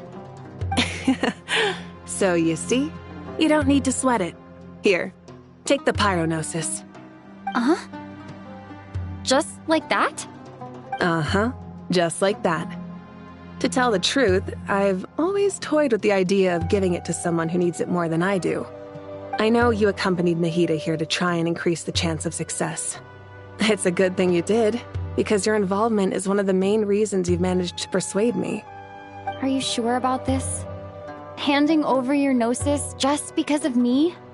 I won't try to quantify it, but trust me. Handing over the gnosis to Tumaini is far from the craziest idea I could think of. Besides, even if you hadn't come here personally, I think I still would have agreed to Nahida's request. Irminsul doesn't just affect Sumeru. It impacts all of Teyvat. I know all too well how difficult it can be to protect the things you care about. So logically, morally, or however you want to cut it, helping you is the right thing to do. You don't need to tell me the specifics of your plan. Where the gnosis is involved, the tighter the secrecy, the higher your chances of success. Moika, my heartfelt thanks go to you and the people of Naplan. Don't mention it. But now, for the hard part. How do I actually give it to you? The Irminsul barrier is right in the way. I have an idea.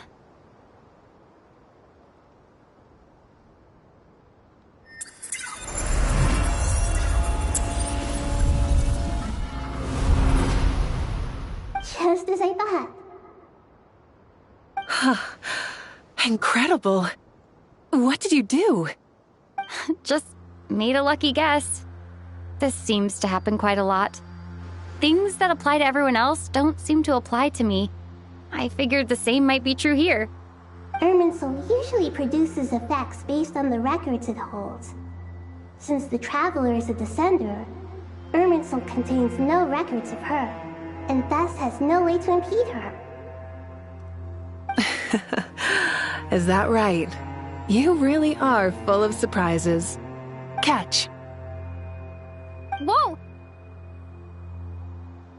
Thank you, Moika. Thank you for trusting us with something so important. All right. No need to get so formal. It's not like we're strangers. Besides, there's still one problem.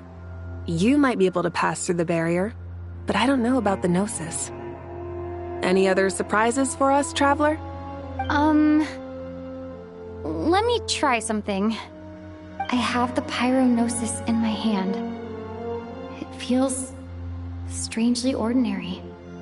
Not particularly heavy. And yet, this tiny thing symbolizes the mighty authority of a god. I need to think hard about my memories of Pyro. My memories of journeying through Natlan. All those important experiences I've had. The Gnosis disappeared. Traveler, are you alright? I'm fine. The Pyronosis disappeared into my body, just like phlogiston. Maybe it resonates with you because you've mastered the power of phlogiston. You might not be recorded in the ley lines, but you're still our Tumini. Whew.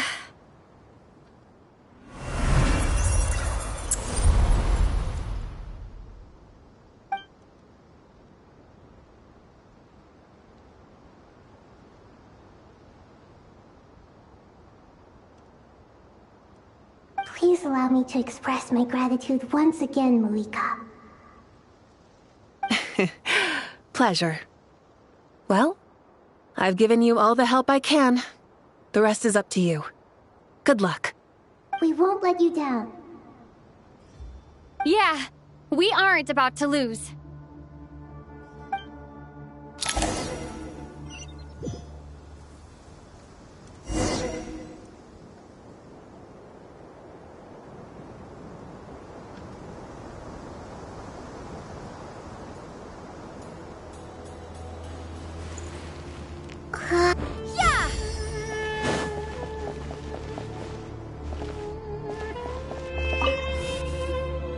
Traveler, Paimon, how are you feeling?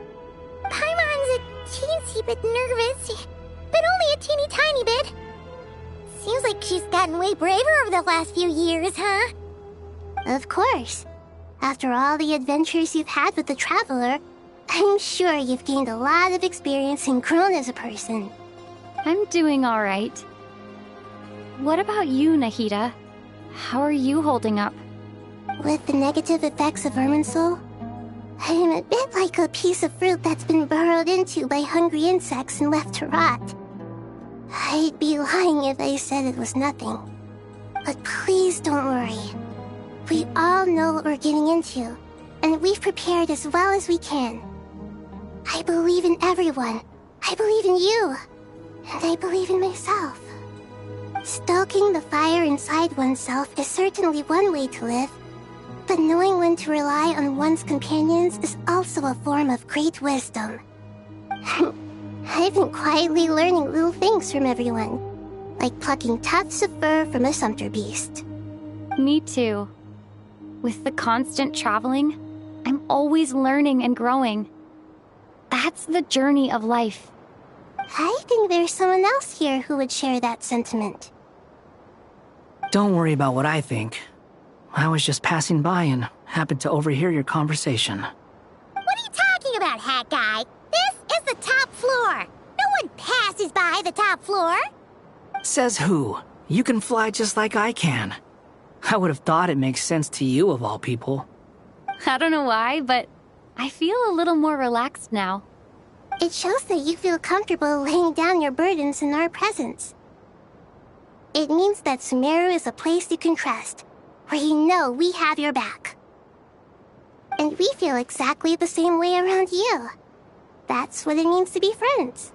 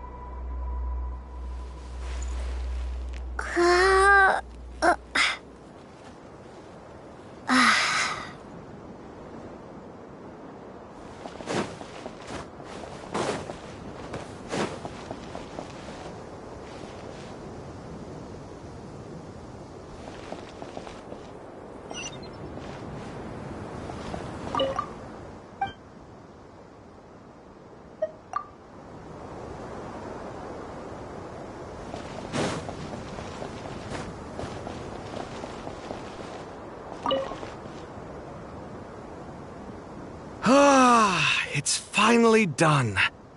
Ugh, but I have a nagging feeling that there's something I've forgotten.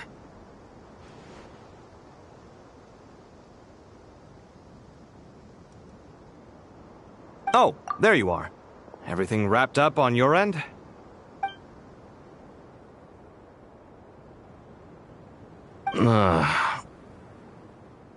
Okay, fair enough. That was a pointless question. We were working in tandem, after all. You must really be exhausted. Well, it's been a busy day, for both of us. When work ends, you clock out. No looking back.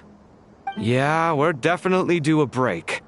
Probably a little late to start drinking now, though. I'll stick with water. Here, this one's for you. Thanks. You want a bite to eat? I can grab us something. Or wait, I think there's a stove nearby. Let me take a look. Are you nervous? A little, yeah. Unlike you, it seems. How are you not feeling at all nervous? Because everything that happens next is beyond my individual control. I don't worry about things I cannot influence. What do you mean, cannot influence? You're the one who came up with half of the strategies we ended up using. There's only so much I can do. I was only doing my duty. Was it like this last time, too? You mean with Azar and his accomplices? Yes and no. The situation back then was easier to control, but we weren't as prepared as we are this time. So the enemy is stronger, but so are we. I still vividly remember the way you interrogated me in the library after the fact. Where were you when Sumeru needed you most? If your memory is so vivid, you might also recall that it was you who came looking for an argument. You're often the one who initiates these things, you know. I came for a conversation! I didn't know it was gonna turn into an argument! Anyway, at least I showed up this time. So, what do you think? What do I think? I think we're certainly better off for it. It's good having me around to help out, huh? Absolutely. As a citizen of Sumeru, you displayed a remarkable sense of responsibility in the face of disaster. Certainly feels that way. I just shudder to think how the world would have ended up if we hadn't gotten control of the situation. So, do you think this is what impending disaster looks like? The sky is so clear, and there isn't a whiff of decay or destruction in the air. It's hard to imagine that the fall of humanity could happen on an ordinary day like this. Awful things happen all the time. Sometimes people can stop them, and sometimes they can't. What you and I have done is increase our chances of stopping this one. Lofty ideals may provide no defense at all against nihilism, but perhaps little decisions can. Oh, nothing. It's nothing. I hope everything works out tomorrow. It will. As long as we stick to the plan, our chances of success are good. It's really strange. You're my junior, yet you always seem to act more like an upperclassman than I do. I think it's mostly a matter of temperament. Ugh. Walked right into that one, didn't I?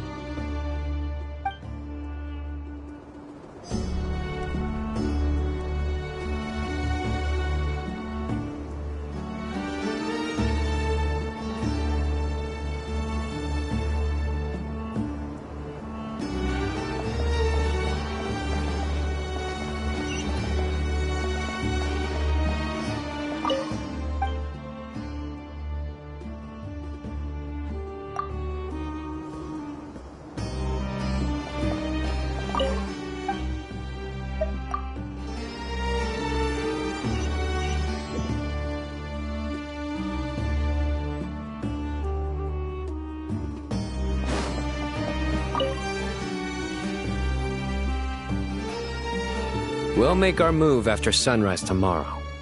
Good. Is everything ready? As much as possible. That'll be enough. Don't let the pressure get to you. We'll take things one step at a time.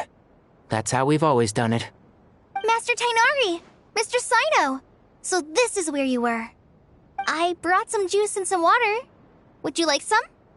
I know how easily you get dehydrated in the desert, so you should definitely have some water. In which case, I'll have the juice. I gotta ask, though. Who's on juice-making duty at a time like this?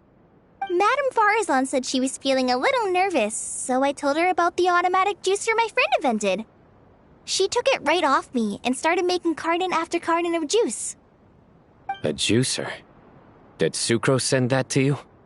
Yeah. I hadn't had the chance to try it out before this incident occurred, but I couldn't bear to leave it behind in Gandharvaville. The juice is very sweet.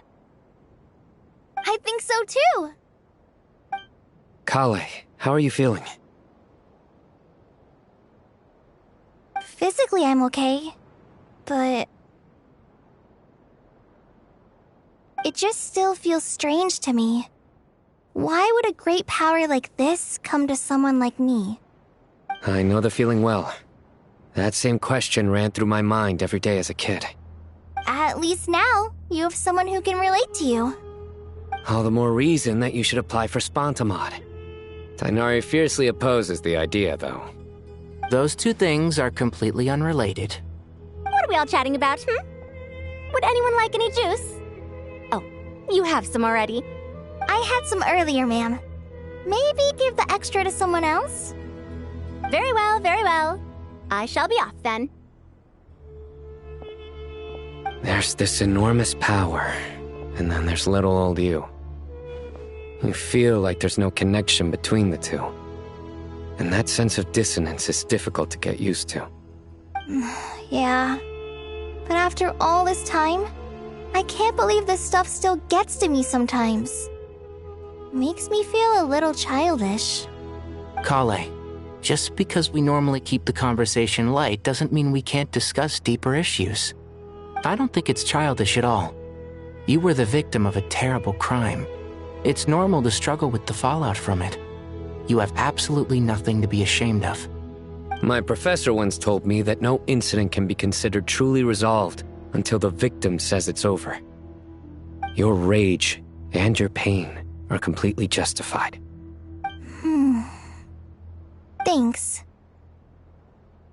Miss Nicole said that the same god remains which were once used to inflict so much pain upon me have now become a weapon with which I can protect everyone. It's like my own personal kind of evolution.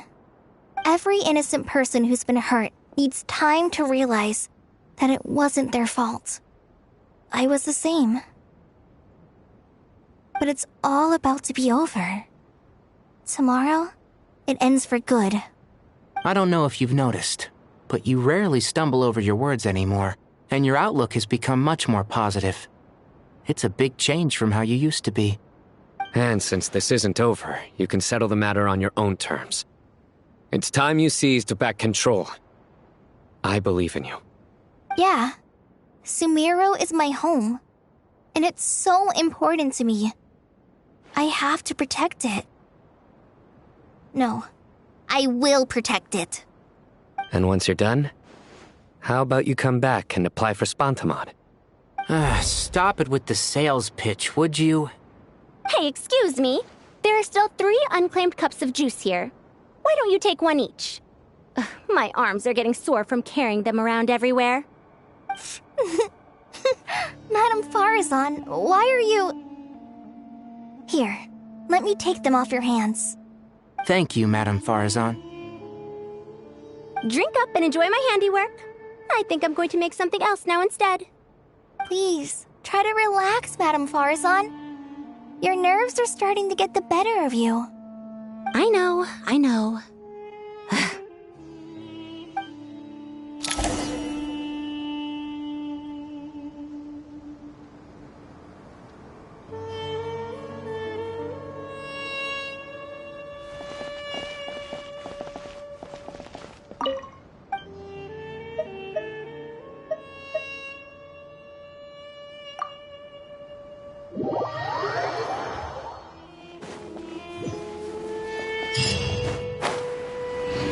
Time to go!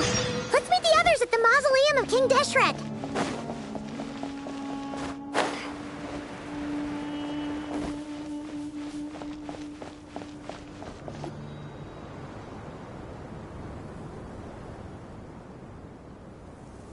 I have not felt this way in a long time. Standing up high, gazing out at the rolling dunes. One cannot know what freedom truly means without first losing it. The golden slumber truly lives up to its name as a dreamland. Though desert sands exist there too, no mirage, no matter how glorious, can compare to true beauty. Dendro Archon, what is on your mind? I was wondering whose counsel I should seek on the questions in my heart. What kind of questions? So many. More than can be put into words. As I once said to a friend, we look, we see, and we comprehend. But the question still troubles us. What are the many disasters that this world faces, but the sum of all irresolvable questions? The biggest question you should be asking is how to seize victory. Yes. Although, I would express it differently. I must not fail. And so the question I am most curious about now is whether the path to victory will be an arduous one. What we declare to be a young sapling, we may, in fact, find to be a towering tree, if we would only cast aside our ignorance and look beyond the veil of time to see her true form. Nahida! We're here! Just in time. The preparations are almost complete. Ready when you are. We're here too. Miss Nicole! Miss Nicole! You run so fast!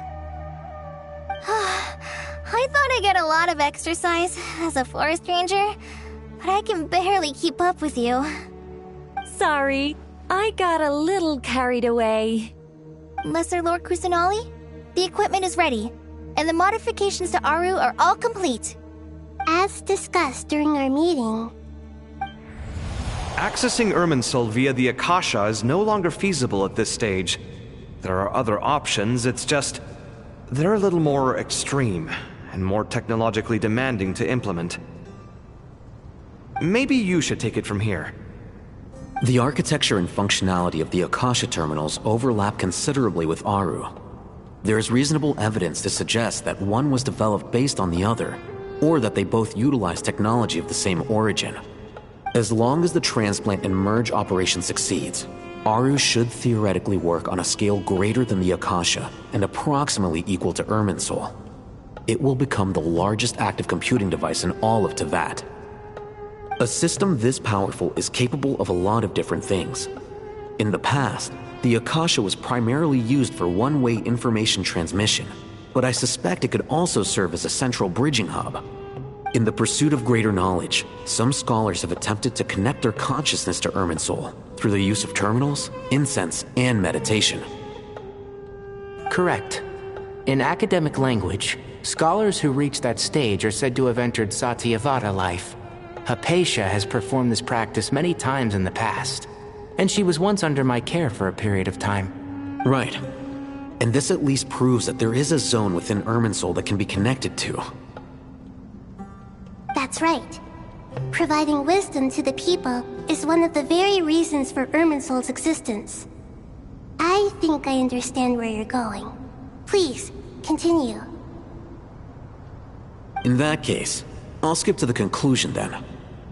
We need to further modify Aru, merge it with the Akasha, manufacture terminals, and distribute them to every single person we can reach. Every person? Even the desert folk? Yes, everyone. I've already calculated the amount of raw materials we need. So you mean we're going to get new Akasha terminals? Yes, but this time the people of Sumeru won't be using them to acquire knowledge, just to connect to Irminsul. That's the key. When we evacuated the city, we brought all the important assets from the House of Dana, in case we ended up needing them. Fortunately, this included the Akasha system's main terminal. We've checked all the relevant records, and one thing is certain. Nothing like this has ever been done on this scale before, so... Everyone in Sumeru is part of the plan. Whoever controls the people controls the situation. Since this function of Irminsul was introduced, it has only ever been made available to scholars, who don't constitute a particularly large group of people. But by expanding the scale to include all the people of Sumeru, all the individual connections will stack up to create a significant load on the system. Under normal circumstances, Irminsul would be able to cope with the additional load. But with it already being under strain from other activities, its remaining capacity is limited.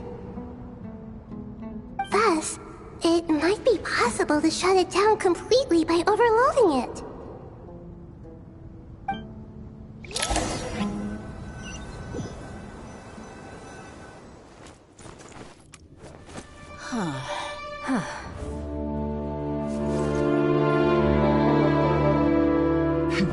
Counting down. 3, 2, 1. Are you ready? Ready!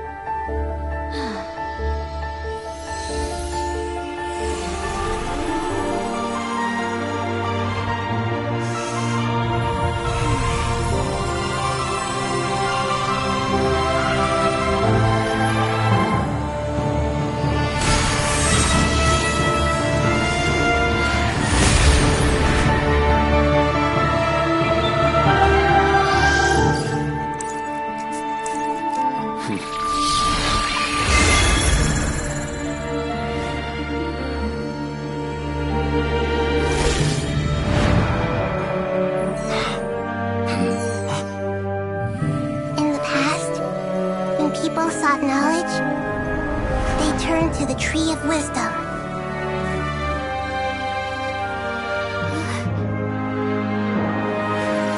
Today, we use it to save Sumeru and the whole world.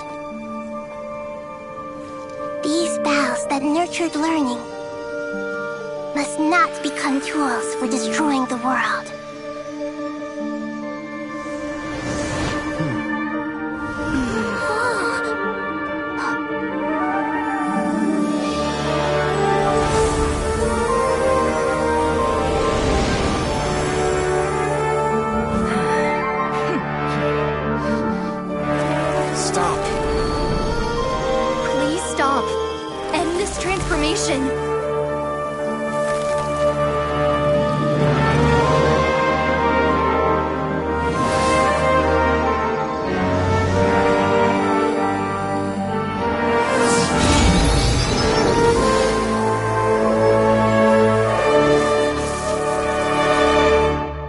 you would shut down Irminsul just to stop me? You fools.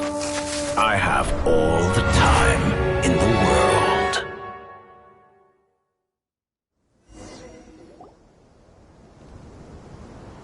Success! The evil Irminsul tree has stopped growing! Great!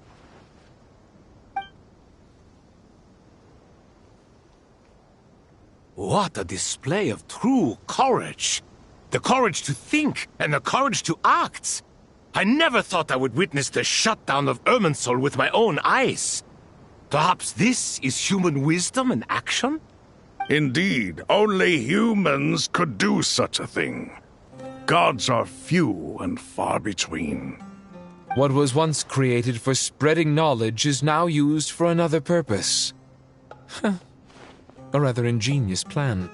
I am grateful to you three for your help. Only thanks to you were we able to extend Aru's interference capabilities to cover all terminals. Now, nobody who wears a terminal will have their activity accurately tracked by Irminsul. No matter how many eyes Dottore possesses, he will not be able to see us clearly. Now for the next step. I will need the help of your supreme powers once again. How might we be of service, Lord of Dendro? I need to reach the Eternal Oasis immediately. Right now? In that case, Ibis King, would you agree that this is a fine opportunity to dust off our old tricks? Never. I assume you have that chess set with you? You mean the one you gave to me as a gift? Asking for it back, are you? How could I? You misjudge me. I just wanted to show you another way you can use it. Connect to Safei Shatranj.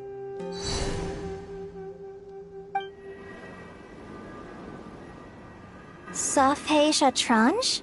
You mean that place in the desert? Thoth's chess set gains its power from the chessboard laid out in the desert by King Deshret and ourselves. All ceremonies conducted using the chess set must be activated via Safei Shatranj. In other words, the chess set is an extension of the chessboard. In the past, moving a chess piece was a sacred and momentous act. Transfer initiated. Entering live combat mode.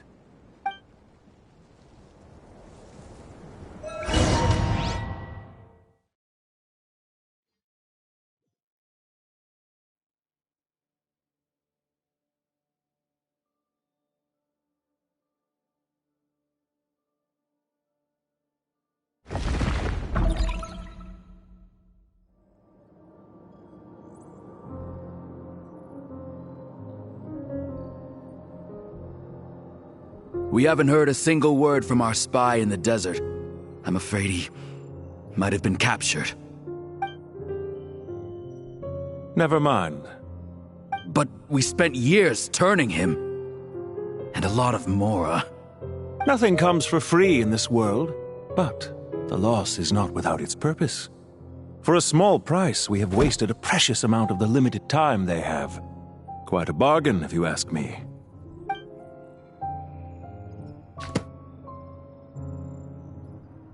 Understood. Weighing profit against loss is a necessary part of life. But to tell the truth, I have been operating at a loss since this all began. Since many centuries ago, in fact. For instance, why would a banker act as the executor of a will? If you hadn't deposited your personal belongings at Northland Bank, I would have no reason to be here right now.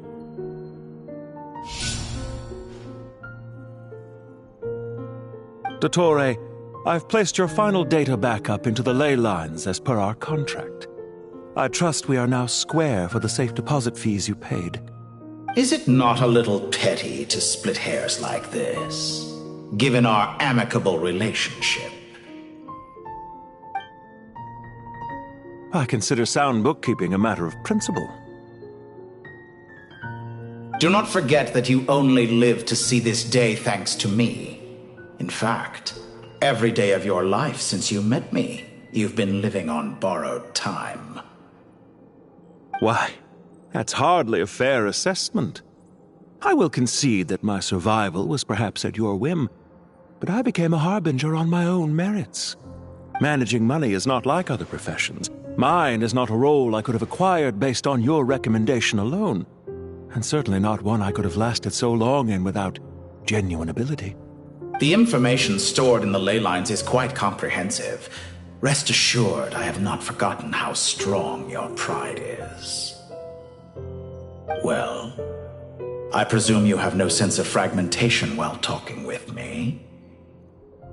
How could anything possibly go wrong with such strict measures in place? The remainder of your soul was split in two, with one half sent to Nodcry and the other stored in the most secure vault of the Northland Bank. Though I must say, your disdain for the other segments is quite amusing. Zandik is you, and you are Zandik. Zandik created the segments, yet you, a segment yourself, reject him.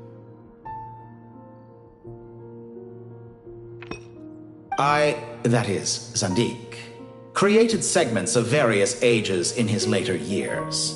To achieve this, he had to freeze time and part with a portion of his soul. But as constructive as it sounds, it erases my uniqueness. If each segment is equally me, then by the same token, none of them are truly me. A soul living forever in the past inevitably holds different views than he did in his later years. The same thing that completes me also restricts me. You too might ask yourself which stage of your life you want to be preserved at. The day your business failed? Or the day you were framed by a gang and sold off to a medical lab as a test subject? We needn't dredge up the past. This undesirable plan was eventually scrapped. Lesser Lord Kusanali was quite right. I needed an opportunity to eliminate myself. And after that, I concluded that there was no more effective plan than directly splitting the soul. Once the soul is transferred out, you will find that creating a physical body is far simpler than creating a puppet. The other half of your soul suffered a crushing defeat in Nodcry, you know. And yet in the process, I obtained the information I always wanted, did I not? Because now we finally know where the best testing ground truly lies. I once thought your ultimate goal was to ascend to godhood. But as it turns out, that was merely one of your experiments. Experiments take many forms. Most people are too eager for success, too fixated on the end goal. They forget that the experimental process itself is just as important. A suspiciously vacant seat, a new face. I trust you can put two and two together. The reason it doesn't exist is because someone tampered with the record. What can I say? After all your efforts, you really did uncover the world's secrets. So, is the new world you promised a lie? No, it never was. I am glad to be able to control Irmin's soul from within. Now I shall attempt to create a new world inside the existing one. Almost everyone faces the prospect of death, but not a single person has ever been able to experiment unrestrained in the afterlife through sheer force of will. I am the only one to have overcome this enormous challenge. Would I not be letting the world down if I didn't make the most of the opportunity to experiment? Clearly, the dividing of your soul did not affect the magnitude of your ego. Out of all the versions of you that have ever existed, this you is the most insane and the most radical. Is that why you chose to work with me? Which was it then? My insanity? Or my radicalism? Could I call myself a venture capitalist without a suitably ambitious plan to invest in? Yours happened to fit the bill quite perfectly. Well then, I must say, while I am surprised enough that you showed up at all, what surprises me more is that you chose to present yourself as my former subordinate, and not as the banker Pantalone. Why make things harder than they need to be? Exposing my true identity in a situation like this would only serve to destroy diplomatic relations between Snezhnaya and Sumeru. I daren't imagine the consequences. Showing up in the name of the original antagonist gives you the recognition you rightly deserve, while also being sensitive to Snezhnaya's predicament. It was an easy win. As for why I'm here, if you're suggesting that your credit is in the negative, I won't argue with that. Many people say that about you. I'd argue that a significant factor in your willingness to cooperate is the fact that you have but a few years of life left after my death. Living and dying together has a way of binding two parties together rather closely. Is it not true that a relationship should be judged by both the positive and negative returns it yields? So some of what I said actually made it into your head after all. It's true that I hope you don't die too soon, but don't you find that a strange thing for me to say? After all, you've already had quite a long life, especially for a human being. Let's not pretend that you're any more innocent than I am. Are we not the same in this regard? We both despise the existing laws of this world, and neither of us enjoy being under anyone else's control. Is it really so greedy to want the world to operate by a new set of rules? Of course not, my dear friend. And as I've said before, mutual interest is the foundation for the most reliable of relationships. You can attest to that. I just hope there never comes a day when I have to work too hard to prove that. Regrader, sir. People have been spotted approaching Sumeru City. How strange. Despite your access to Irminsol's data, it appears the soldiers noticed before you did. They must have found a workaround. Well, Dottore, I trust you know what this means. The fact is... They're coming. They'll breach the city gates any moment now. But even so, I would say Irminsol is a wonderfully convenient thing on the whole. If you do manage to create a new world, perhaps you could plant one outside my office, too. I'll consider it. What do you need me to do? Stall them? The experiment will take time. Stall them for as long as possible. Very well. But you're really asking for the moon here. Have you heard this story? There was once a guilty man, kneeling in the center of a church while an angry mob outside waited to bring him to justice. He pleaded with the gods, begging them to grant him one final request, the chance to finish confessing his sins before he was sentenced. Many suns and moons passed, seasons changed, and still his confession continued, as if he intended to speak until the end of time. Are you suggesting I worship you as a god? Or were you hoping that I might confess my sins to you? Certainly not the latter. That would make my life miserable indeed.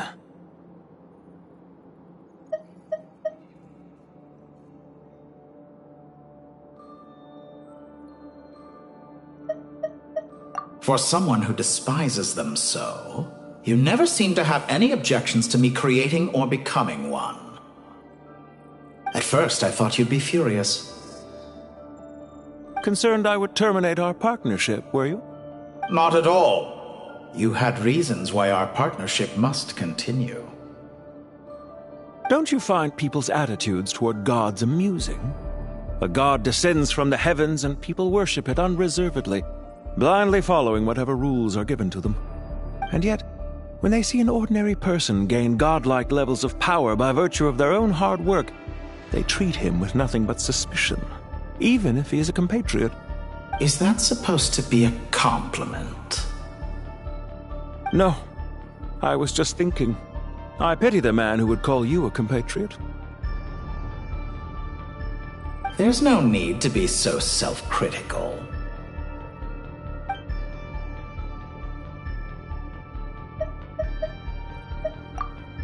Isn't it a little too early to be saying goodbye? Not that I wish to keep you from your business, of course. Very well. Let's leave the conversation there for now.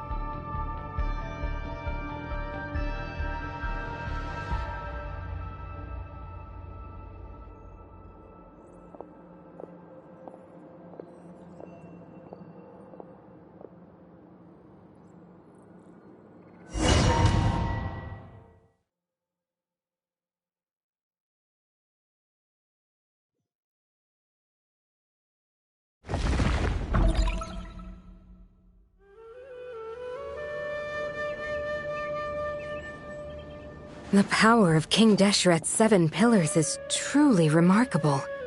With just a chessboard, you can move an entire unit across the material plane. Yeah, sets us up for a much easier fight. Really makes my day. The last time we stormed the city, it involved a lot more running around. I wonder how many people can say they stormed a city twice in their lifetime. I was just thinking that. I've definitely had more than my fair share of unusual experiences in my life. This is my first time here, actually. We never usually leave Gandharvaville. I hope this will be my last time. Does everyone have to chime in? Can't we just fight? What an amusing comment, my dear lady. Yet humans often alleviate tension via small talk, do they not? Whoa! Why is Candace's shield talking? Because the image on her shield is one of me. And I, of course, can appear wherever I wish to. Huh. Well, la-dee-da. Isn't that fancy? Could I get in on this? You wish for your gauntlet to speak? Why, certainly. Ahem. I think you'll find that it is I whose image is carved hereupon. Thanks. Definitely feel stronger now. You're welcome, my lady. I am glad to lend you my power. Sino, what's the situation? There are troops stationed at every entrance. As we expected. A frontal assault will suffice. Everyone, stick to the plan. We'll take the main entrance.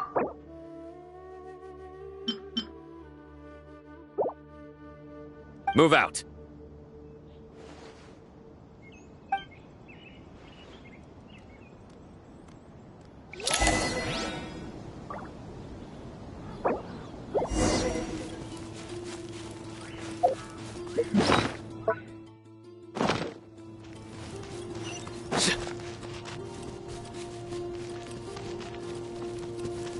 Out of my way! Take this! Watch out! Get lost! Whew. Thank you, Jed. You gotta be more careful. If you're not ready to put your life on the line, you can't be certain of defeating your opponent. She's right. Keep your wits about you, Rana.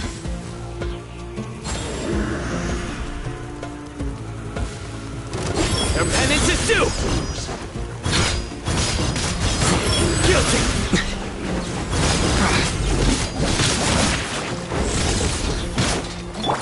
Prepare yourself. We shall prevail!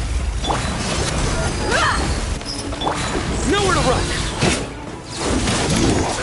Can't run from death.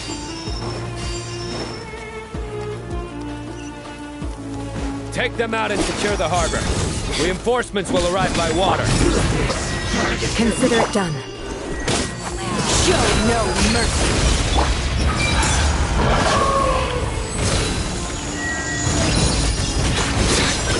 Their penance is due! Stand condemned! Winter shall eventually... You need guilty! This one's well done! Wait! Grant us your blessing! Unfortunate fault! Futile!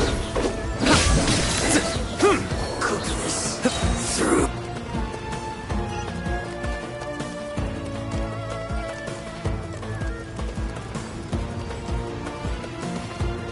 Looks like we're in for a tough fight. Nowhere to run! Impressive. Buckle up! You're dead meat!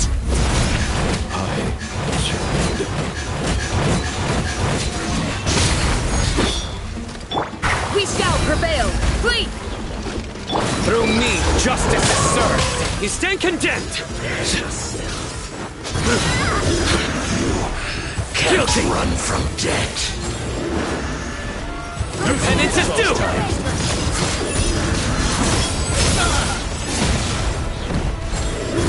You stand condemned! Save yourself. Do your work!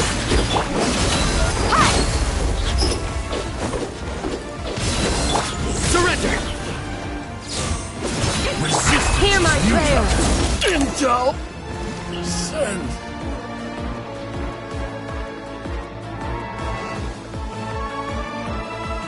Waterway secured. Brothers! Sisters! Perfect. Just in time. Welcome. Once we've linked up, we'll continue the advance. The team has arrived at the north entrance, as planned. Good. Press on.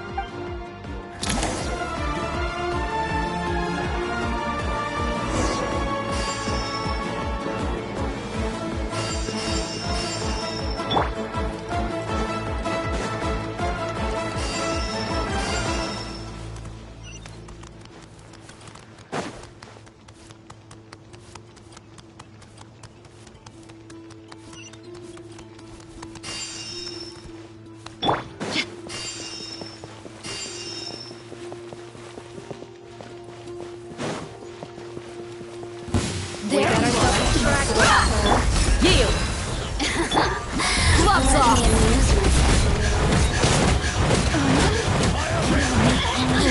Blink!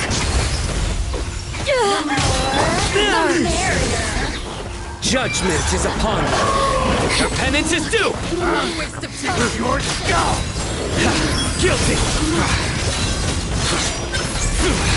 Your penance is due.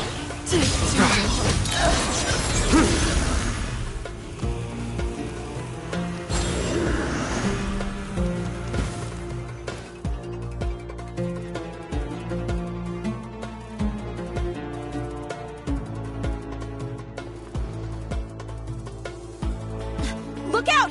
It's an ambush! Finally. We need to hurry. Take the middle road now. Mahamacho Sino, area clear. Don't relax just yet. More Fatui approaching from the right.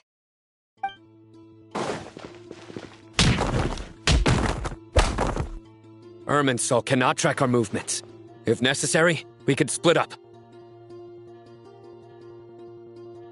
Don't worry. We'll wipe them all out. As you can see, our people came raring to go.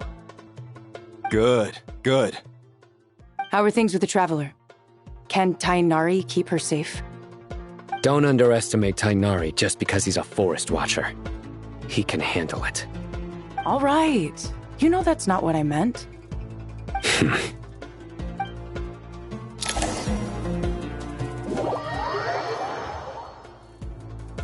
Sino and the reinforcements have drawn the Fatui's fire away. It's our turn.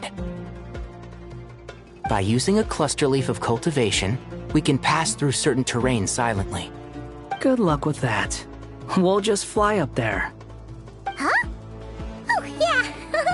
Paimon forgot she could fly. Ready? Ready.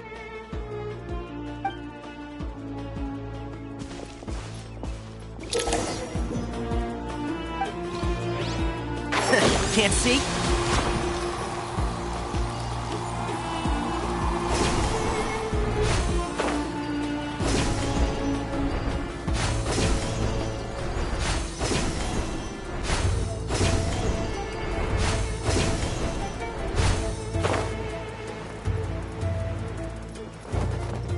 One with the forest.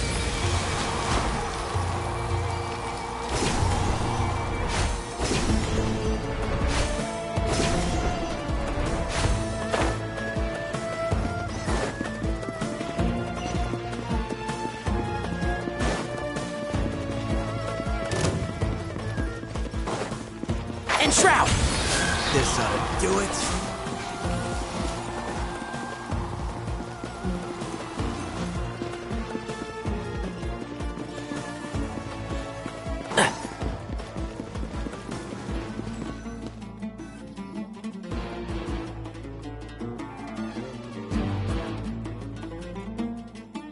Fatui soldiers up ahead.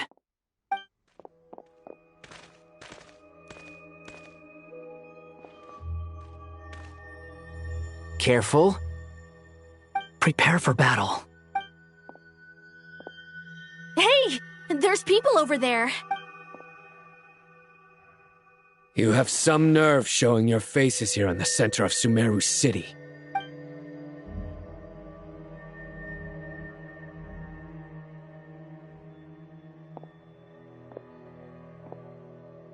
You're right on schedule. Well, this guy sure as heck isn't your average Fatui sergeant. They've stationed quite a few people nearby. It definitely looks like they were waiting for us. But something feels off. Everything about this guy feels too deliberate. I highly doubt he's just a subordinate of Dottores. And he's no mere sergeant. Whatever his rank is, it's high. Much higher than we thought. So you've been waiting for us. But it looks like you're geared up for a conversation, rather than a battle. Very clever, General Mahamatra Sino. I know you're the one in charge of this siege, and I look forward to making a deal with you. A siege? Sumeru City belongs to us! Historically, yes. But things can always change. We have quite a sizable force with us, you know. For instance... There's a Fatui ambush at the north gate. Can you handle him? We can for now. Yes, I'm quite sure both sides can hold their ground for the time being. The battle has not yet reached its climax. But what happens next? Do you enjoy watching bloodshed? Surely some of those here are people you count as friends. Once a war begins, some people must die. I doubt you wish that fate upon anyone you know. Wait a second. It's a trick. He's not even there. Silence! He disappeared. What was that? A ghost? Curses! He was never there to begin with. That was just a shadow projected there to lure us in. Enough talk! Attack! I apologize for being unable to accompany you at this crucial moment, but I am compelled to leave for reasons beyond my control. Please excuse me. Sumeru's General Mahamatra is quite ruthless. It's a good thing I wasn't there in person. Your illusion held them up for a time just fine. But now that they have seen through it, they will realize you were just a decoy. Decoy or not, what matters now is that they will be heading your way imminently. Not imminently. They are already here.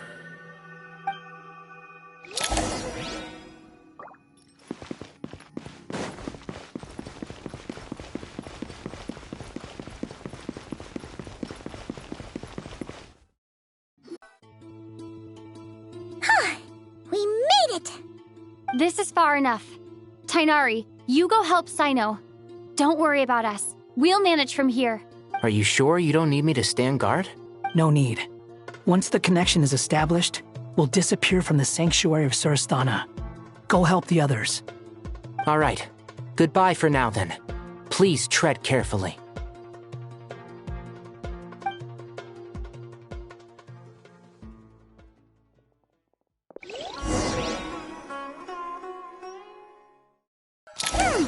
Now where's the interface Nahida mentioned? Come on, where's it hiding? Found it. It's over here.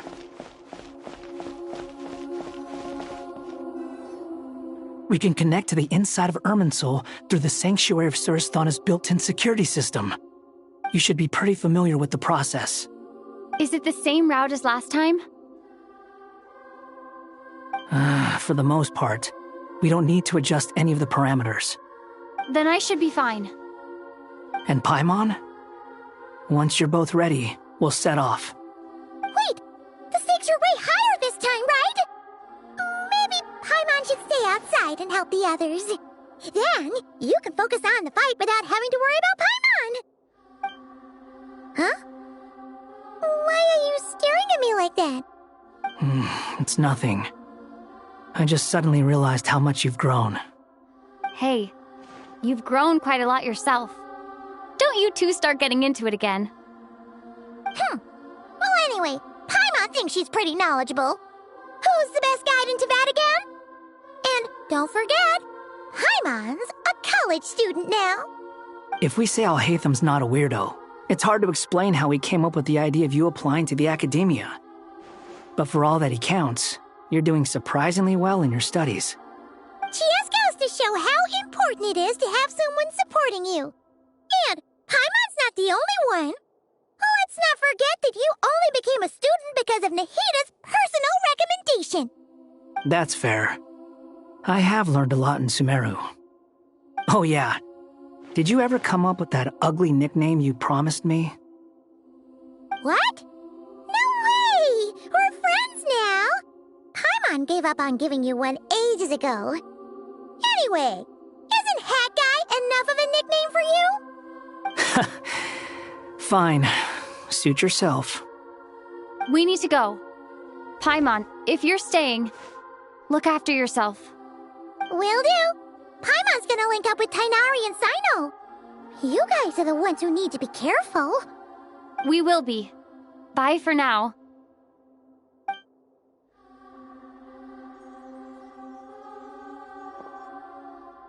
Initiating connection.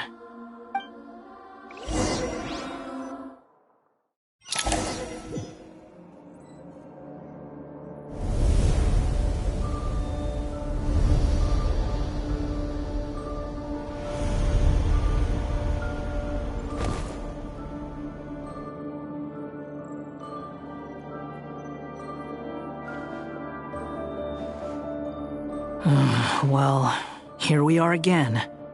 Come to think of it, I still don't even know where we're going. Thanks to our terminals, it should be impossible for Irminsul to read. I can... Don't tell me. Only you need to know. That way, whatever happens to me next, it won't affect your progress. Listen to me. Your safety is just as important as mine. Don't even think about sacrificing yourself for the greater good. We came here together, and we're leaving together.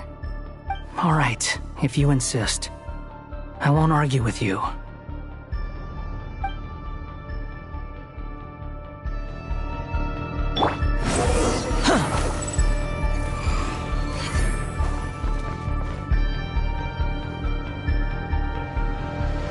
This place looks so different from how I remember. It's unrecognizable. It's a complete mess.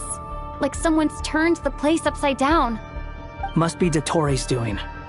Either he's searching for some information he needs, or...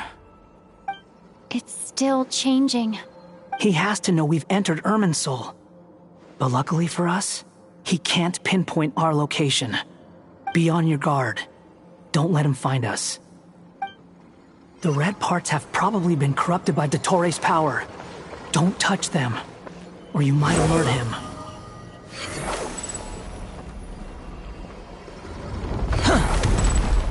He's looking for us. Tread carefully. That wall could be a problem. Fortunately, it looks breakable. Give it a shot.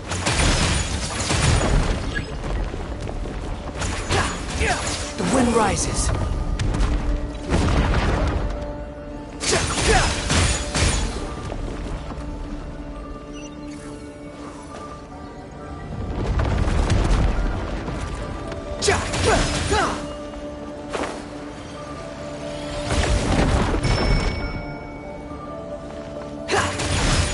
Behold!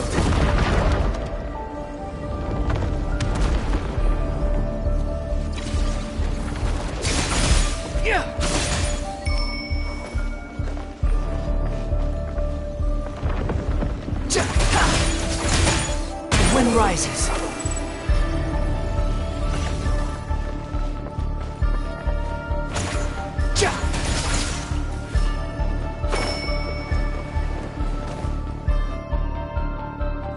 Behold!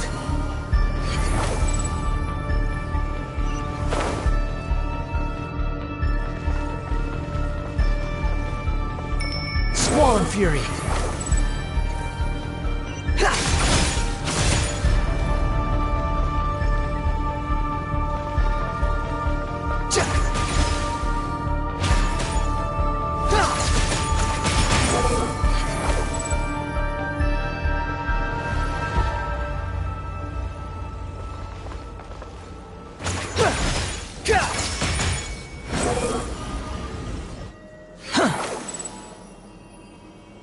same old trick again? Are you kidding me? Let's handle it just like we did before. This cheap trick isn't gonna stop us.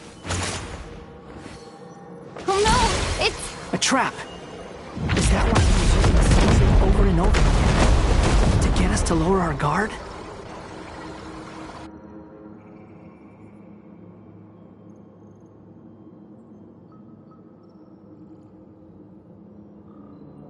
I'm trapped!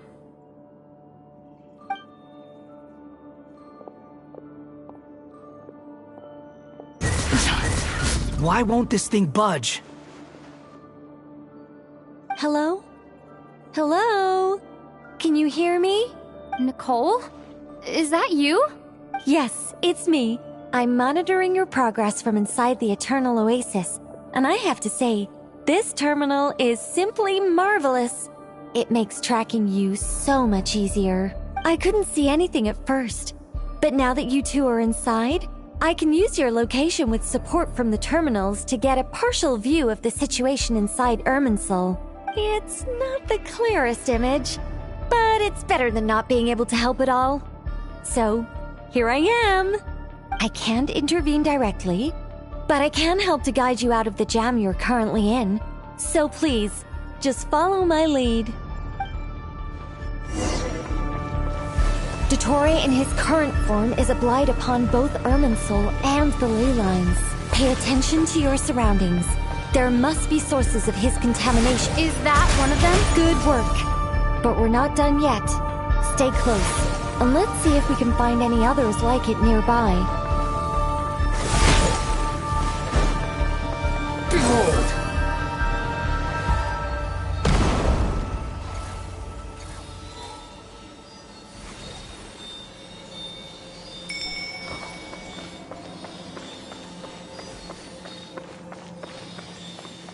The wind rises. This must be another one. Agreed. Now... Wait! Watch out! It's Dottore. I think he's found us.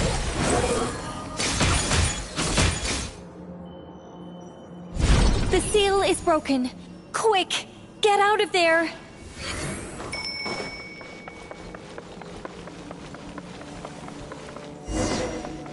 And where exactly do you think you can run to? Wait, what is that? Pursuers. That's gotta be it. Run! Don't let that thing touch you. Dodge that attack.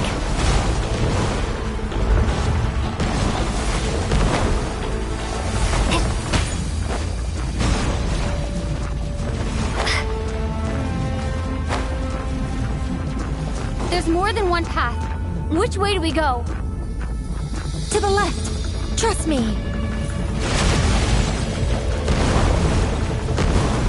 Fleeing like vermin. What a pathetic sight. Hey! Watch yourselves. Stay focused. There's a cliff ahead. Jump! More of those corruption sources. Destroy them as you did before, and open the exit as quickly as possible. They're relentless. Is he trying to wear us down? You'll just have to destroy these too. I think the pursuit is over. Hard to say. Stay alert.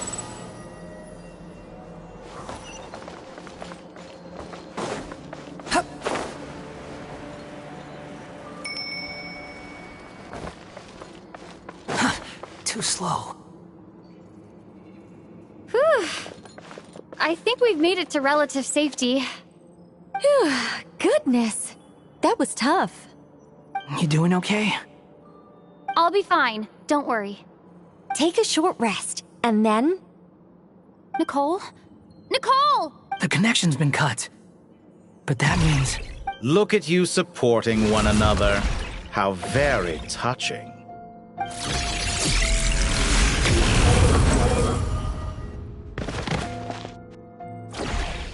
Dottore! Took you long enough to find us. You're more useless than I thought. Oh, really? I think I deserve a little more credit for my methods than that.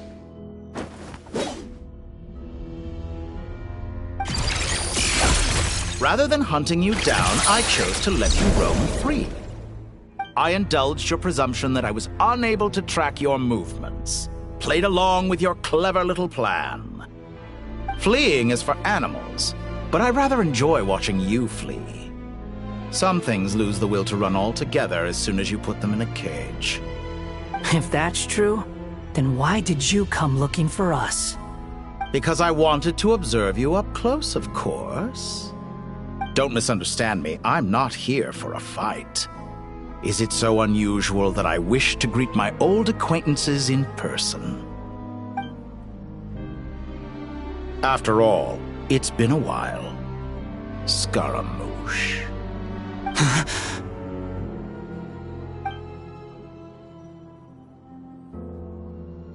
Why are you so afraid? I have done nothing unprecedented in discovering the truth. Nor did I go to any great lengths to uncover your story. You made a bold series of moves in deciding to erase yourself. And with the power of this great chronicling device called Irmin's Soul, you were able to achieve something quite remarkable. Once most people form an opinion about someone, it tends to imprison their mind. Yet you managed to erase every trace of your existence. A novel take on death indeed. However, this meant that you stood out to me all the more when I saw you in Nodcry. I didn't even have to go looking for you. Just the sight of you was enough for me to intuit the truth. For someone in my position, connecting the dots was a trivial affair. It would have been more surprising if I hadn't managed to piece it together. You seem very pleased with yourself for figuring it out. I'm sure you'd even be more delighted to learn the full extent of your crimes. That would hardly be necessary. Besides, isn't there something that concerns you more right now? Something that fills you with dread? Let me put your mind at ease. I have no intention whatsoever of restoring any of the records you deleted. For one thing, it would be exceptionally difficult. But more to the point, I doubt that the prospect of losing your current life is all that frightening to you. Because in your case, the cruelest twist of fate is that you'll never again have the chance to make up for any of your mistakes. Isn't it? Dottore?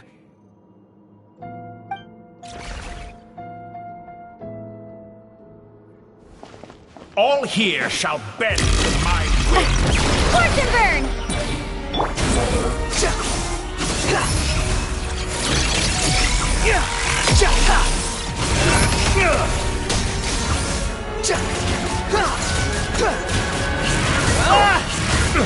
Let's get a little closer.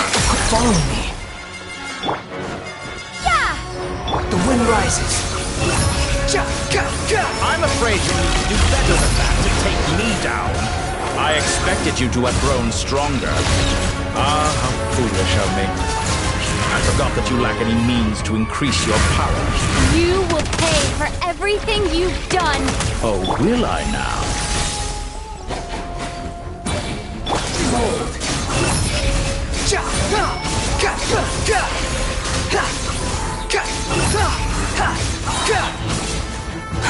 Cry louder!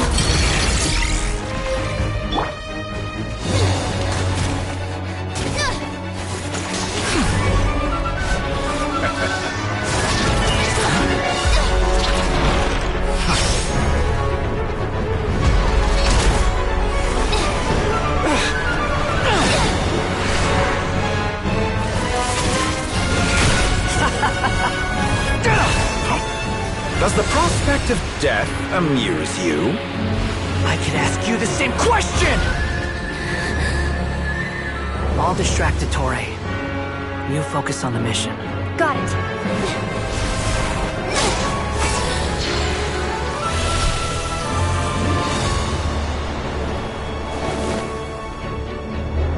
For the hopes and dreams of the masses. open the secret door on this enchanting night. May wisdom's light eradicate ignorance and darkness, and hereby fulfill our ancient vow. Commence data extraction.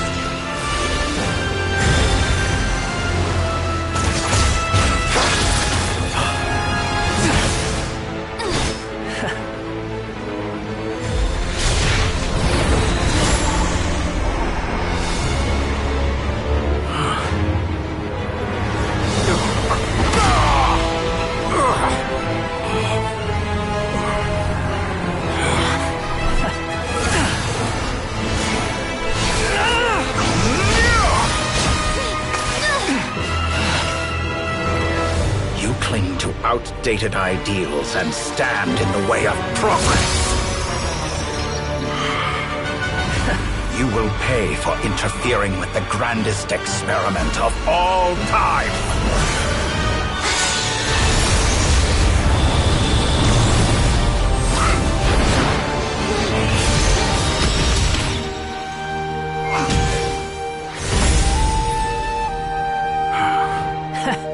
Good timing.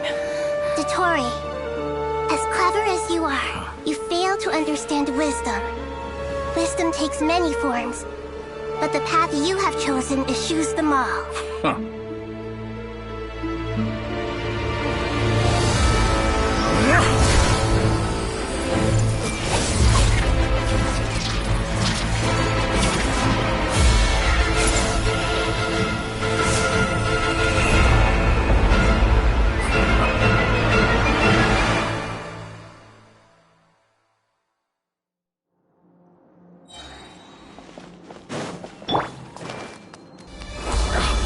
Strength is fading!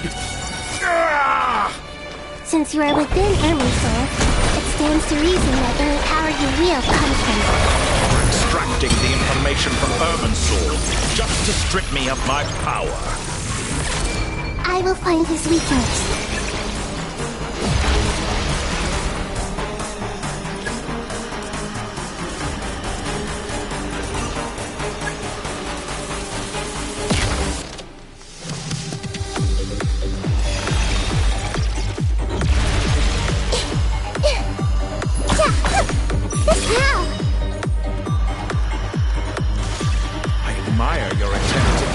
A new variant, but it's nowhere near enough.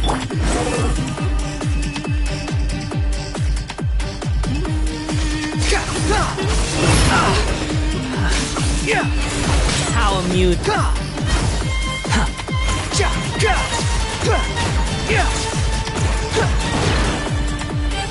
Quit following me. That's far enough. Grow, grow! Just like a little dead fly.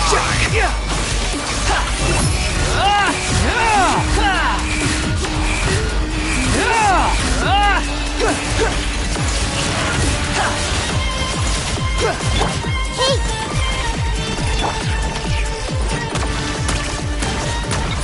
Scorch and burn!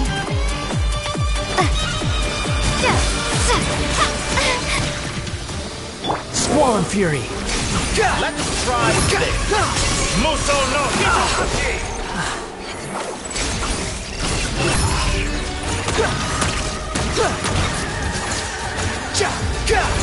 I see everything. You won't just... They're so close. Just hold on a little longer. I'll hold him up. Traveler, Hat Guy, the rest is up to you. We certainly have a knack for surprising each other, don't we? I'm just getting started. It's time! Say your prayers! Stay on the offensive, but watch your back.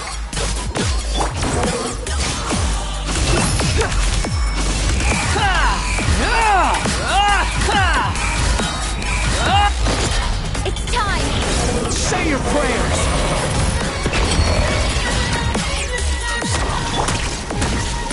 Time to ignite!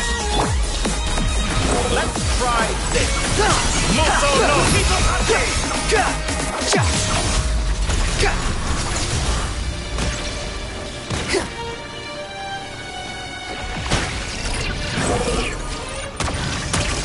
It's time! Say your prayers! The primal flame! Squall and Fury!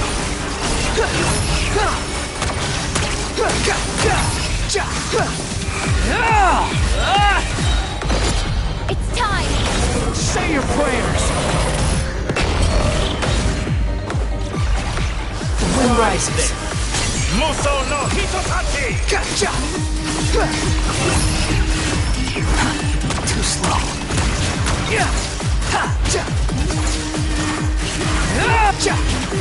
Behold, finally. It's time! Say your prayers! You're dead! I'm used to this.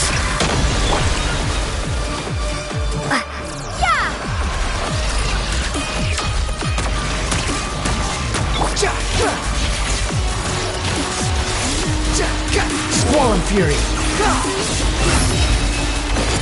It's time! Say your prayers!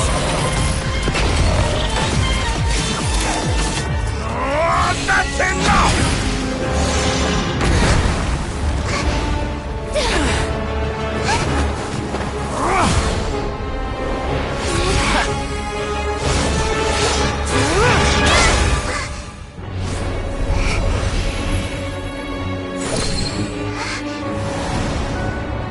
It's all yours.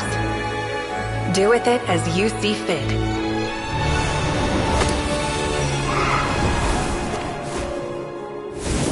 Just as you say, this world is home to some archaic things. And as you suppose, you are a formidable opponent. You have long coveted the secrets of wisdom. So now, I will demonstrate true wisdom in action. I invoke my supreme authority as the keeper of Irminsul. Commend me or condemn me. But give your verdict now!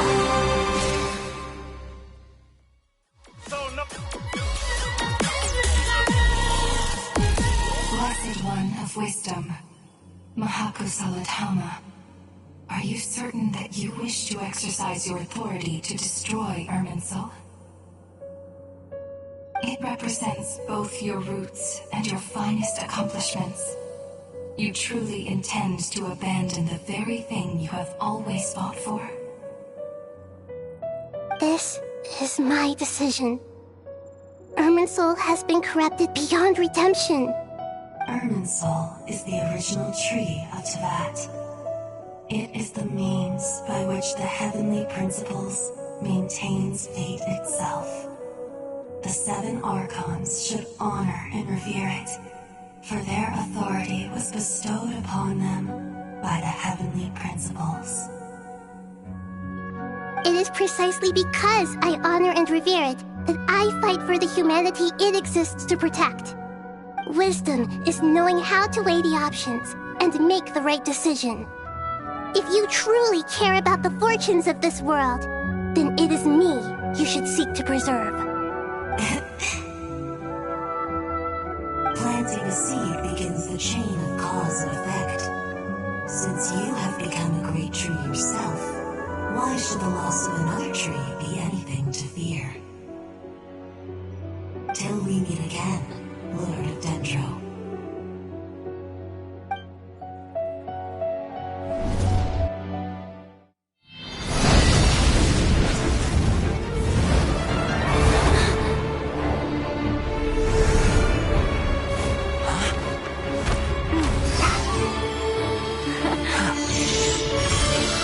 The first flame. The pure, cleansing fire.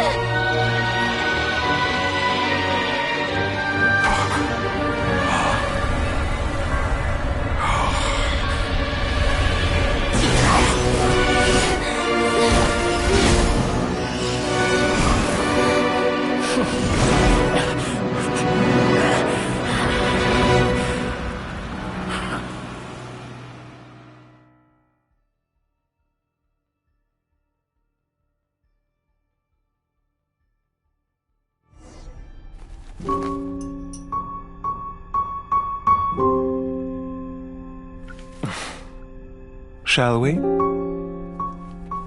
Where were we? I was suggesting that you needn't perform when signing a contract. You're only sitting here because your bank demanded an evaluation of the trustee. So you told a story about a young scholar from a merchant family in Sumeru? I told a compelling tale, didn't I? The post-expulsion story is far more captivating. The human experiments or the elixir of immortality? The part where you die.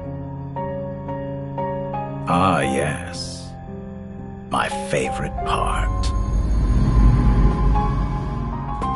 The 35-year-old Segment thought of himself as Dottore, reserving the name Zandik for the original specimen.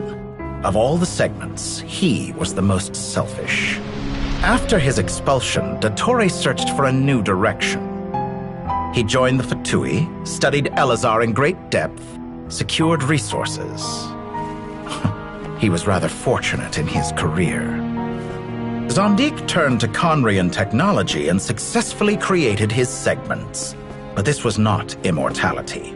Even with backup segments, his body would still age. Still, thanks to Snezhnaya, Zandik found the ideal base for his experiments. Then a perfect partnership materialized at a crucial moment. The year that both parties realized they needed more time. Fortunately, Zandik succeeded.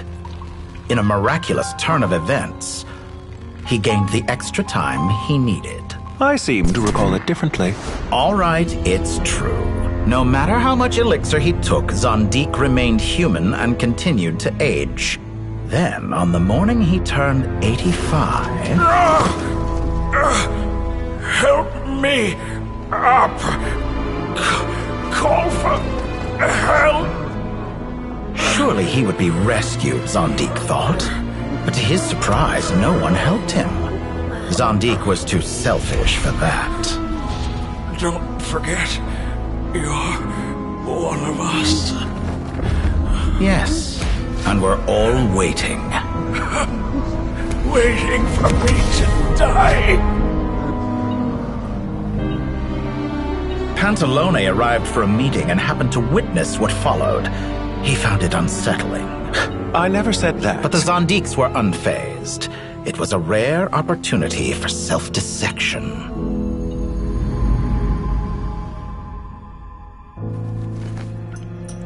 What does all that have to do with you depositing your data at Northland Bank? It has made me cherish my time in this world all the more. Fair enough. So you do have a sense of self-preservation.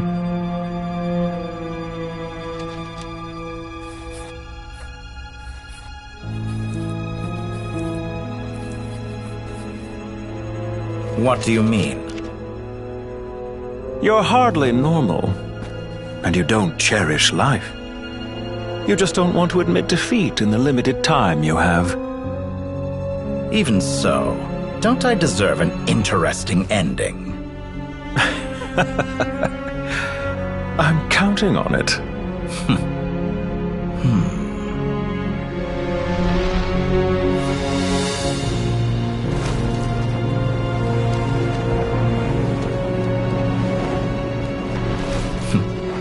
If nothing else, I expect my funeral will be a grand affair indeed.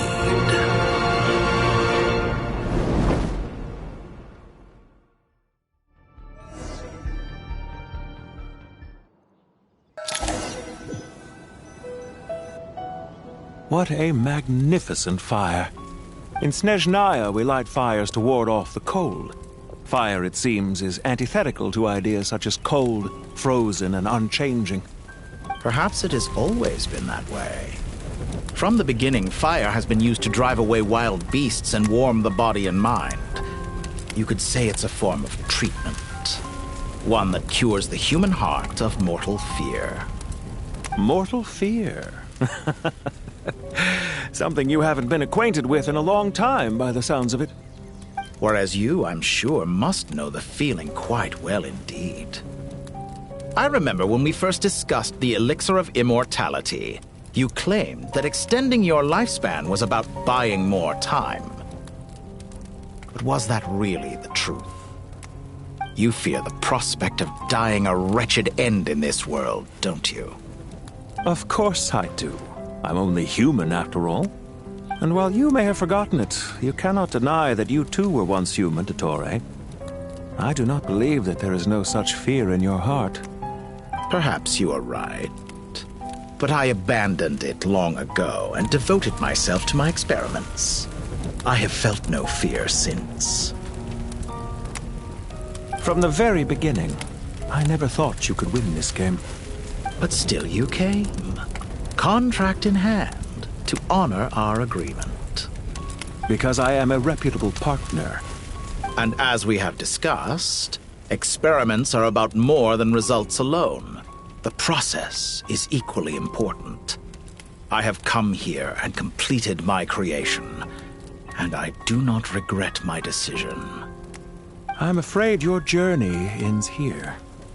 After I die, there will be no one to make the elixir of immortality, and your remaining stock will only last a few more years. How then will you prove that you didn't perish in this incident alongside everyone else? When I feel optimistic about market environments, I never forcibly adjust them. They have their own direction. And I myself am one such environment. I have been quite particular about many things in my life. But where the manner of my death is concerned, I choose not to be. You make yourself sound so magnanimous. Oh, but I am. And I hope you will be too. It may have been a long time since anyone told you this, Dottore, but I recognize that you are a truly rare talent. Ha! I can see it. The experiment in blasphemy that I've been performing all this time. It has been a long process, and I do not care about the results as much as people might imagine. If the very goal of your experiment was to explore infinite possibilities, then there was never any reason for it to end. Indeed. Yet now, the experiment has officially drawn to a close.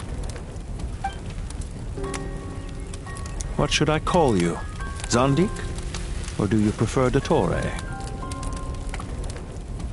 Suit yourself. Goodbye, Feofan. This time, that's what it truly is. And don't I know it? Goodbye, Zandik.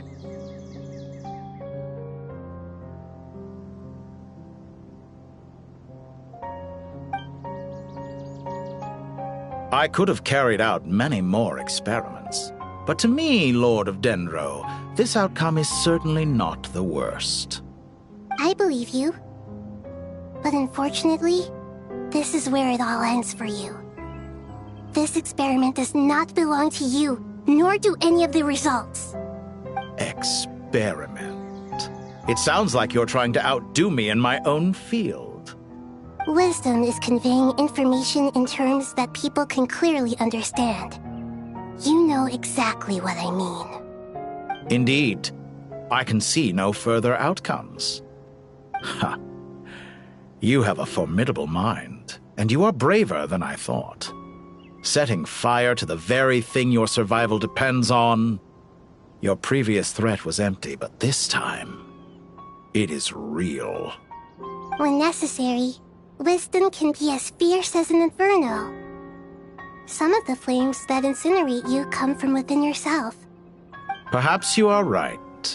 You see what lies at the bottom of the human heart, and that is your wisdom. Here is where your journey comes to an end. All that is yet unknown belongs to those of us who will carry on living. It seems I have unwittingly been your arch-enemy all along. But now, it's all over. I do not deny your intelligence. But what you refer to as experiments, I would never describe in those terms. They are events that take place in the real world, and they are so much more than mere data. Goodbye. We will never meet again.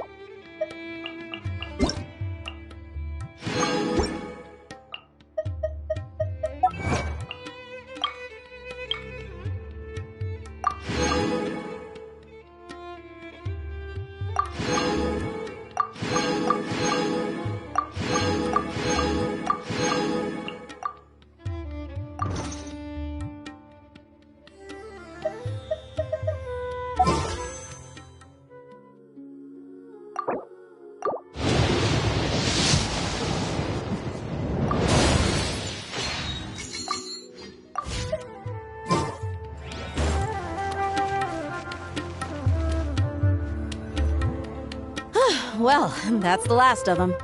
Everyone on the list is already back where they should be. It was a long, hard road, but we finally finished escorting everyone back. I just pray that we'll never need to leave again. I hope we can stay here forever in this peaceful paradise of our own choosing. Paradise. In the annals of the Temple of Silence, that word carries great significance. It represents the hopes and desires of the gods. Their longing for a place to rest. I wouldn't think gods need such a place. People always think they're the only ones who can lose their homes. They forget that gods too need a place to reside. As the Goat King once said, "A god without his people shall cease to exist." Gods need their believers every bit as much as their believers need them. Only we can truly understand how much the desert faith has faded over the centuries. But we still talk about the gods as though they're part of our lives. Given the myriad ways in which gods and humans interact, I'd say they really are. How else could Dunyarzad consider the Dendro Archon a friend? Well, that sounds about right to me. Describing them as friends sure makes us feel a whole lot closer. If you told me a few years back that I'd have this many friends, I'd have called you a liar. Belief is a choice, just like friendship. We've made our choices through battle. The right ones, wouldn't you say? I'll be heading back to the Temple of Silence. I heard the Goat King and the Ibis King decided to pay us a visit. How about you? It's back to Aru Village for us. Still plenty of supplies to distribute and people to help. Until next time, old friend. As long as you can find the time, you're always welcome to visit us in Aru Village. Right back at you. Make sure to drop by the Temple of Silence the next time you're free. Word is that 2 of the other 7 pillars, Shezapank and Bennu, might also be dropping by. Since you're wearing the symbols of their power, it'd only be fitting if you came to see them for yourselves. Dropping by? That makes it sound like they're visiting a neighbor's home. Well, the temple was founded by Hermanubis, so I guess to them, that's exactly what it is. Guess that's true. All right. We'll make sure to find time to stop by. Stay safe on your journey home. I will.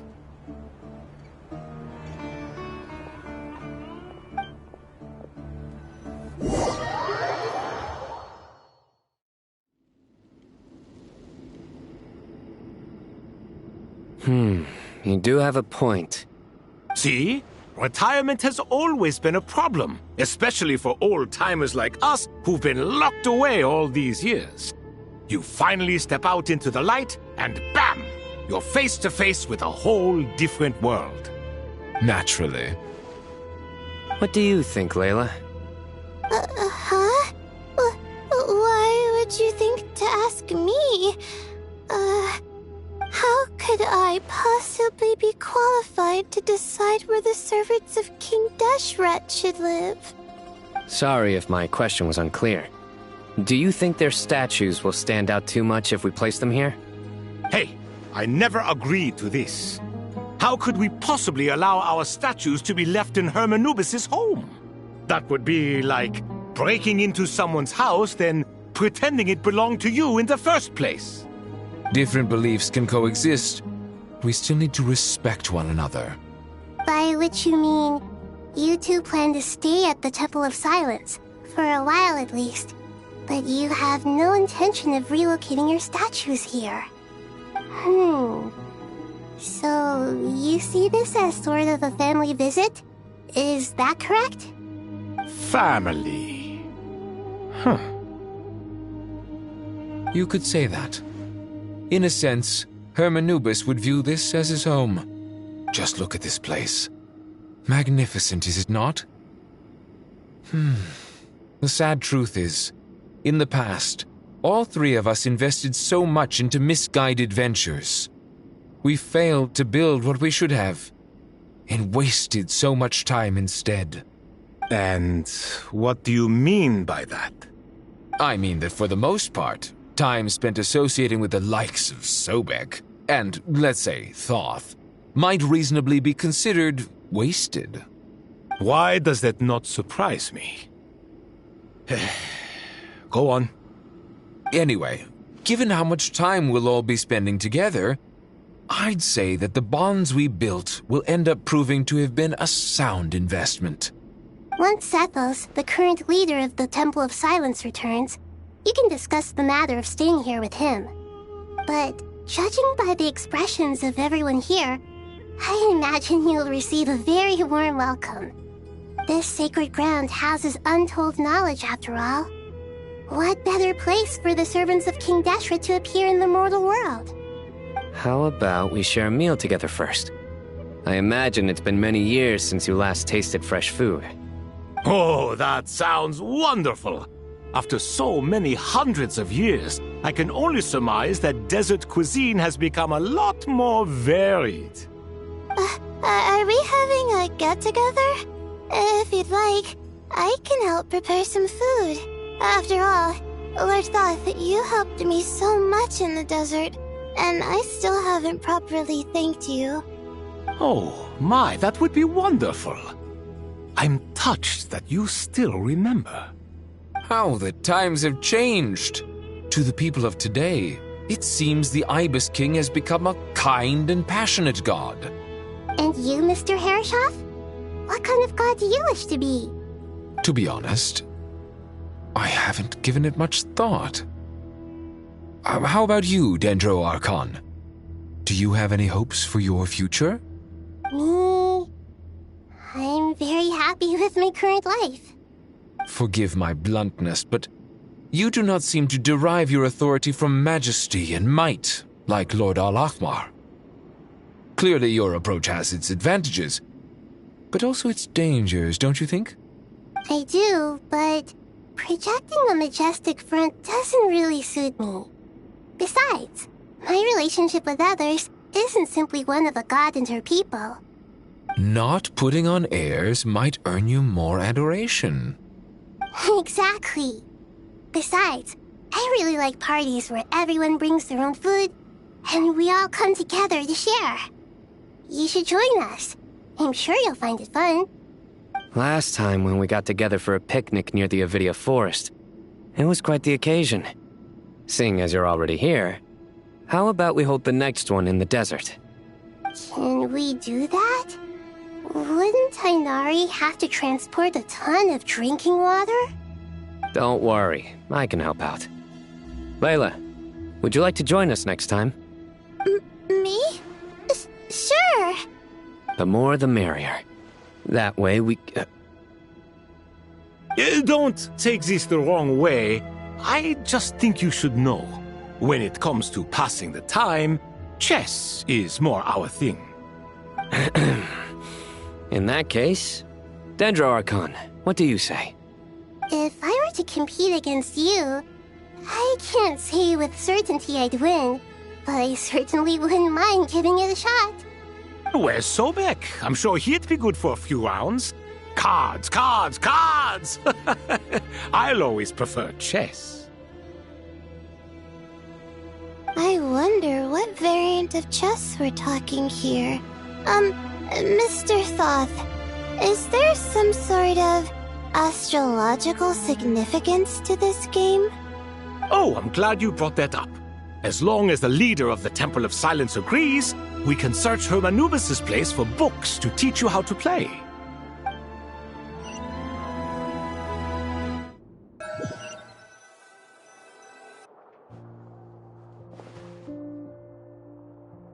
Such devastation visited on Sumeru City. So many houses destroyed or damaged in the fighting. Who could have foreseen this? Look at all of this. It's going to take me forever to tidy up. I suppose living below the academia doesn't always work out to your advantage. I would have thought a little appreciation of my sincerity and effort in helping to clean up this mess might be in order. Helping? Effort? This is your house! Of course you should be putting in the effort! If anything, I'm the one who's helping! So you see yourself as just a helper in this situation. I must admit, I'm rather shocked. If you're trying to say that since I live here too, I have an obligation to tidy up, fine, I suppose I do. Wait a second, stop changing the subject! Nevertheless... In the wake of a great storm, a missing roof is a predictable inconvenience. Can you stop making it seem like I care more about this house than you do? Doesn't it upset you at all to see your home in this state? I won't pretend it's ideal, but that's no reason to be upset. This is the roof over your head, your shelter from the cold. The furniture is scattered, the paintings have fallen off the walls, the windows are shattered. Don't you feel even a little disheartened? The way I see it, these problems are easily solved. Ugh, this is precisely why I hate talking to you about sentimental things. It's like banging my head against a wall. You simply don't understand just how much work goes into making a proper home. It sounds like this is causing you a lot of anguish. You mean the house or the paintings? I mean your sentimentality. Oh, well, yes. But I'd rather not dwell on such things right now. Generally speaking, when anguish becomes the norm, people usually make an attempt to improve their situation. But there are so many people and things in life that are difficult to change. It's not like you can force them. Besides, anguish can be a source of inspiration, and I'm not sure I could break my reliance on it. I'm glad you're able to make yourself think like that. What kind of a response is that? I was stating a profound truth about the very nature of art. Suffering is the cradle of all creation. Even you can't deny that. And I wasn't trying to. I'm just happy for you. Pure and simple. Can't you tell? Happy about what? Happy that you can always find an answer that backs up your views. You... More often than not, life is a process of running into problems and then searching for answers. Yours more than most. Not everyone's so good at justifying things to themselves. It's something that you've been steadily mastering. Huh. What about you, then? What skills have you been mastering lately? Pass me that box. Huh? Okay. You may consider this my progress on the path to mastery. What? Wait a second. Isn't that box mine? Hey, it is!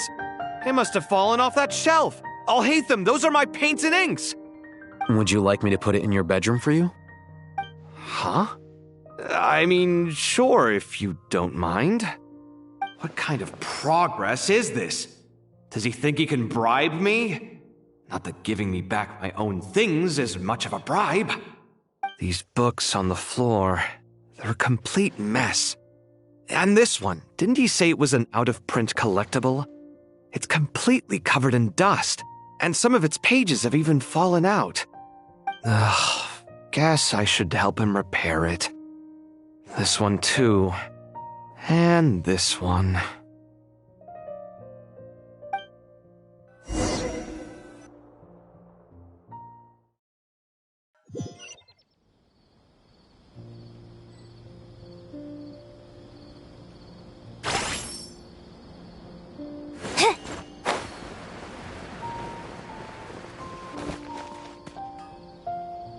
Local subterbeasts, imported goods, such a bright future ahead. I can picture the Mora just rolling in.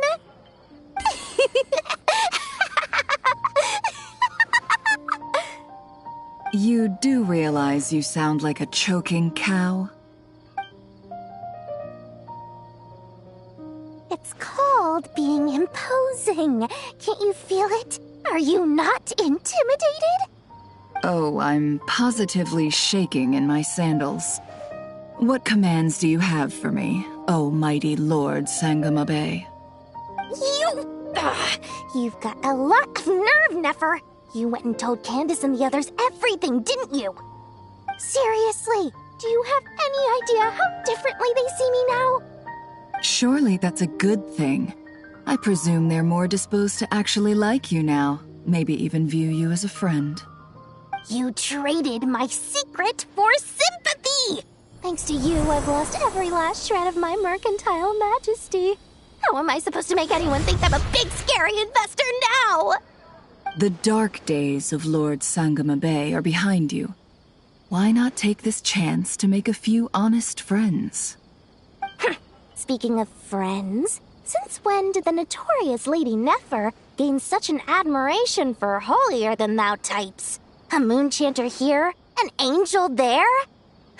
Who'd have thought it? A coming together of fates, nothing more. No need to throw around accusations of admiration. Forget it. You're right about one thing at least. Making friends is never a bad thing for a merchant. So, I really took a loss this time.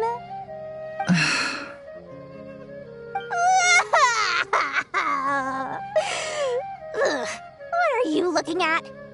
I'm trying to see if you're really crying or if those are just crocodile tears. A little birdie told me that when Lord Sangama Bay makes money, the tears flow from the center of her eyes. But when she loses it, they flow from the corners. Which is it this time? Ugh, you are so annoying. I'm not talking to you anymore. Nefer, thank goodness you're here. I've been looking everywhere for you. Huh? Well. If it isn't the House of Dana's very own librarian. What can I offer you today, Miss Katayun? Oh, no, I'm not here to buy. I'm here to bring Lady Nefer a book, and a fascinating one at that. We agreed to meet at the entrance to the mausoleum of King Deshret. One more thing, I bought this copy with my own money. It's not borrowed. Reasoning knows not time of day, but suspense always follows a blizzard. That's quite the mouthful. Huh? Isn't that the one that... It was all the rage for a while. People throughout the city were clamoring to get their hands on a copy. The names inside were all circled. Everyone thought it was a riddle. Don't bring up that book in my presence. I don't even want to hear its name. That thing was nothing but a scam. Surprisingly enough, I've actually heard of this book, though it doesn't seem of much consequence. So, what truth lies behind it? You're from the Vahumana and you're asking me what the truth is? I'd say the actual truth was about the least important part of the whole episode. I brought you this book because it probably has the most interesting backstory of any in the House of Dana's collection, at least in recent years. As for its quality, well, you can judge that for yourself. Don't tell me it's actually any good. You may not know this, Lord Sangama Bay, but Lady Nefer has a fondness for books with... how should I put this? Mixed reviews? No eye for good literature, huh?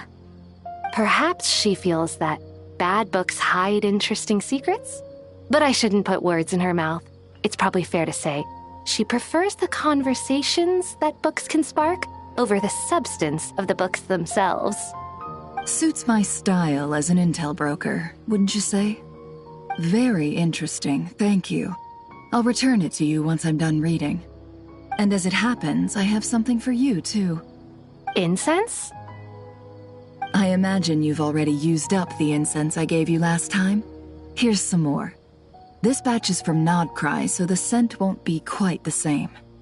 Well, actually, I've been saving the incense you gave me.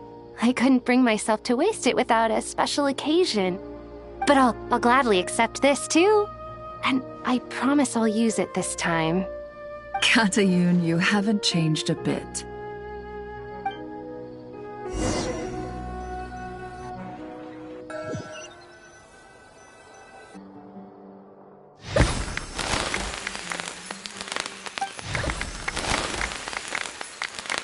Congratulations, Kale.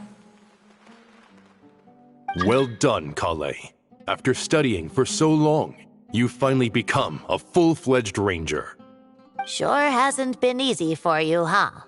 This really is fantastic news. All grown up. No longer a trainee, but an official forest ranger. Oh, the next step is to secure tenure in the academia.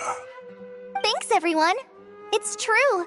I'm an official forest ranger now. Master Tainari, thank you for your guidance and support. I wish Mr. Sino were here so I could thank him too. Sino had a matter to attend to at the Temple of Silence. I don't imagine he'll be back for some time. But don't worry, we can celebrate together once he's finished. I'm afraid the party will have to wait.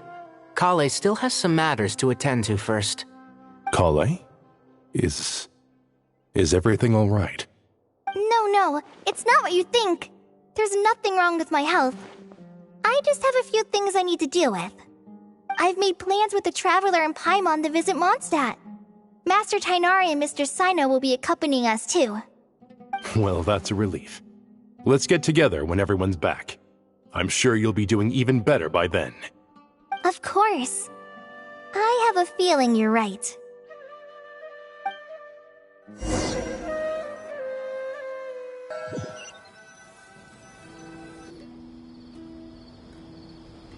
Phew! After all that catching up on sleep and food, Paimon's feeling full of vim and vigor again. For someone who spends so much time resting, your recovery routine is surprisingly simple. Hey! Paimon's been working her butt off too, you know. She flew all over the city helping everyone out. Don't worry. I saw how hard you worked. All right. We all know you're the most hardworking person in Teyvat. As long as you're rested and full, that's what really matters. Paimon's been looking around the place, and it seems like the city's already on the mend. But Paimon's been wondering how Nahida's doing. We should check in on her.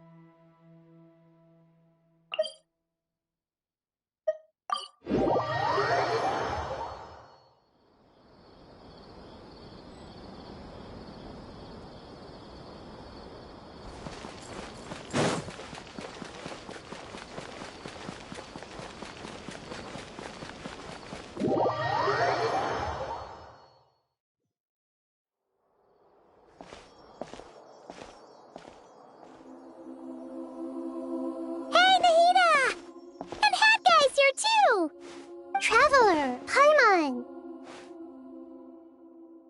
What's going on here? Nothing much.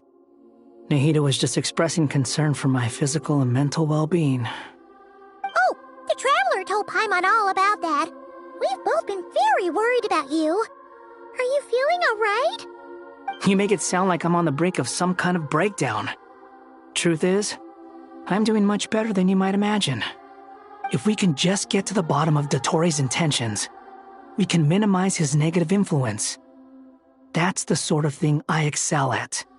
Just listen to that newfound optimism. It seems like having you enroll in the Bahumana was a truly inspired move. I can really see the positive influence. Observe, a classic Sumero specialty. Chalking everything up to education and learning. To be honest, even I can sense the change in you. Everything Dottori said to you was a way to manipulate your mind. Fortunately, you're no longer under his sway. Can someone as old as me really continue to grow? If it helps, just think of yourself as a late bloomer. It's all a matter of phrasing, and it comes down to what standards you measure yourself by. For a puppet, developing at such an age is perfectly normal. But if you choose to call yourself a late bloomer, it sounds more like you consider yourself human. However you see yourself, well done. All right, I see what you mean. Anyway, what's your next step? What else can I do but complete my current courses? Everything else can wait. Anyway, that's enough chit-chat. there are still things in the city I need to help out with. I'll be heading there now.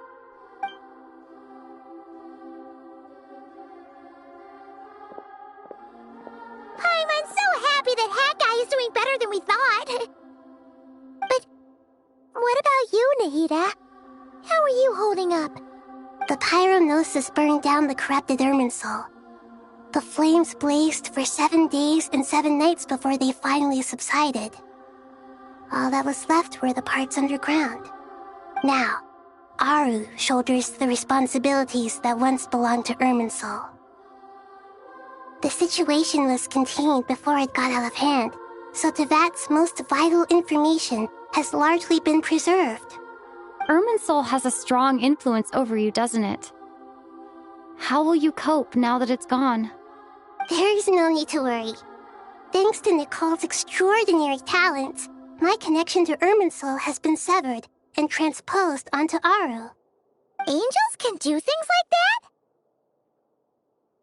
They can. Such abilities are precisely what makes them so powerful.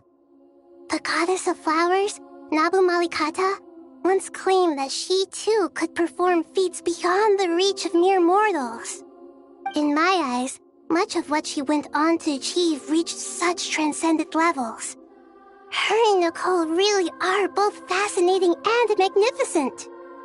So, does that mean your situation is stable now?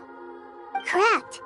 Just imagine that Aru has become the new Irminsul, and the essence of my existence has been bound to it. The wisdom of Sumeru has ultimately converged into a single, unified entity. Should we ascribe this all to fate, or is it merely fortune? Whatever it is, the important thing is that you're okay, Nahida. Dendro Archon, Lesser Lord Kusanali. Oh, thank goodness you're here. Greetings, Traveler and Paimon.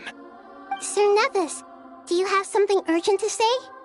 Yes, there's something I need to report. We've received a message from Snezhnaya.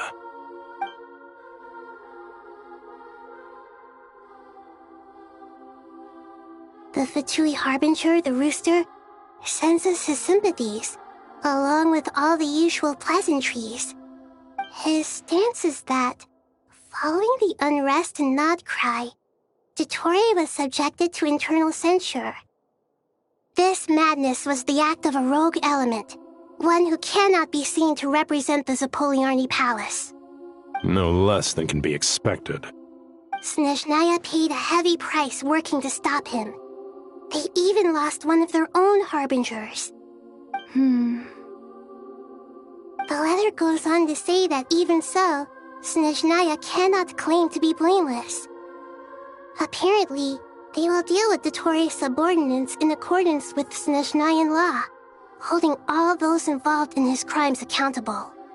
Additionally, they are supplying relief funds and supplies, which are already en route. They hope this will aid in Sumeru's reconstruction. Sounds like he's got an answer for everything. True, but as diplomatic rhetoric goes, it's highly effective. Completely watertight, both in logic and sentiment. This disaster has had a profound impact on Sumeru. There is much that I will keep in my heart. The matter of Dottore can be seen as settled for now. We are sure to cross paths again in the future, and in that light, Snezhnaya would do well to uphold their responsibilities and keep a tight rein over their actions. With Irminsul burned, the flow of fate now carries many more possibilities. I will be watching carefully. Perhaps we can move on to a less serious matter? Dendro Archon, will you eat with us once this matter is dealt with? Everyone wishes to celebrate together. Your presence would be most welcome. Of course! Junior Zod, Sino, and Hypatia all told me the same thing. If there isn't enough room for everyone, we can arrange back-to-back feasts. What a wonderful idea. That just leaves the question of what we should eat. Not more tomatoes, surely. More? Dendro Archon, what do you mean by more tomatoes? Those good friends of yours are always talking about tomatoes. Sometimes when I'm walking through the city, I can even hear them arguing in the fields. Since you see them so often, you must hear about tomatoes even more than I do. Tomatoes. Tomatoes. The word has a certain magic to it. Like the autumn fur of a sumpter beast swirling in the wind, sometimes flying up my nose. Tomatoes. What can we make with tomatoes? Wait, why tomatoes? Take your time, there's no need to rush. The traveler, Paimon, and I still have somewhere we need to visit. You'll have plenty of time to think it over before I return. Does this mean you're going to Natlan? Meet them there in person. It will require a long journey. I know. But this is necessary. I must go myself. Traveler, Paimon, we'll set off as soon as you're ready. Is that all right? Sure. We'll be ready whenever you are. You'll hear no objections from Paimon. We should grab some snacks along the way, though. It'll be just like going on a long holiday. Wonderful. I'm looking forward to this so much.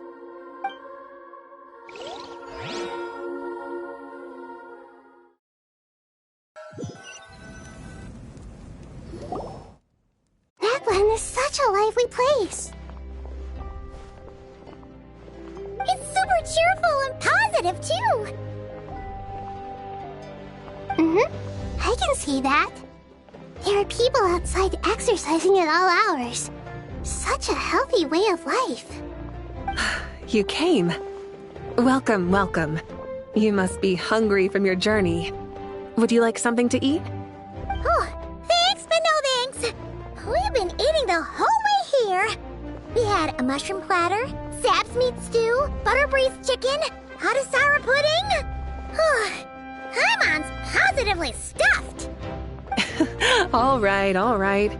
No need for all that detail. I'm starting to get hungry myself. Maybe later then. We can wait till everyone's got an appetite. Then I'll head out for a meal together. Sounds like a plan. Let's find somewhere to sit down.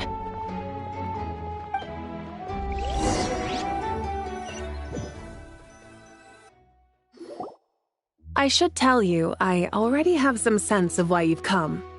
Why's that, Malika? To say thank you. Your senses are spot on. But on top of that, we also feel guilty. Because the pyronosis has vanished? I sensed its loss. Despite scouring through the remnants of Irminsul, we couldn't find any sign of the pyronosis.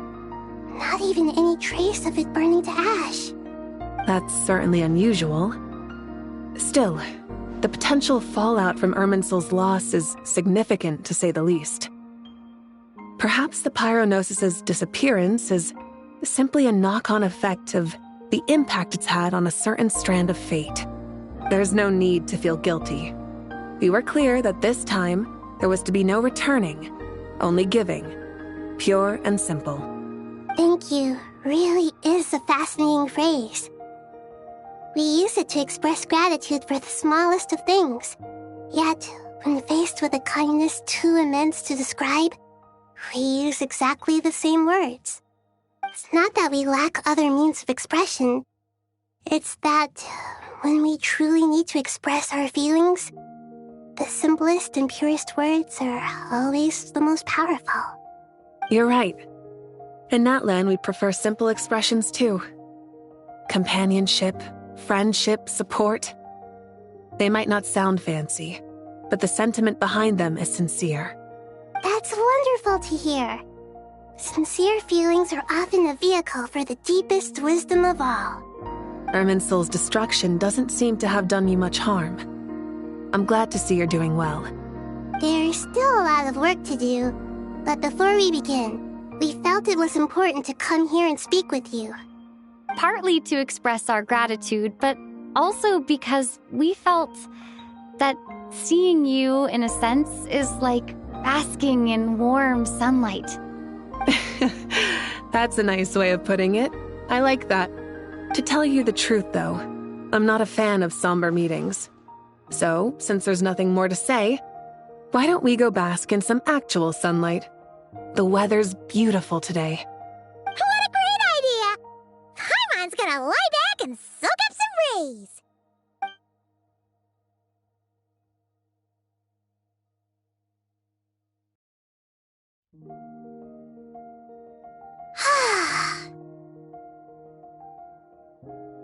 In that case, I think I'll lie down for a bit too before we head to our next stop. And where might that be? Mondstadt. Paimon and I are gonna head back there with Kale and the gang. Long ago, I sensed that the god remains inside Kali had come from the goddess of flowers, but I kept it a secret. Those remains weren't hurting Kali, not as she is now. They simply exist. Besides, I could sense a deep yearning within her.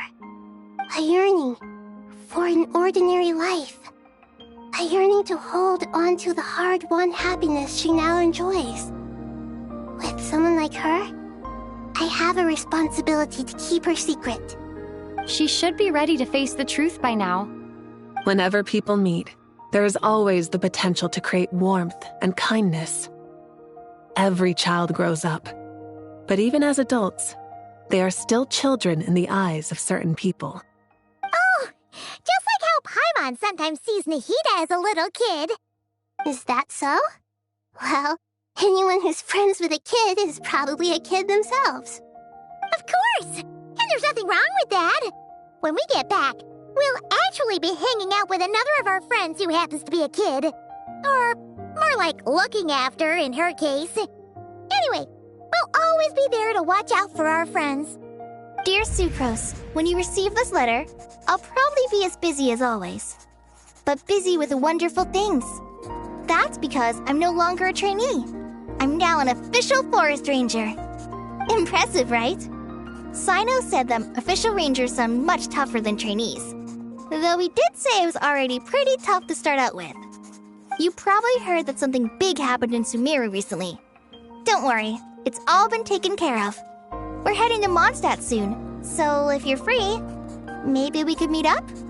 Plus, it's not just me, a few of us are going.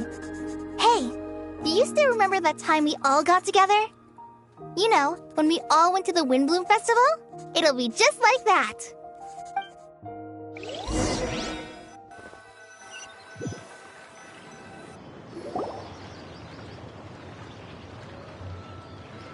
Dainari, is that... Don't you say it! Is that the great Vayu-Vyastra? Behold, the great Vayu-Vyastra, General Mahamatra. How times have changed. I wasn't expecting you to beat me to the punchline. You've changed. You've upped the aggression in your battle against Sino's jokes. Kale, how did you know what I was going to say? For the love of... Hey! Traveler! Paimon! You're right on time! I hope we haven't kept you waiting. Kale! Sucrose! It's been so long! How have you been? I've been well. Everything's going great. What about you? Are you still busy? Not at the moment. Oh, right! That juicer you gave us works amazing! Farzan loves it! Seriously? That's wonderful! I don't suppose you drew up a detailed test report. Oh, what fruits did you use? How's the texture of the final product? Sucrose, you might want to try asking your questions one at a time. Albedo! Paimon didn't see you there! It's been a while since all of us were together like this. How about we follow the same plan as last time? Good idea, my friend. You never disappoint. So, what are your identities this time? Don't remind him. First things first. Allow me to introduce our very own official Forest Ranger Kale. The rest of us are simply her humble travel companions. This sounds like one of those mushy stories that gets people hooked on some corny, heartwarming premise. Oh, is our story not heartwarming? If I recall correctly, there was even a scene like this in King of Invocations. Besides being heartwarming, our story's also about tough, impressive-sounding job titles. At least that's what I think.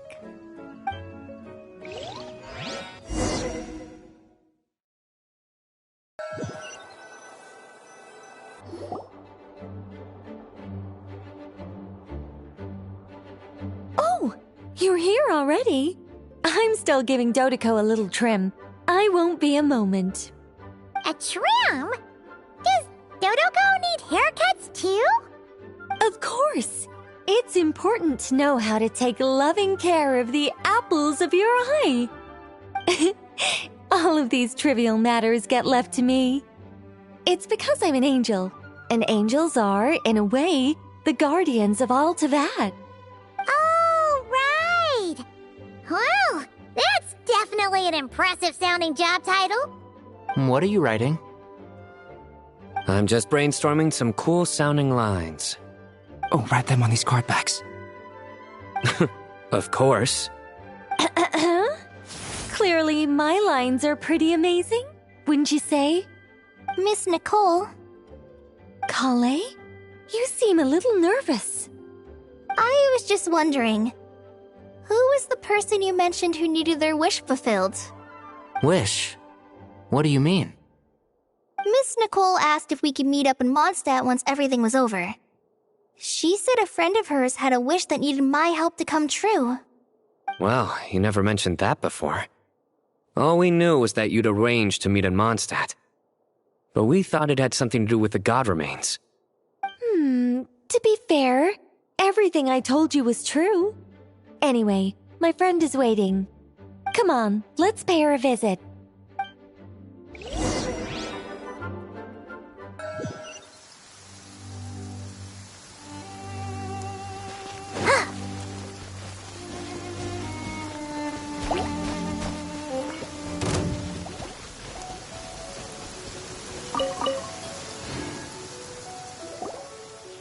Huh?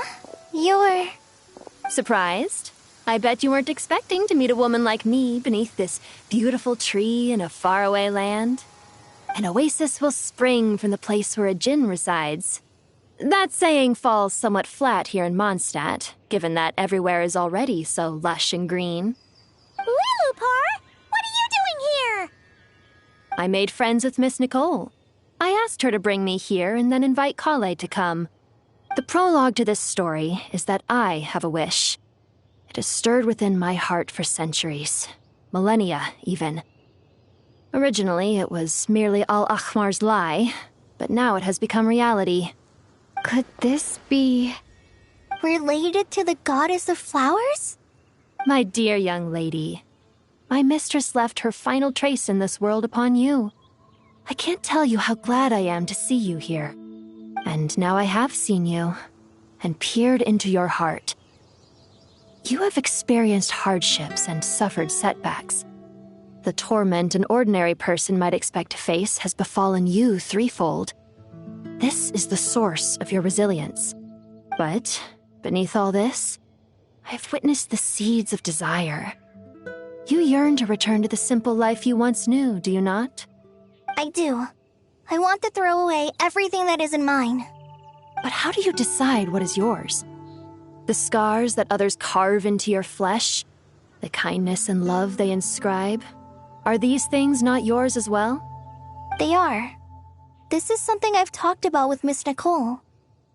Miss Nicole said I should learn how to adjust my standards. I just want to live as an ordinary human. Anything beyond that isn't mine. Don't you want anything from the remains of the goddess of flowers? She gave me a revelation once. I think that's already more than enough. In the past, you would not have possessed such a rich heart. Your brief life has taught you to hold on to everything good, to home in on kindness. How fascinating. You're nothing like Nabu Malikata, and you're certainly not her. Of course not. I'm not some great and powerful being, Miss Lilopar. Yet I am a Djinn. We exist because of the Lord of Flowers. We revere and love her. My wish is to see her one last time, to give everything for her. Kale, can you do this for me?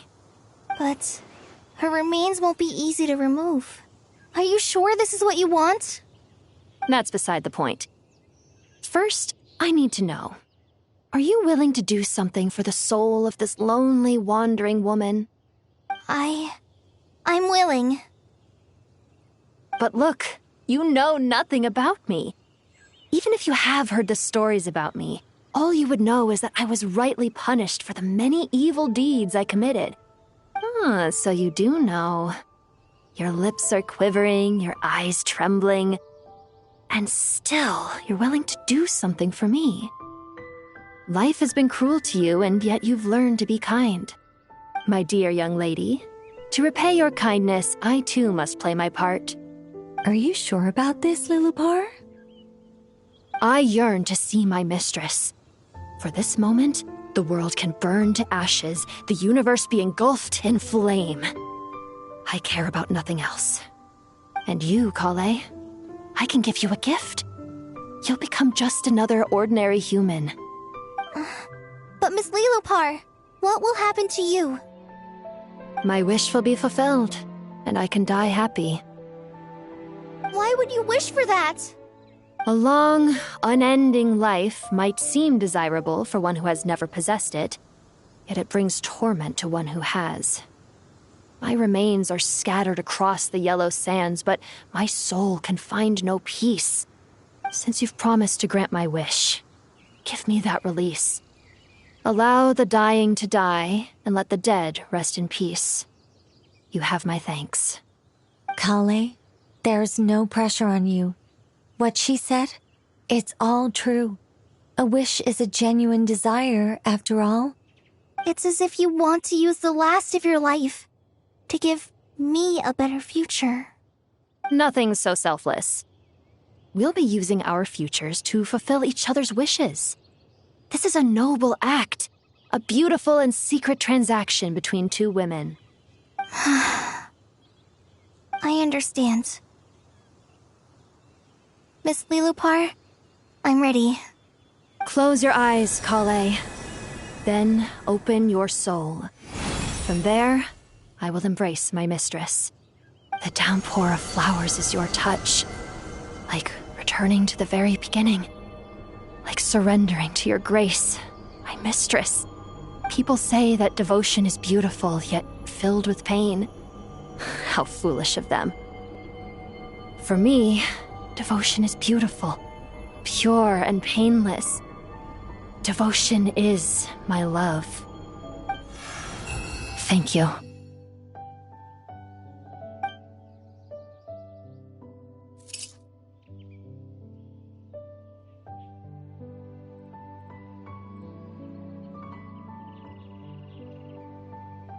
Lilopar! She disappeared? She left, carrying the blessing of flowers. Kale, are you alright? I'm fine. Now that the remains are gone, I don't actually feel any different at all. Those remains weren't hurting Kale. Not as she is now.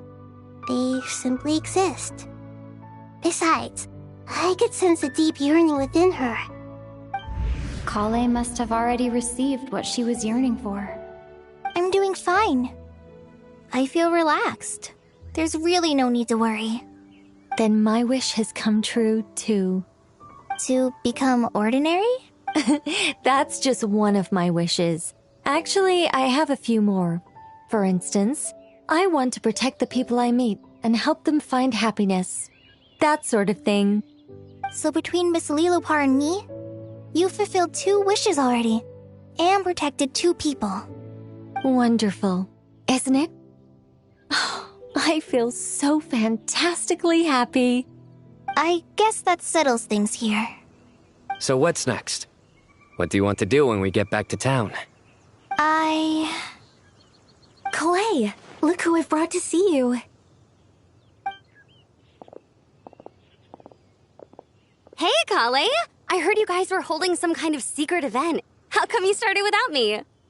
Huh? Oh no, it's nothing like that. We were just saying goodbye to an old friend. Really? Who? Me.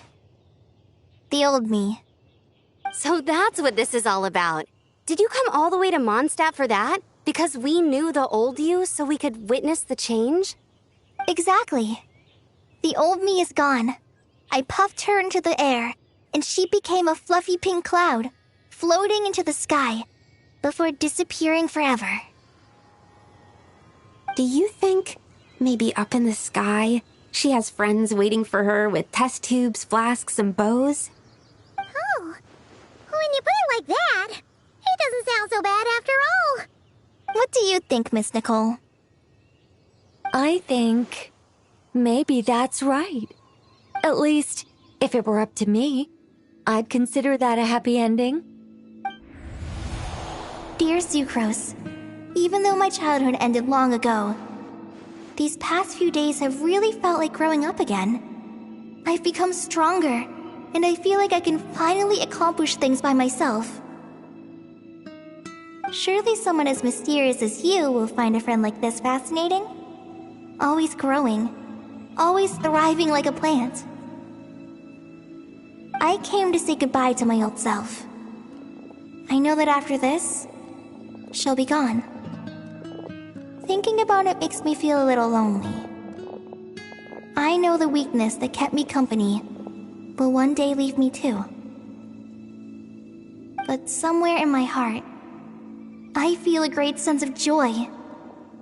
It feels like I've always wanted to take this step, to walk towards the new me.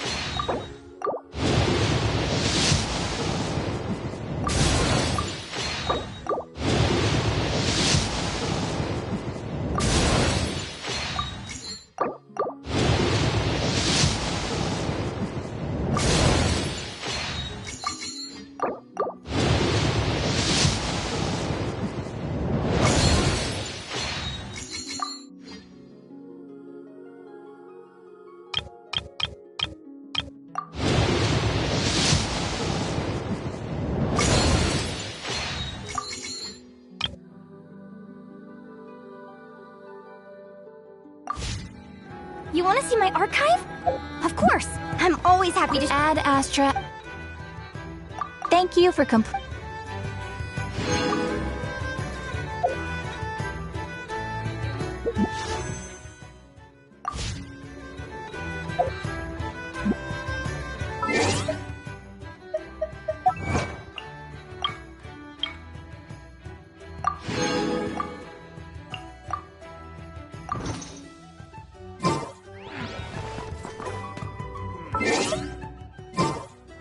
Holds nothing but promise for adventurers from all walks of life.